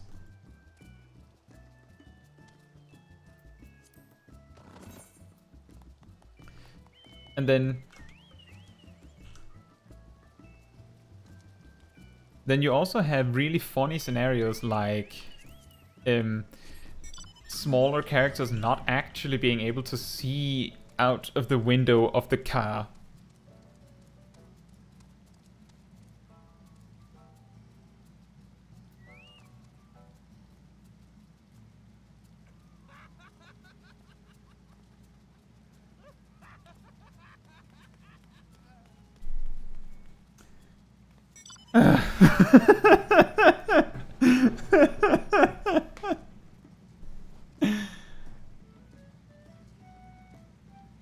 I don't even know if there's anything I can do about it preemptively. So annoying.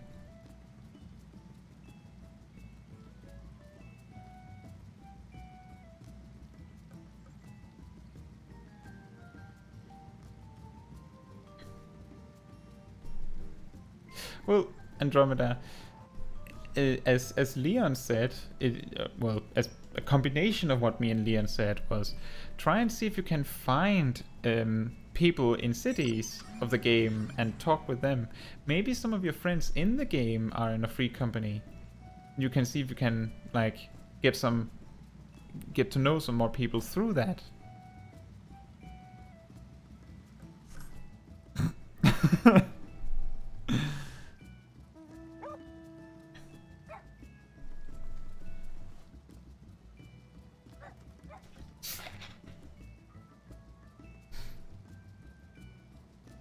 It's pretty funny. A little bit, like a bit more than a week ago, my brother asked me if I needed any help when streaming, and I said, "Nah, it's fine. My viewers are super nice. I don't need like a full-time moderator to watch the chat like a hawk, and I haven't had any spam yet, so I can probably manage on my own."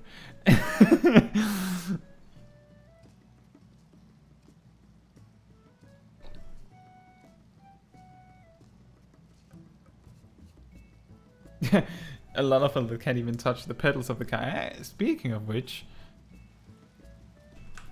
look at that. Sip, how are you maneuvering the car?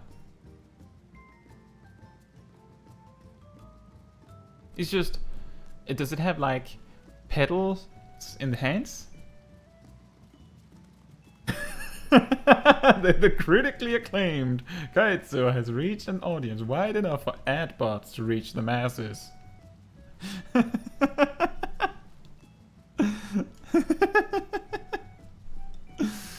Wow. I didn't expect it to be so soon.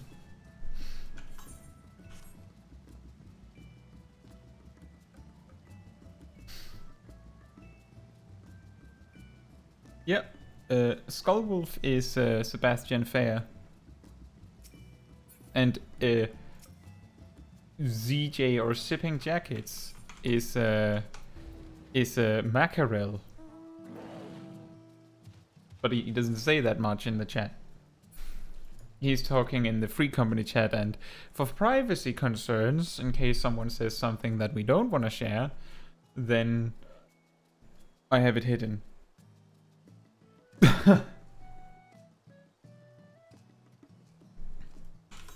Well, I still need to do 3 more expert roulettes.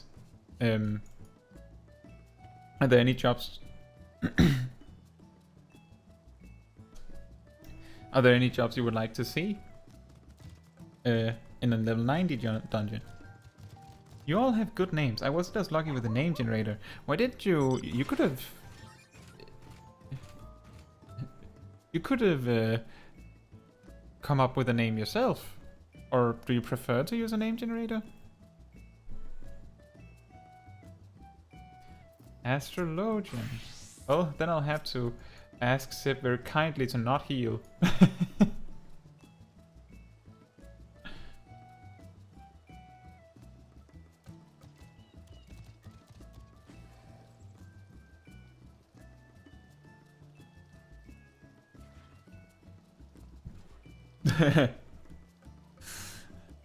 Sipping and jackets.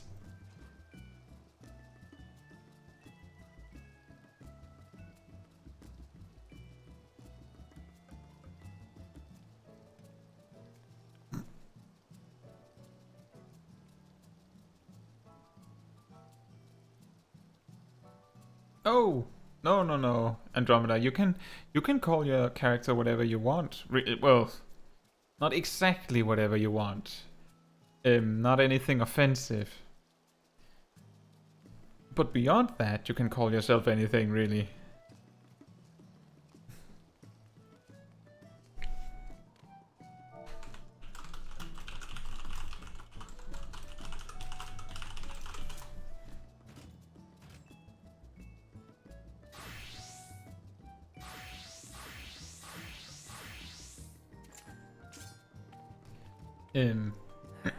But if you already chose a name, then I would have to introduce you to the mock station to be able to change it.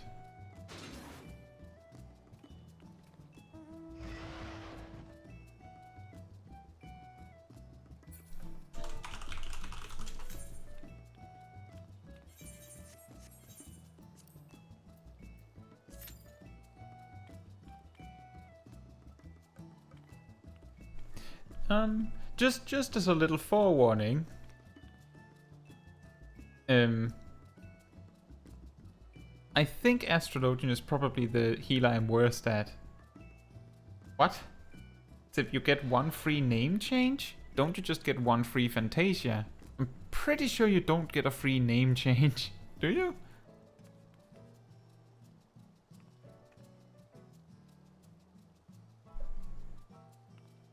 Oh, you mean if you choose a bad name?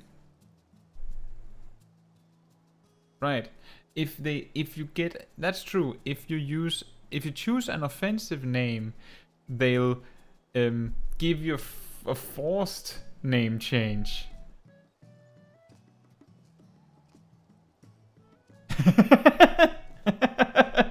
No, don't teach me about spending money on expensive stuff. That's fair. If your name is fine, then, like, if you don't mind the name that your character has, then that's fine. One thing that's important is if you've, like, gotten to know anyone and you then change your name, it can be confusing for them. So it might be better to just stick with the name you have if it isn't too bad. Well, if it's a mouthful, then it sounds like either you have a very random name or your character is a Regaden. And if it's a Regaden, then I'm pretty sure it's perfectly normal. The perfectly normal name.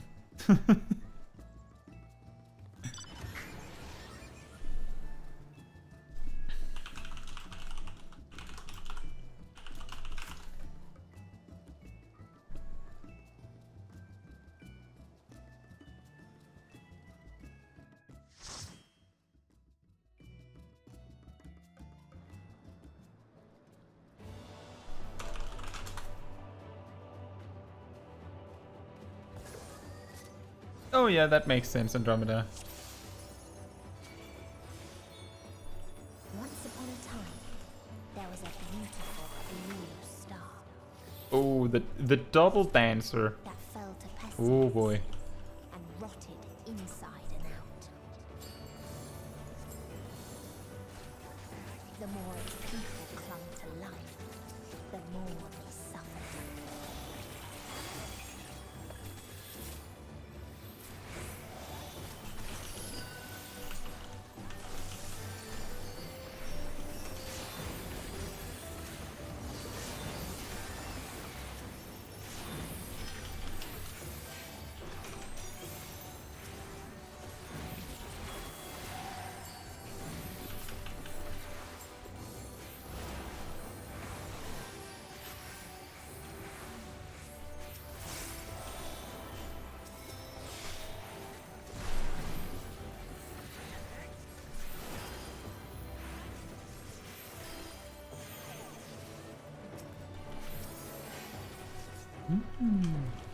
That was a little close.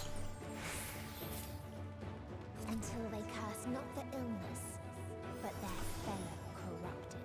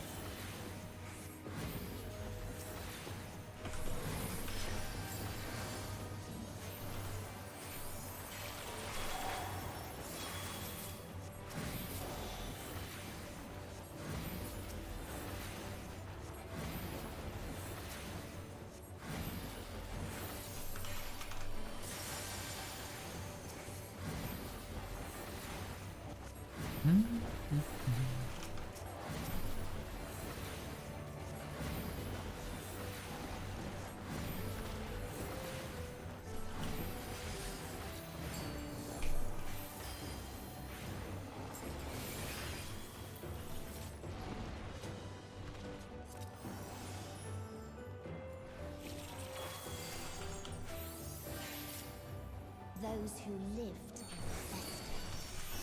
Those who died.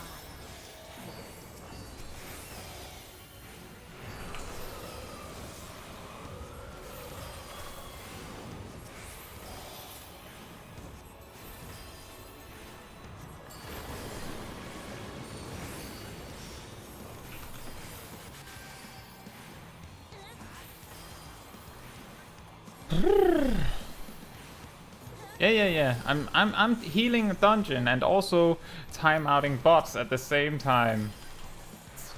Totally easy.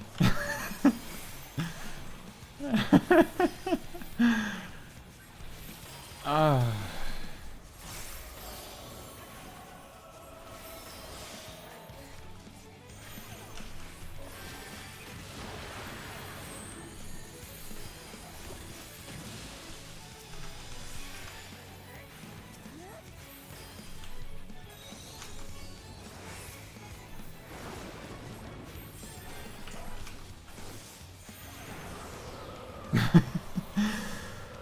Oh man, it's really, that's not easy.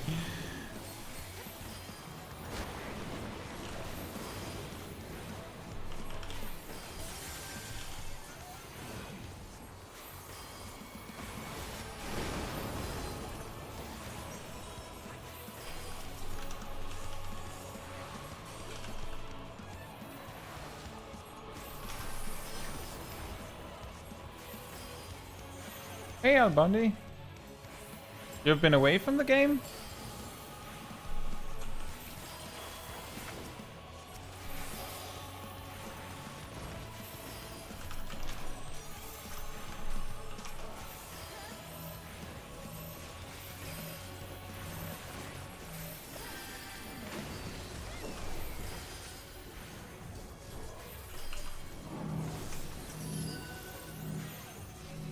I haven't played in years. When did you play last, if you remember?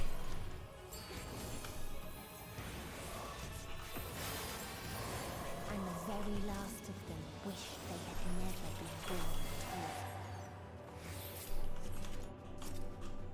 at all. It's definitely a a game where, like, when I think about it, In a faraway I don't know place, what really dragged me, like really got me into the game. Like what made me suddenly decide to try it. lives it had saved.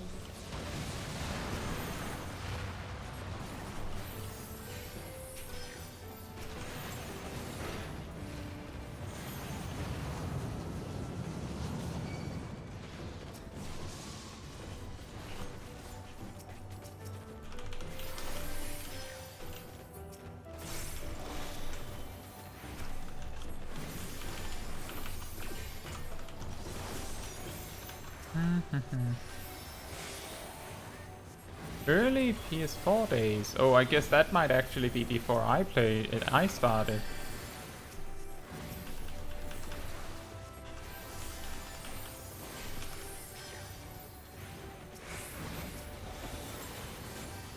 So what have gotten you back into the game? Is like something specific coming up that you're interested in, or is it just you finally have time?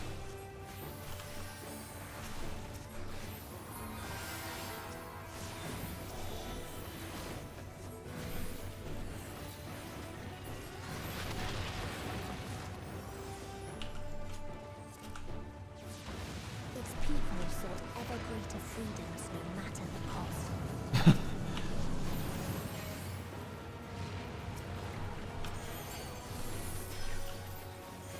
They tried to buy peace with fire. And Drummond says you used to play a lot of Valorant. You know, I used to play a lot of League of Legends, and then one day it was just over. Like, one day I was done. And I have tried picking it up again since, but it's just, nope, it's not happening.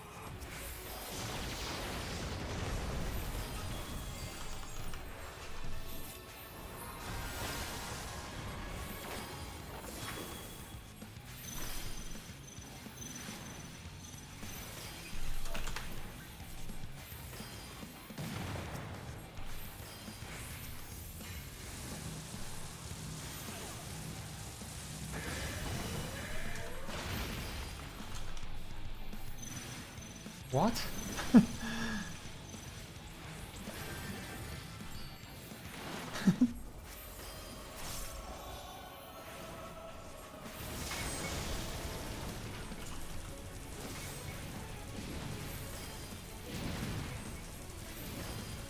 That's really funny.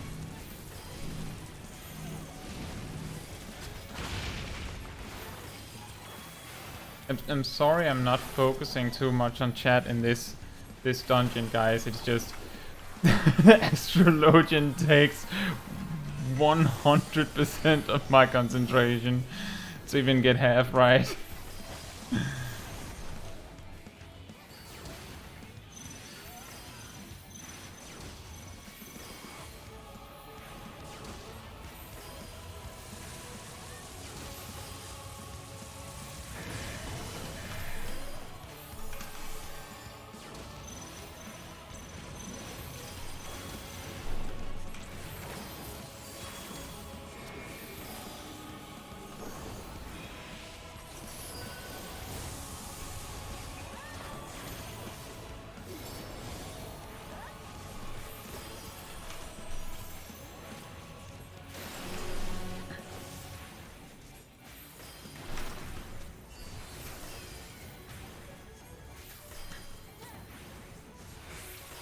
Well, one thing I do have the energy and overview to see is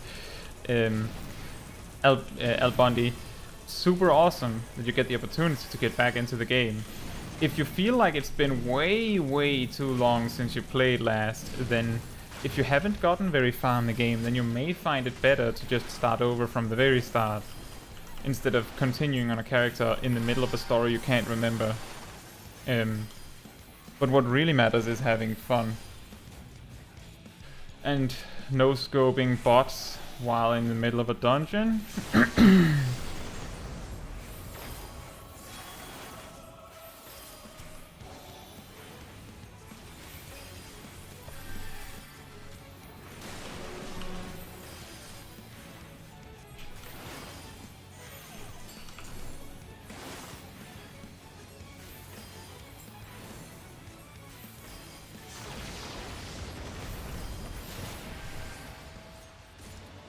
And when one asked, what is the point? There were none left to answer.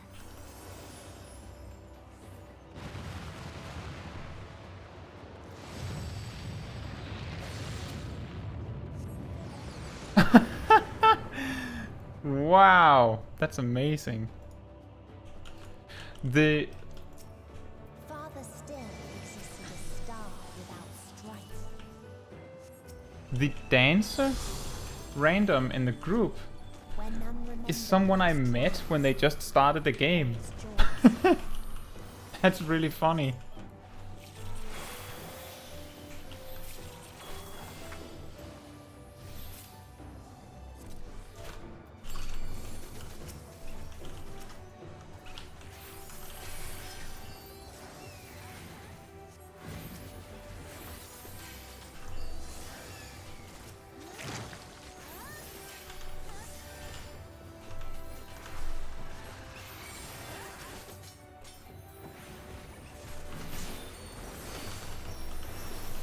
So the dancer, so Sip is one of the dancers in this group, so not Sip, but the other dancer, AN here, is actually someone that like ages ago I did a random dungeon with, and they were in they were still they were still trying the free trial, so they couldn't, you know, really add friends and stuff like that, and they weren't on the same server. So I and another friend made a cross-world link shell just to add this person, so they weren't alone. And this person is in my group now at max level as a mentor.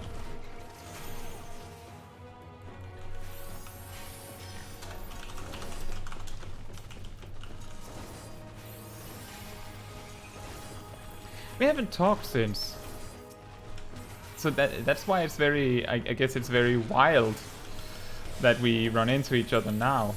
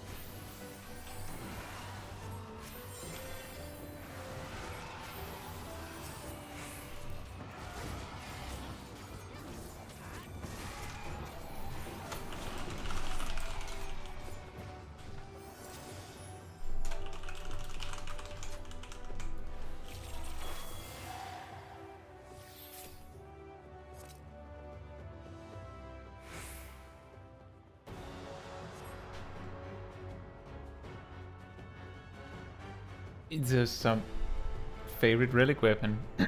I really like the Gunbreaker Bostia relic weapon.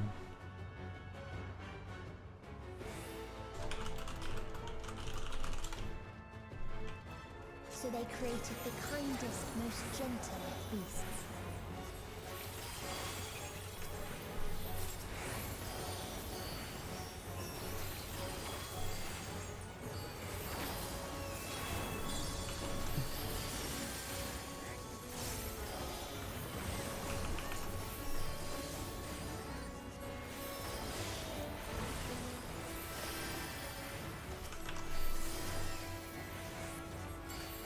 Its steps were light, and its gift was as painless as it was beautiful.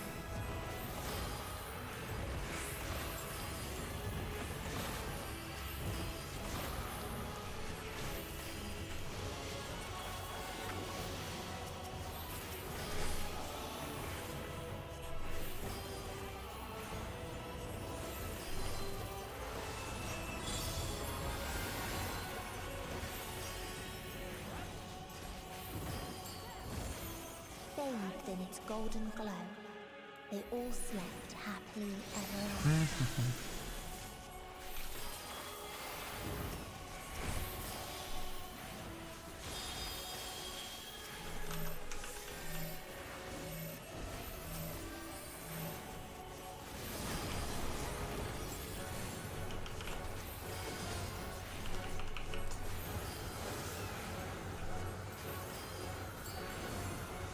I can feel like I have like a huge amount of comments to catch up on when I'm done with this dungeon.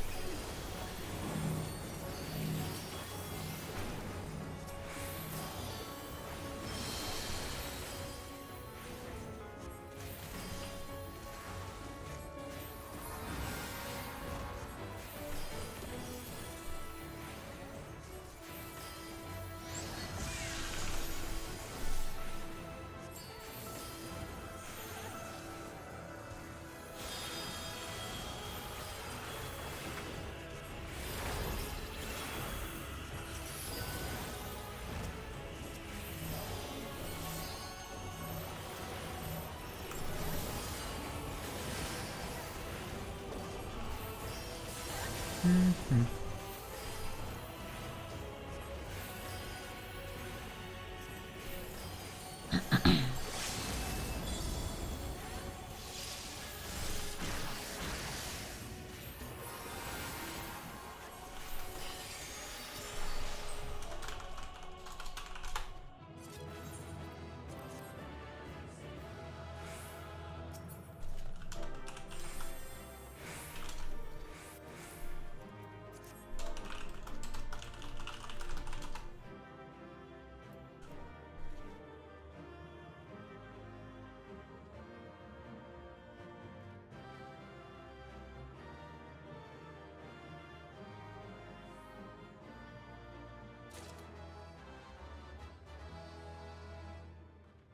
Okay.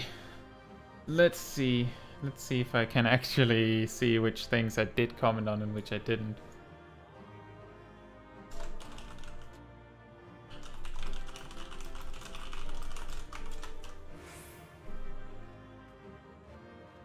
Hmm.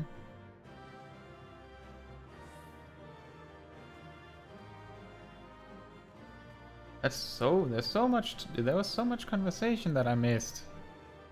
Contagious are addictive. Yeah, don't start. I still have the free one from the main quest, so don't start. Just don't start on it. I actually played League of Legends right up until Nami was released, if anyone knows who that is. The mermaid. See. There was even one time I missed the bot. Apparently they quit writing after 4 messages. Funny.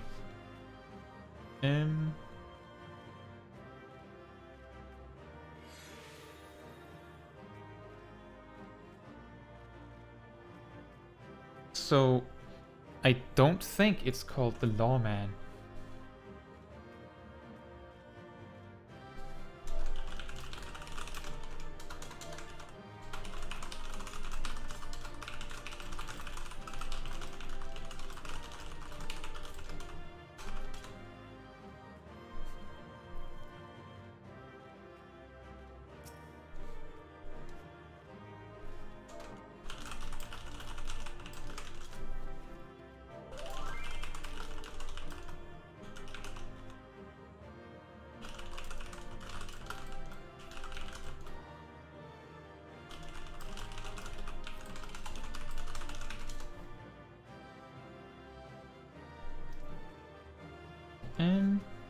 Is it called the Lawman? I'm pretty sure it's not called the Lawman. I can't check from here, I don't think.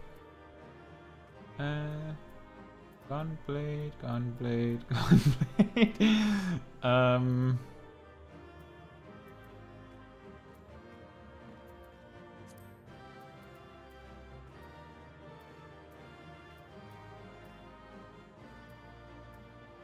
Where's my Gunblade? There it is. Blades Resolve. I'll show it nice when I get out of the dungeon. That's probably better. Oh, right. Skullwolf meant his favorite. I don't think that the relic, the Bolshevik relic weapon is a double barrel shotgun at the end. I'm pretty sure it isn't.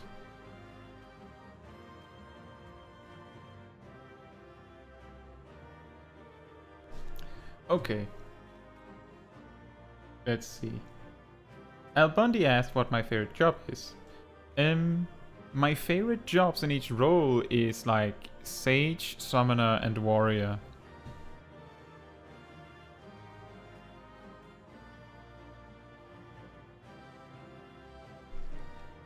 And just a tip on Machinist, Al Bundy, it gets really hectic. Like it can get really high amounts of actions per minute, just so you know.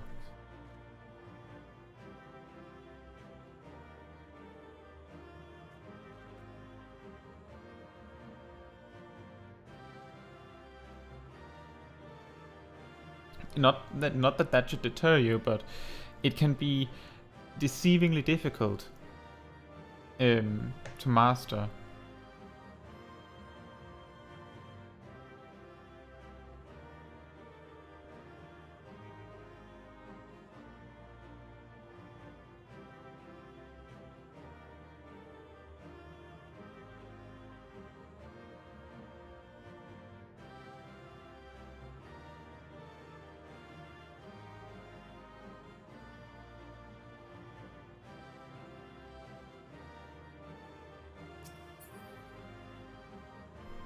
So, Machinist is extremely mobile. Like, you can do all of its rotation while running. But the difference between playing it, like just playing it, and playing it well, and playing it perfectly, there are some pretty big steps. You can play it really well without it being too difficult, but there's a lot of things to keep track of. If you like playing ranged, like Bard, Machinist, Dancer, then Machinist is fine, and you will learn it. I'm just saying that there's a lot to learn and a lot to master, which can be a good thing. It means that there's a lot you can learn from playing it.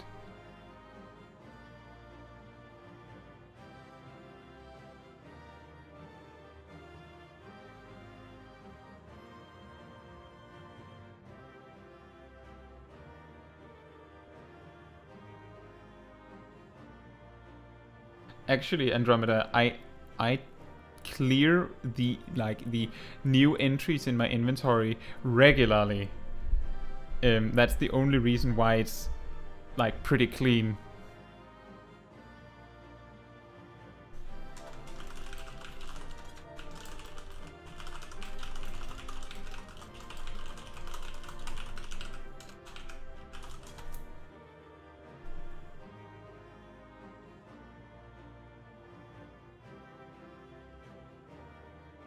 Then my best advice on keeping your inventory clean is that if you can't come up with a reason for why you need an item right now, then consider selling it.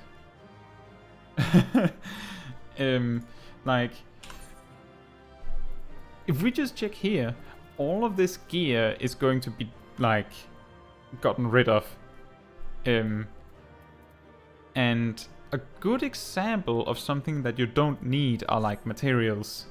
Crafting materials. If you're not going to be using it, sell it. Buy it again later when you need it.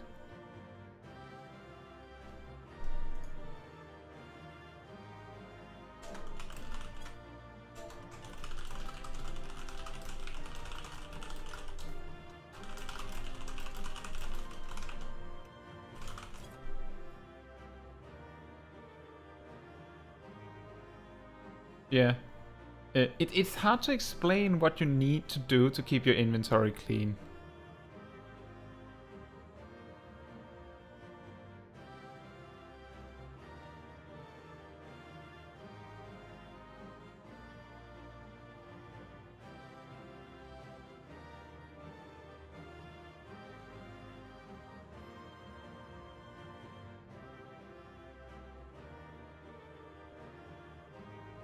Oh no.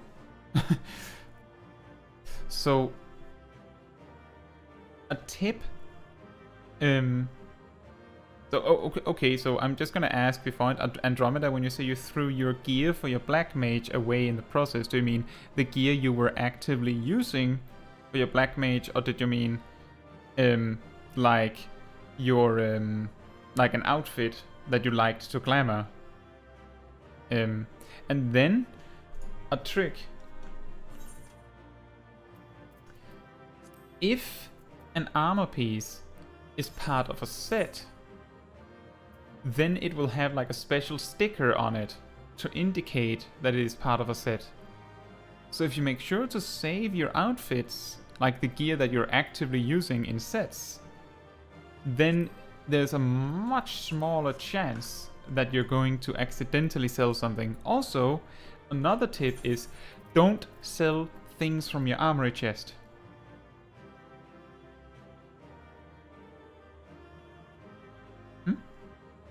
Don't sell things from your armory chest.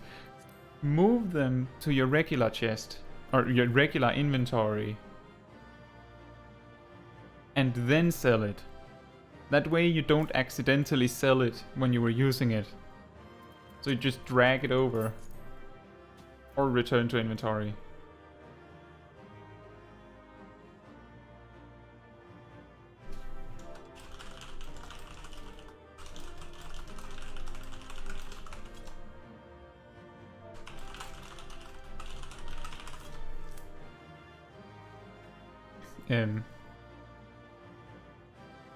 Oh. That's annoying.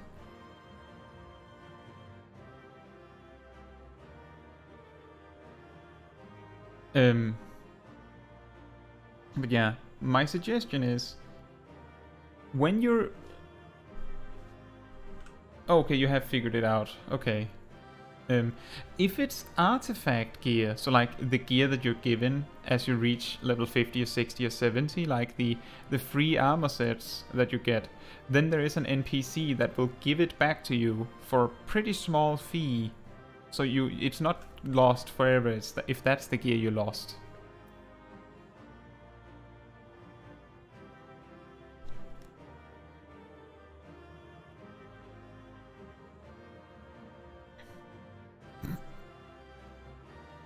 And Snip's inventory is actually completely full.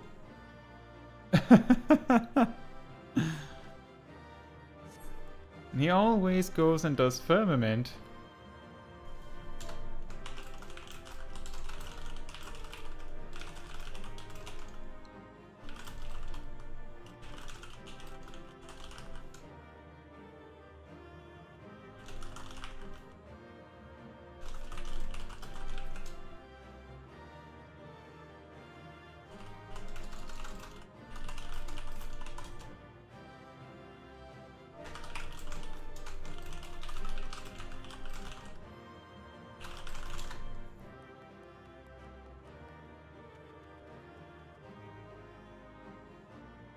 We're still in the dungeon because we're talking with this person that I met again.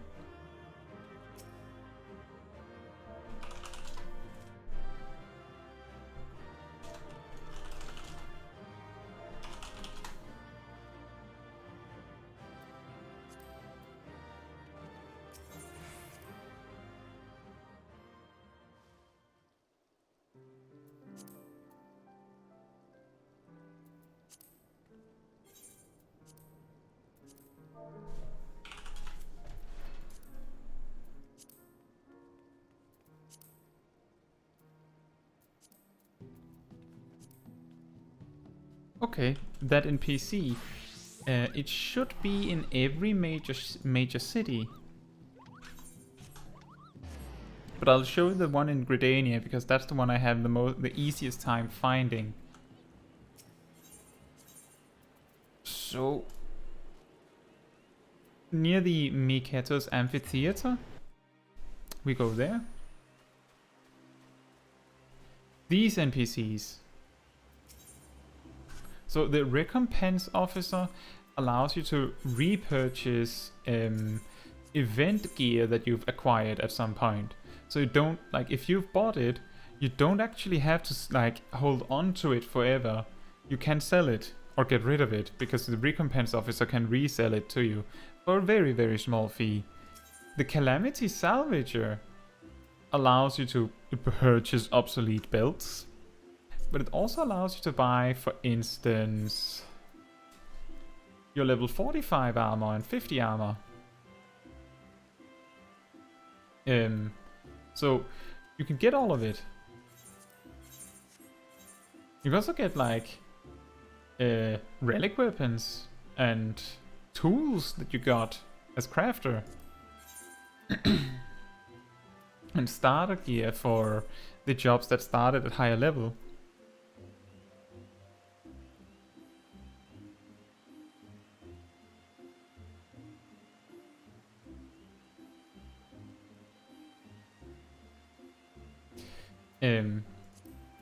So that's really convenient.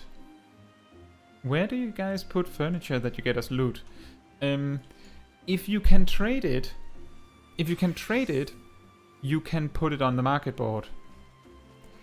If you can't trade it, I would either put it in, like, put it at a retainer so they can hold it, or if I have a house, I would just store it there.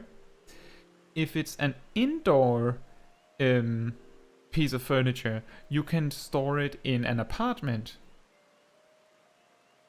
I don't want to find love. I want to find space in my inventory. Duh.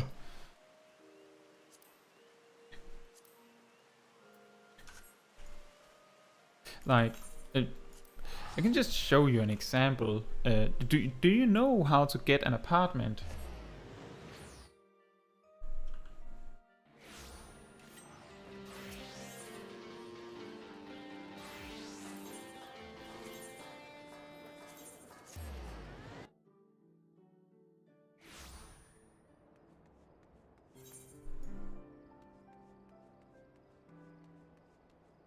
An apartment?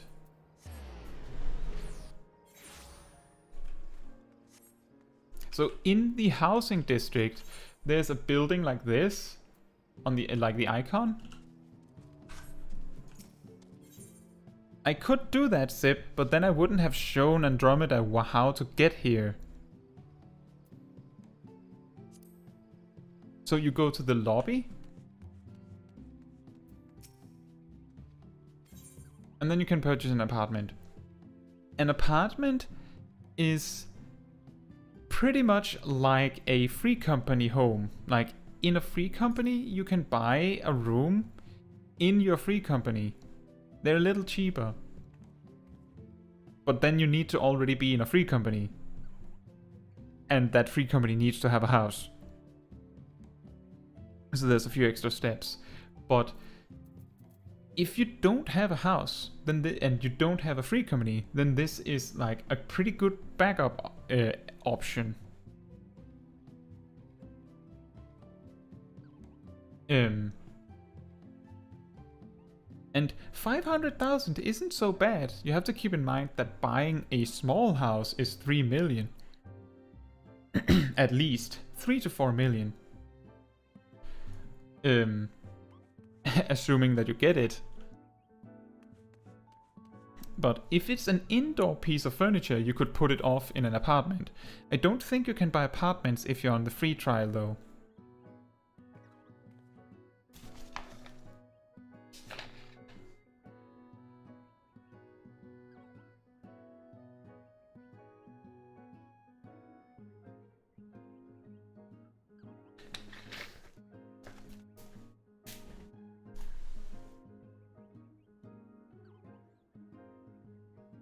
Oh yeah, true.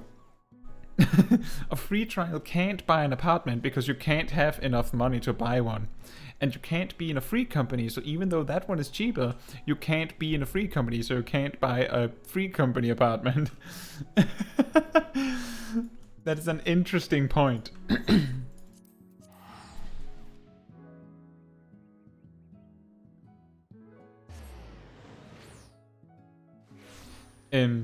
But my general advice on clearing your inventory is there is probably a lot of items in your inventory that you don't need. Like, a lot of items you don't need. Like, case in point, I don't need these. I don't even know what I would use these for. So I sell them. That's it.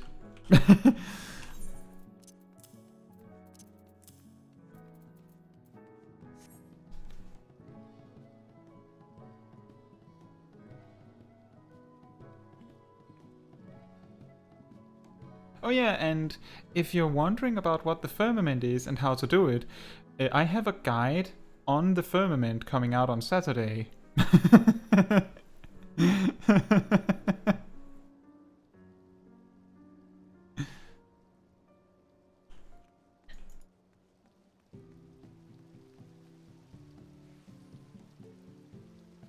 It's almost like I read your mind.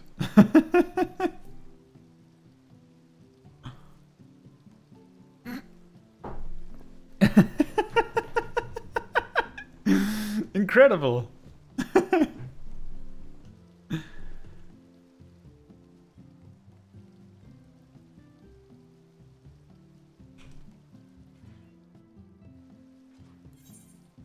The firmament is in Ishgard.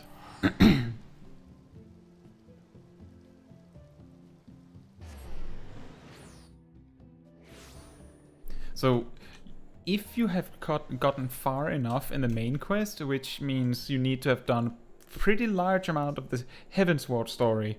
You need to have done most of the level 60 part of the main quest story. If you've done that, there will be a sign here.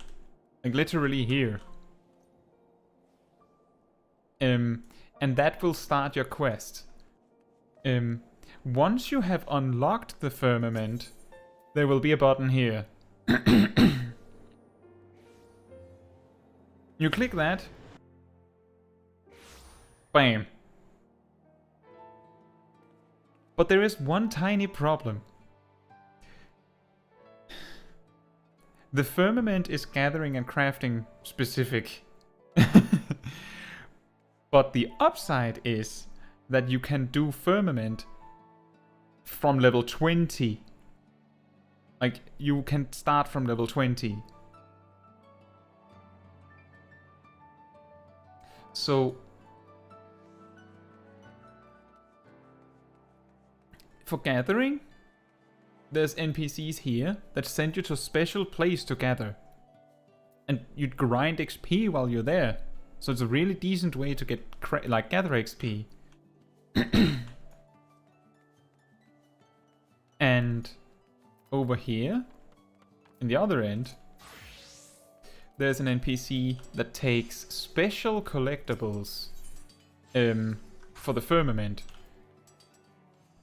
which then also gives you XP. So it's a good way to level crafters.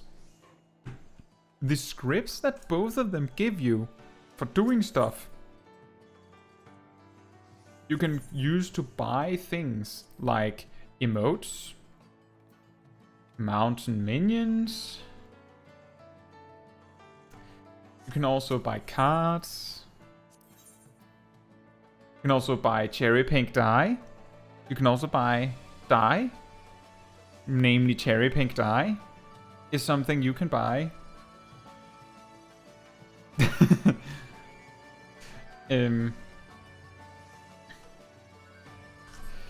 And you can see this Ishgardian restoration timer here. When that starts, and that's every 3 days, all day, every 2 hours, they're gonna give you like 5 fates in quick succession. And if you do them, you get free stuff that you can sell or keep, which includes mounts. And minions and dyes, like cherry pink dye. And you can just do that every 2 hours for a day. And it takes like 30 minutes. I go in a lot more detail in it on the video on Saturday. And coincidentally, the video is coming out on a day where this celebration is happening.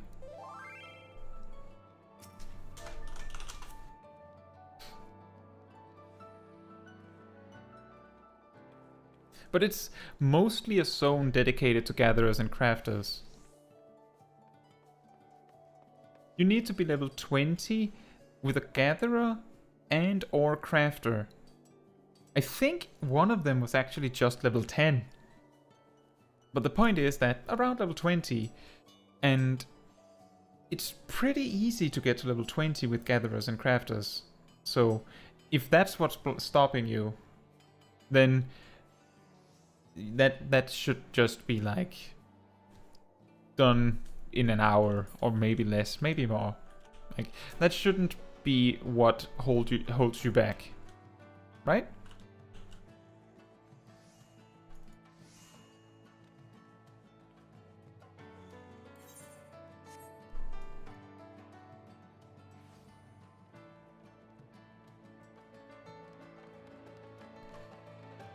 Okay, I still need to do 2 more dungeons.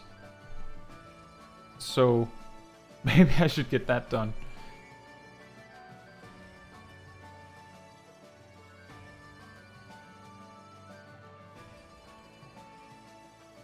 Are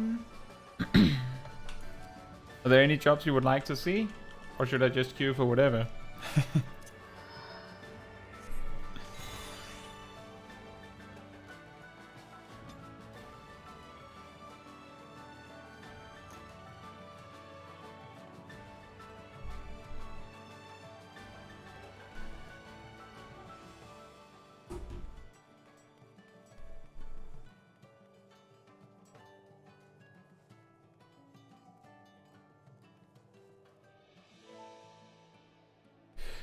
Blue Mage is a limited job. They can only be level 70 right now.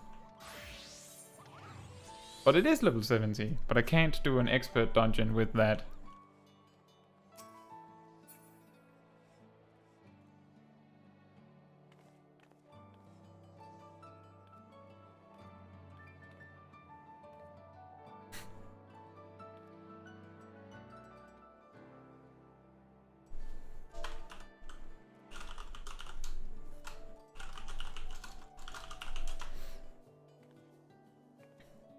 And speaking of mounts and minions, I mentioned it extremely briefly when I was doing a dungeon earlier. But tomorrow, the Moogle treasure trove is starting, which means for a month, until the next major patch comes, you will be able to get these special Moogle Tomestones from specific content. They're also called Mock Tomes. You can use these to buy mounts, minions, and things. The thing is that the mounts and minions are all mounts and minions that come from content that is already in the game. So it means that if you miss out on those, it's fine. It's just an opportunity to get it now. For example, one of the mounts you can buy comes from a level 70 extreme trial. So you can skip grinding that if you don't want to and get it through mock tomes instead. The reason I'm mentioning this is because Blue Mage is incredibly overpowered at farming these mock tomes because it tends to be old content that Blue Mage can do.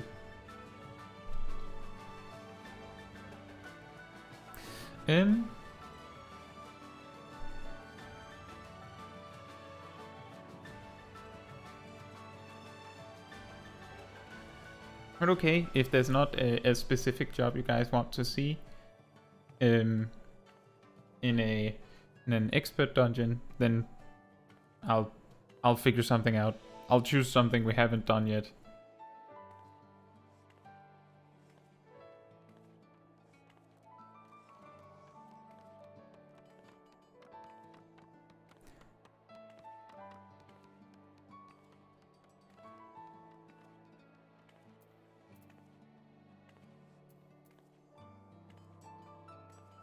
Bard.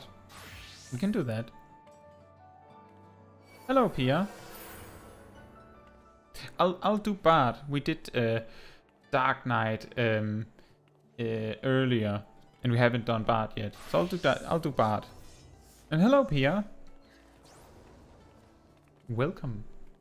Or nice to see you. You just started conversation. Sip, are you ready?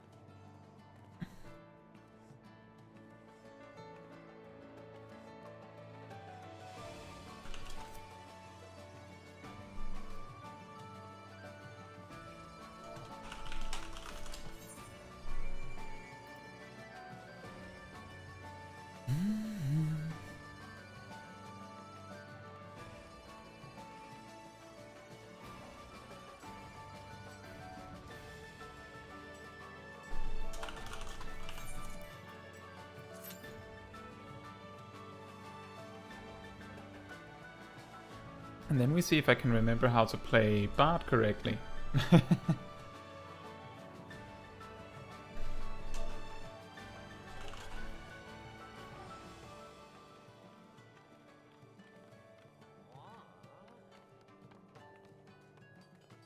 You know, Andromeda, you don't even have to be an elephant to look like that. When my tiny aura here gets into a group of just Lalafels and me, it still looks like a trip with the kindergarten.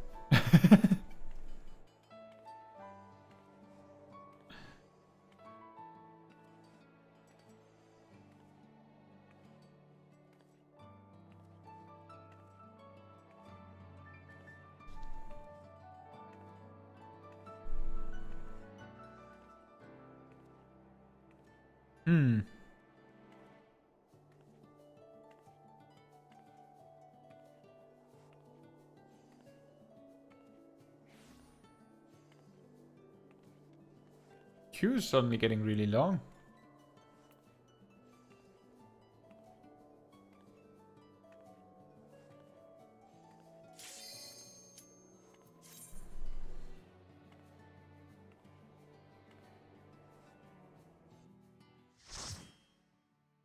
I really like Lalafells.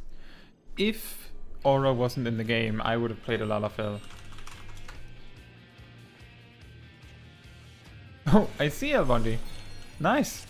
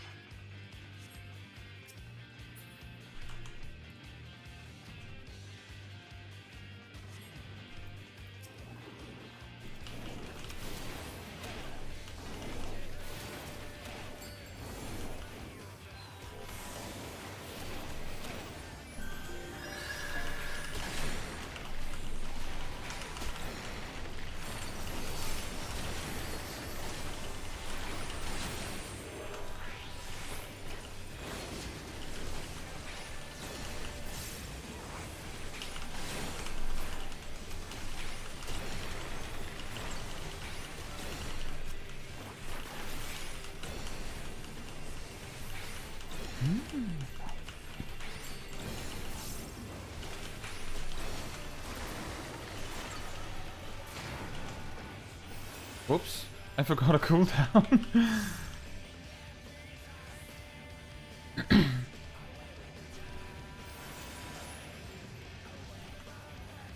I guess I'll have to get it at the boss instead.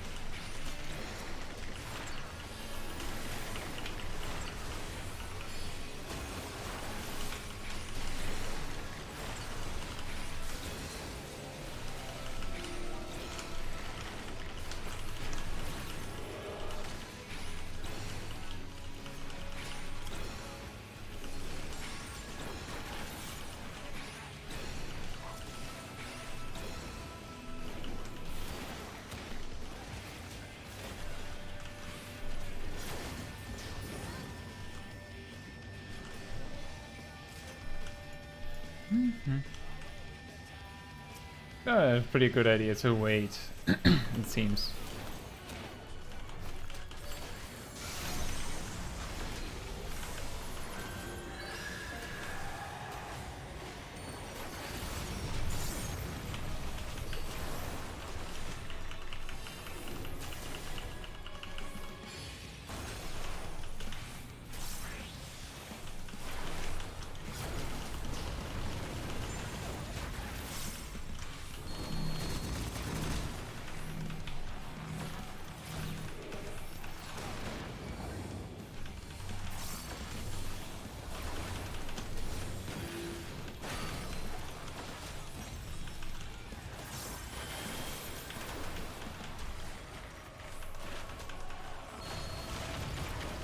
Uh-oh. I was too quick to switch out of Mage's Ballads and I have a problem. And no song. There we go.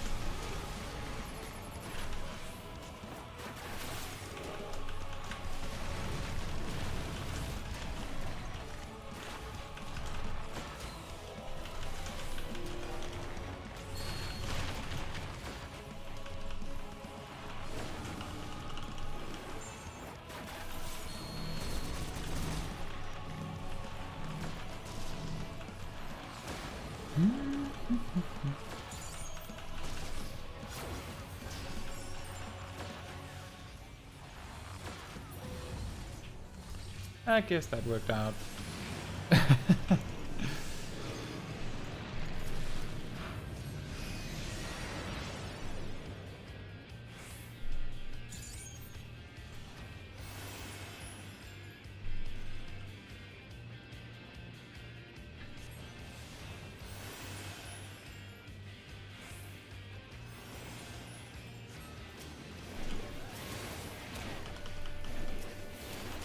Now let's see if I can get it right this time.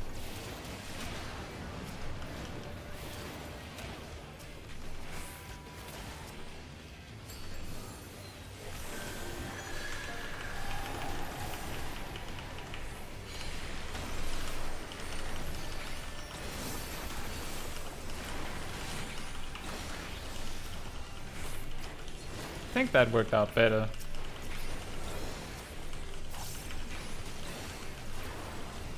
It's still not perfect. I had a really bad weave, among other things.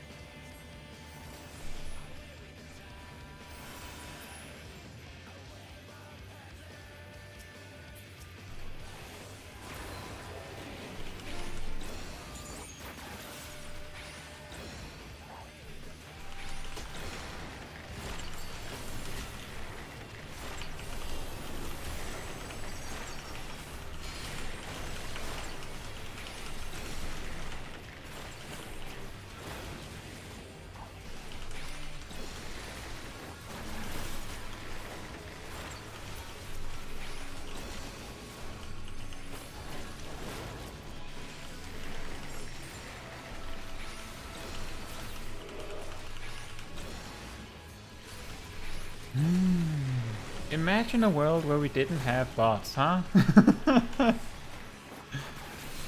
That would be nice.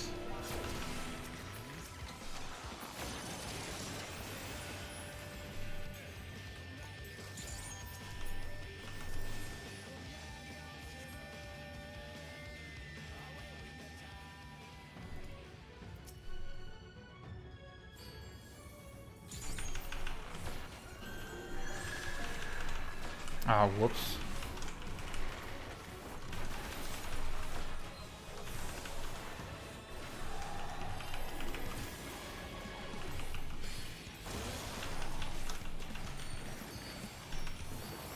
It was a really bad Radiant finale. I forgot to switch song first.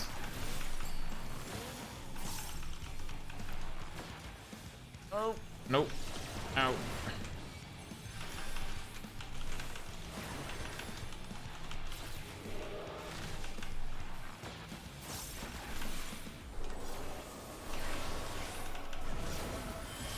And I don't even have my dots up. I've confused myself completely. This is really awkward. I have seen it. I'm the idiot.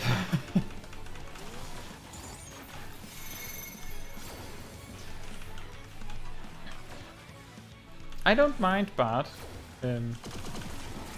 Bard is a really cool job and I wish I was better at it. I'm just not good at it. I've mainly focused on being able to teach it, not so much being able to play really, really well. Because I focus on other jobs that don't... I guess they don't require as much regular practice to be able to do well.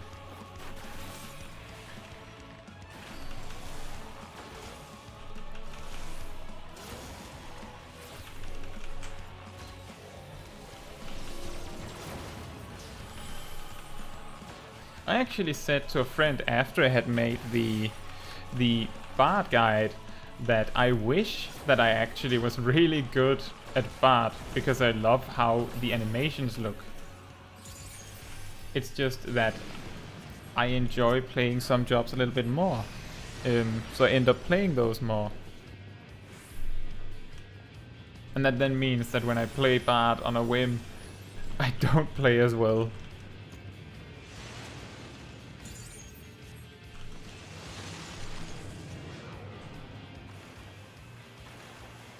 A child playing dress up.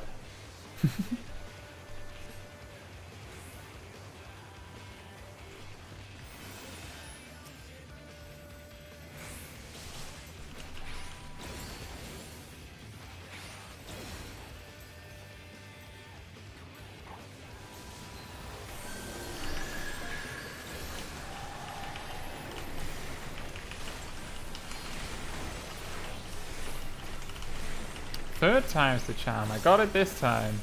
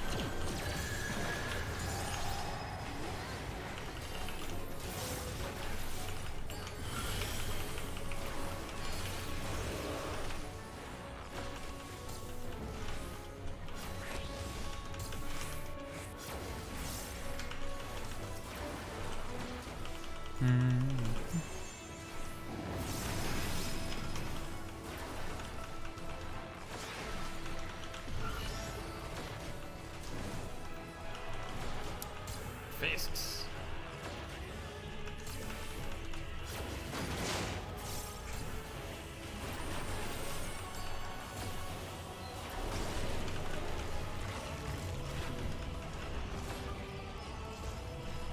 Here's a little tip in case you're not sure which one to look for. If it's tall, you have to get away. If it's wide, you have to get in.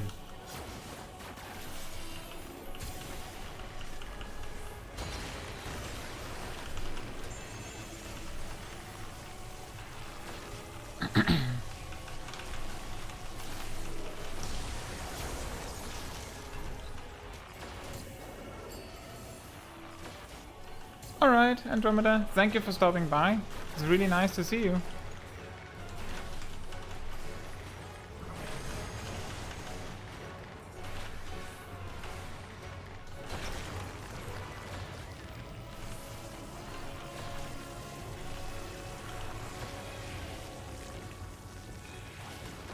Good night.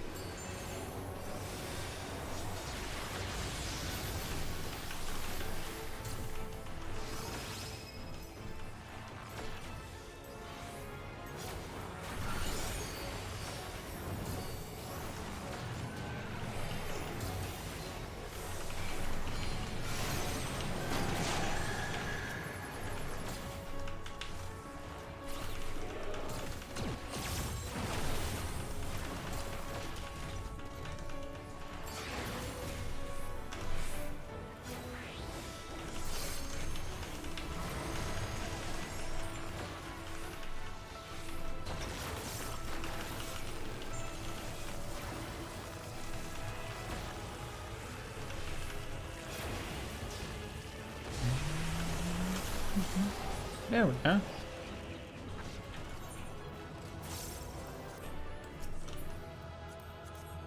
I think I got it down near the, like, after the second boss, it started working out that I got it mostly right. I still got I had some issues in and on pretty much all of the bosses with switching songs too soon, which left me in like 10 seconds of no song. That's something worth practicing next time I do it. I could do another dungeon as Bard, or I could do a different job if you guys want to see a different job. There's one dungeon left to do before I'm done.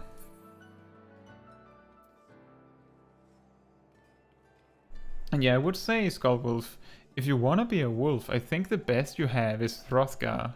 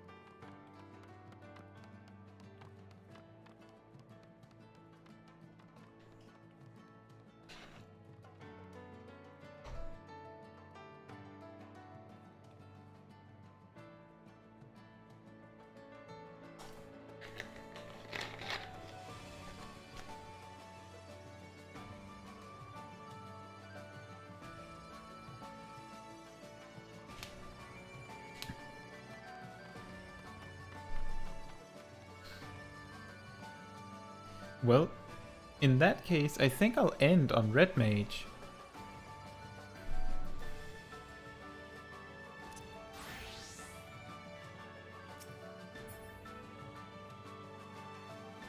So Sib said he's just be right back in a moment, so I'll do the last dungeon as Red Mage and we'll start when he's back.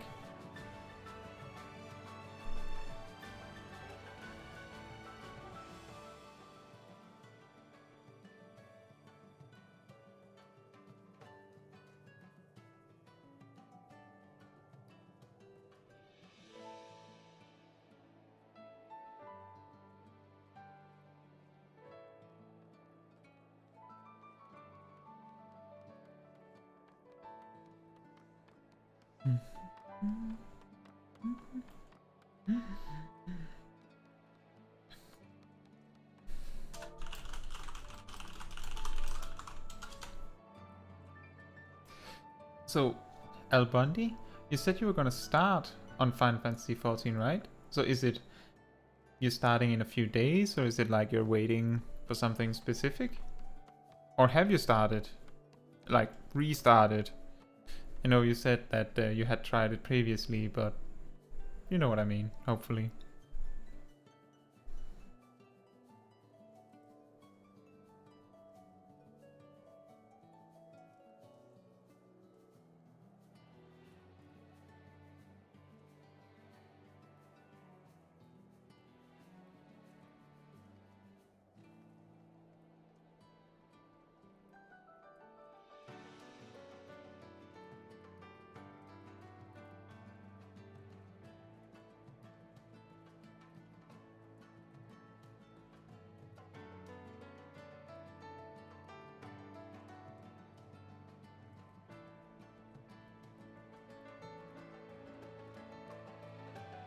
Oh, Sip is back. Okay.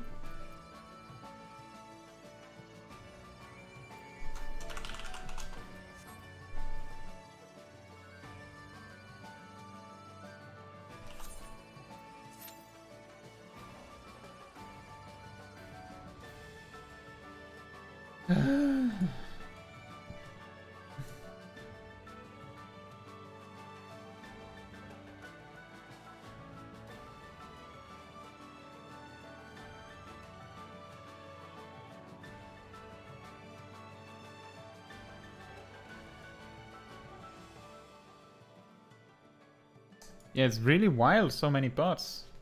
Or not even, it's just a few bots.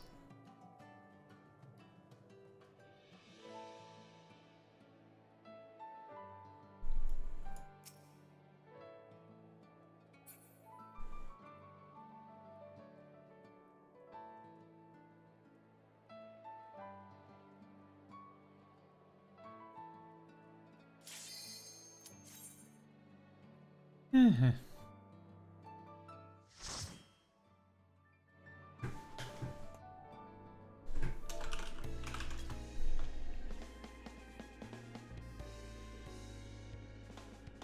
a black mage.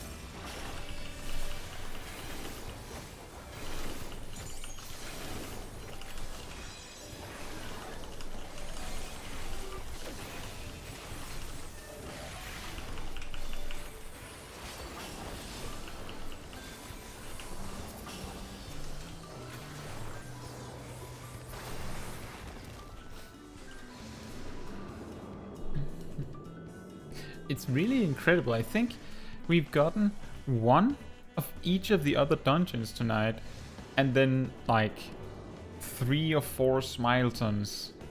Just so much Smileton.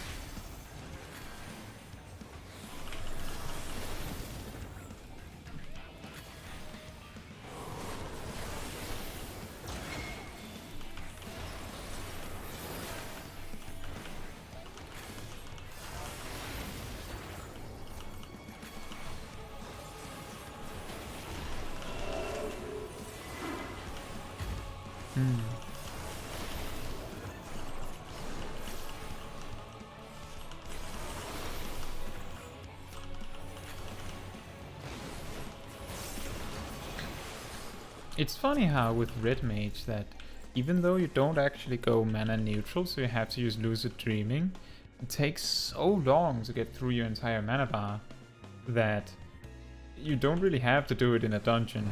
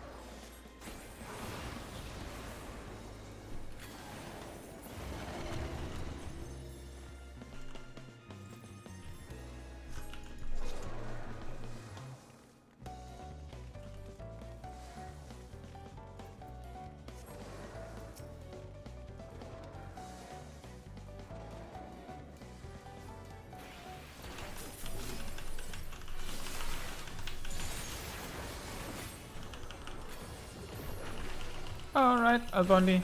Thank you for passing by. It was really nice to talk with you.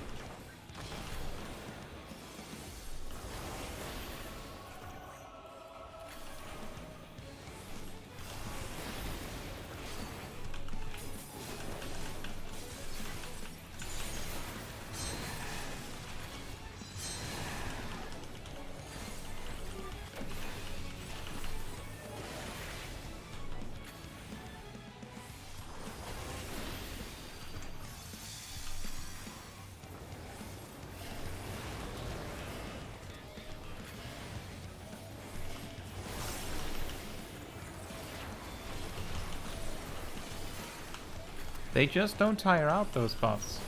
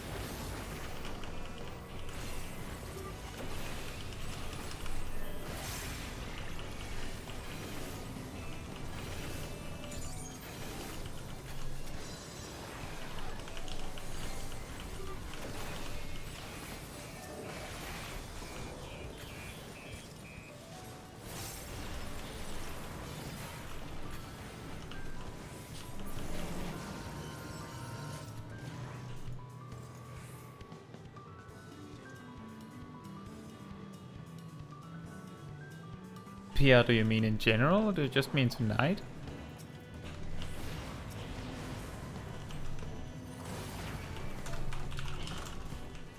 I've played the game for almost 247 days of in-game playtime. I've played it for like on and off since I believe 2017. I believe it's 2017. Might have been 2018, but I'm pretty sure it's 2017.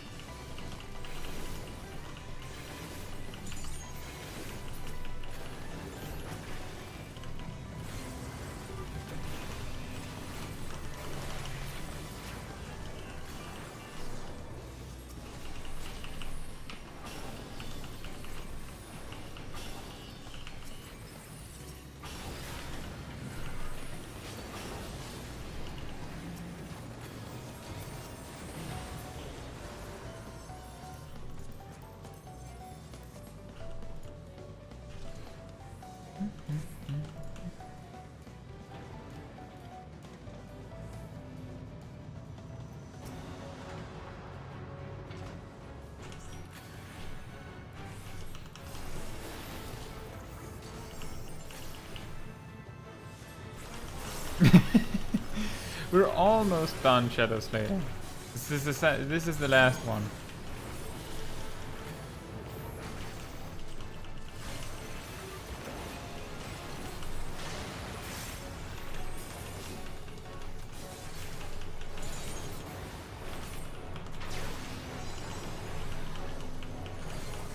But I really appreciate that you've sort of been on and off participating since actually a pretty large majority of the stream.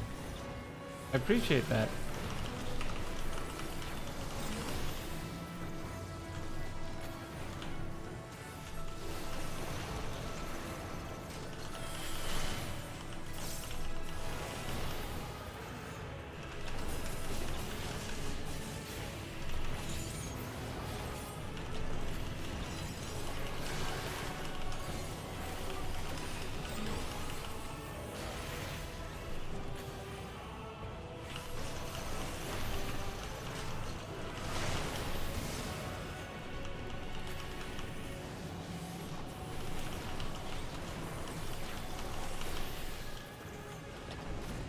Yeah, I have to say I don't recommend doing the full weekly Tomestone grind in a single day. At least not by just roulettes. It gets a little daunting.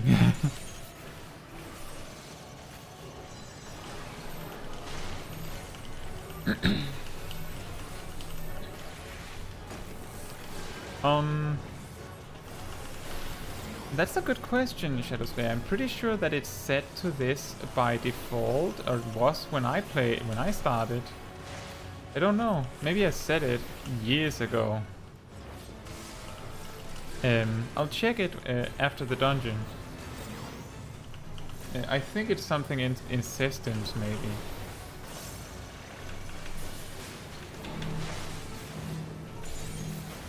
Whoops. Uy.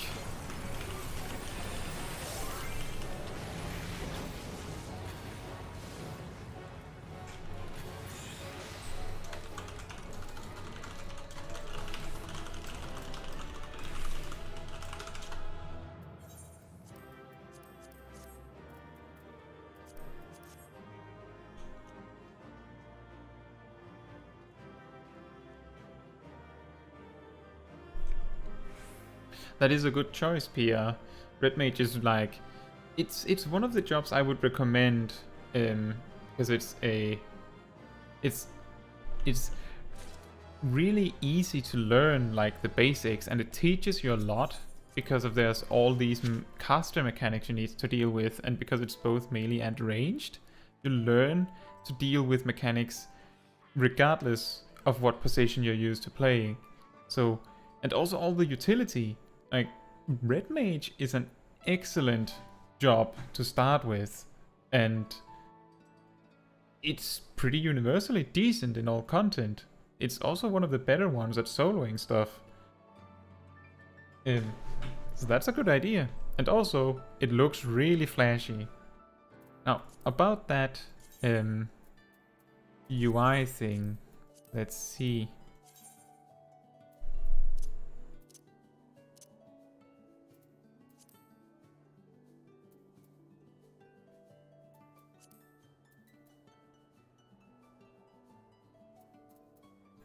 See if I can find it.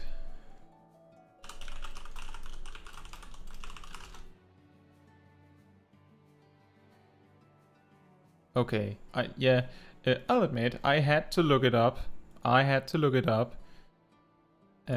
System, character configuration, UI settings.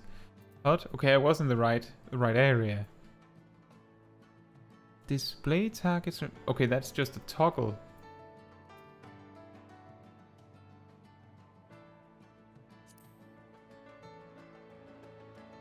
Can you see it, Shadowslayer? So you see, you go into to character configuration, which is K by default. UI settings, HUD, and then you just scroll all the way down. And right at the bottom, it says display target's remaining HP percentage. What that will do is, if the target has less than 100%, then it'll overwrite the level with percentage.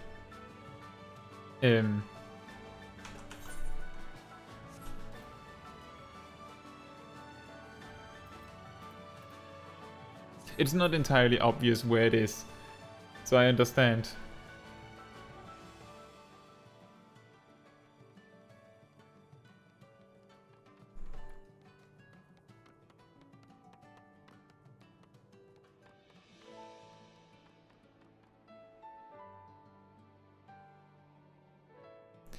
Also, I just remembered that Ralu asked a while ago to rate the Paladin artifact armors. So I can just say that now in case he's still there quietly. I really like the Shadowbringers one in particular. And I also like the Endwalker one, but I don't have...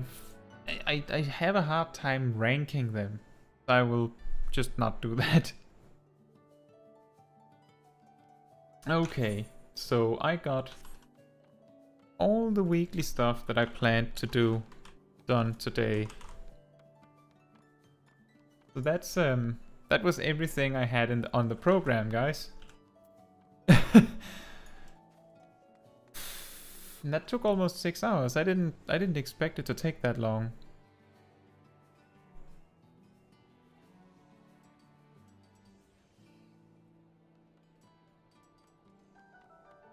But I'm very tired.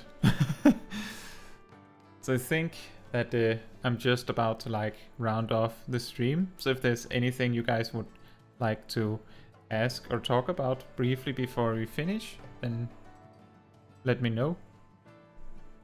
Speak now.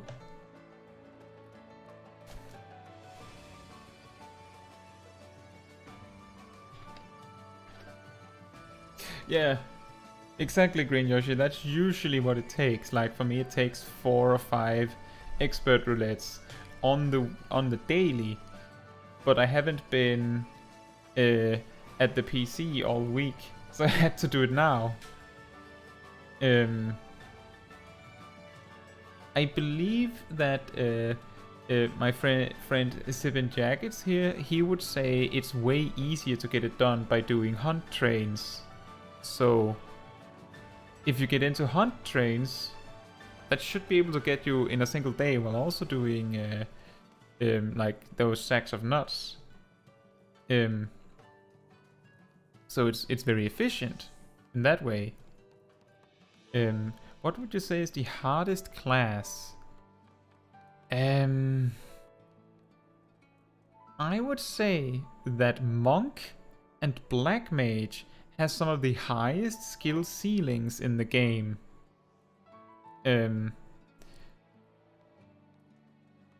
That would like those would definitely be in the running for the hardest ones to play.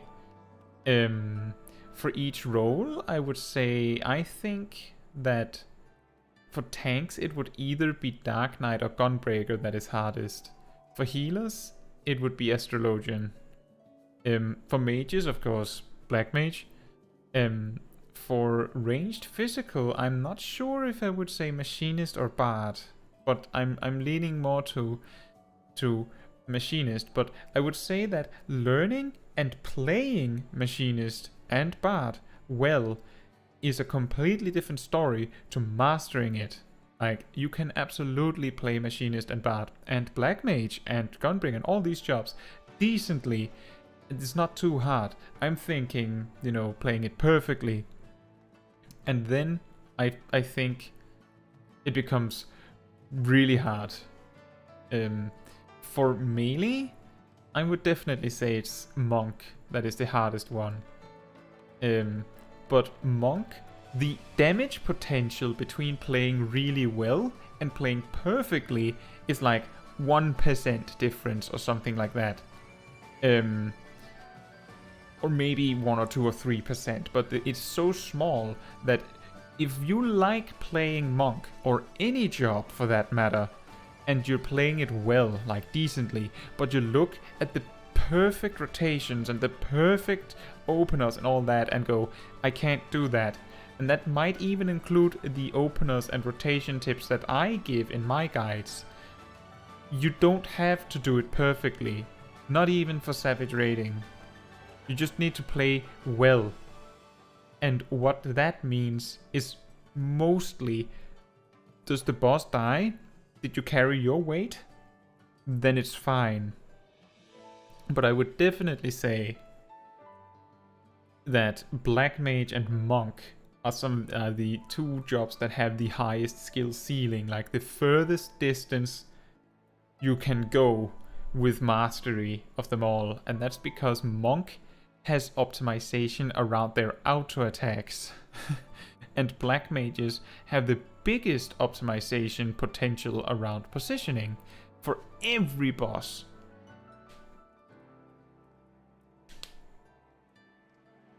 The thing is that what makes Machinist difficult is not its buttons. It's so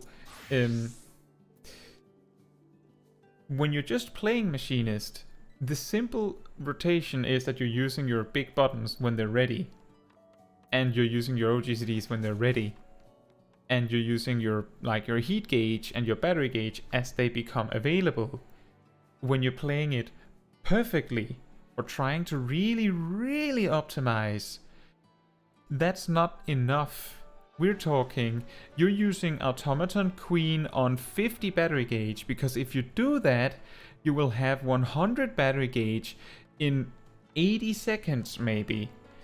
And in 80 seconds, all of the raid cooldowns will be ready.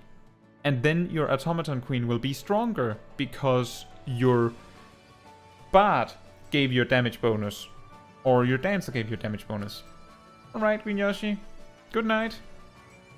And thank you for watching and participating. Is really nice. And it also like lines up with, if Drill, Air Anchor or Chainsaw comes out one global cooldown late, then they're going to be late for a really long time. But the difference in damage between doing this perfectly and just doing it well, as I said, is only going to be a few percent. So you don't have to worry about it. If you find Machinist easy, great. Perfect. And I believe Albundi said that... Was it Albundi? I think it was Albundi that said that he had heard that Machinist was really easy. It's a really good job to learn. It's a great job to learn. I'm just saying that it might be really difficult when you're trying to play it perfectly. Go for it, Shadow Slayer.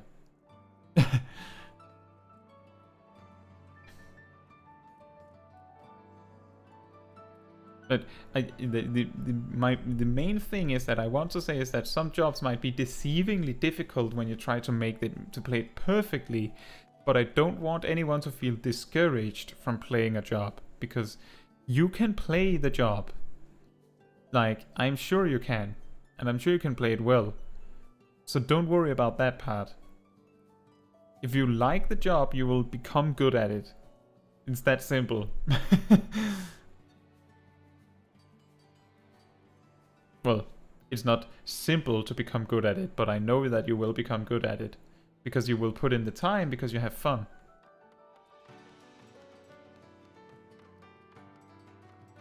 Alright. I hope that sort of answered your question, Shadow Slayer.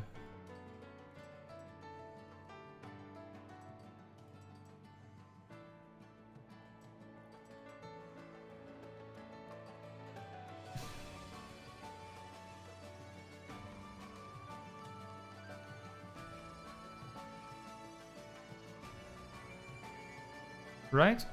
So I don't have these I don't have like a special like outro or anything, so I will just say good night.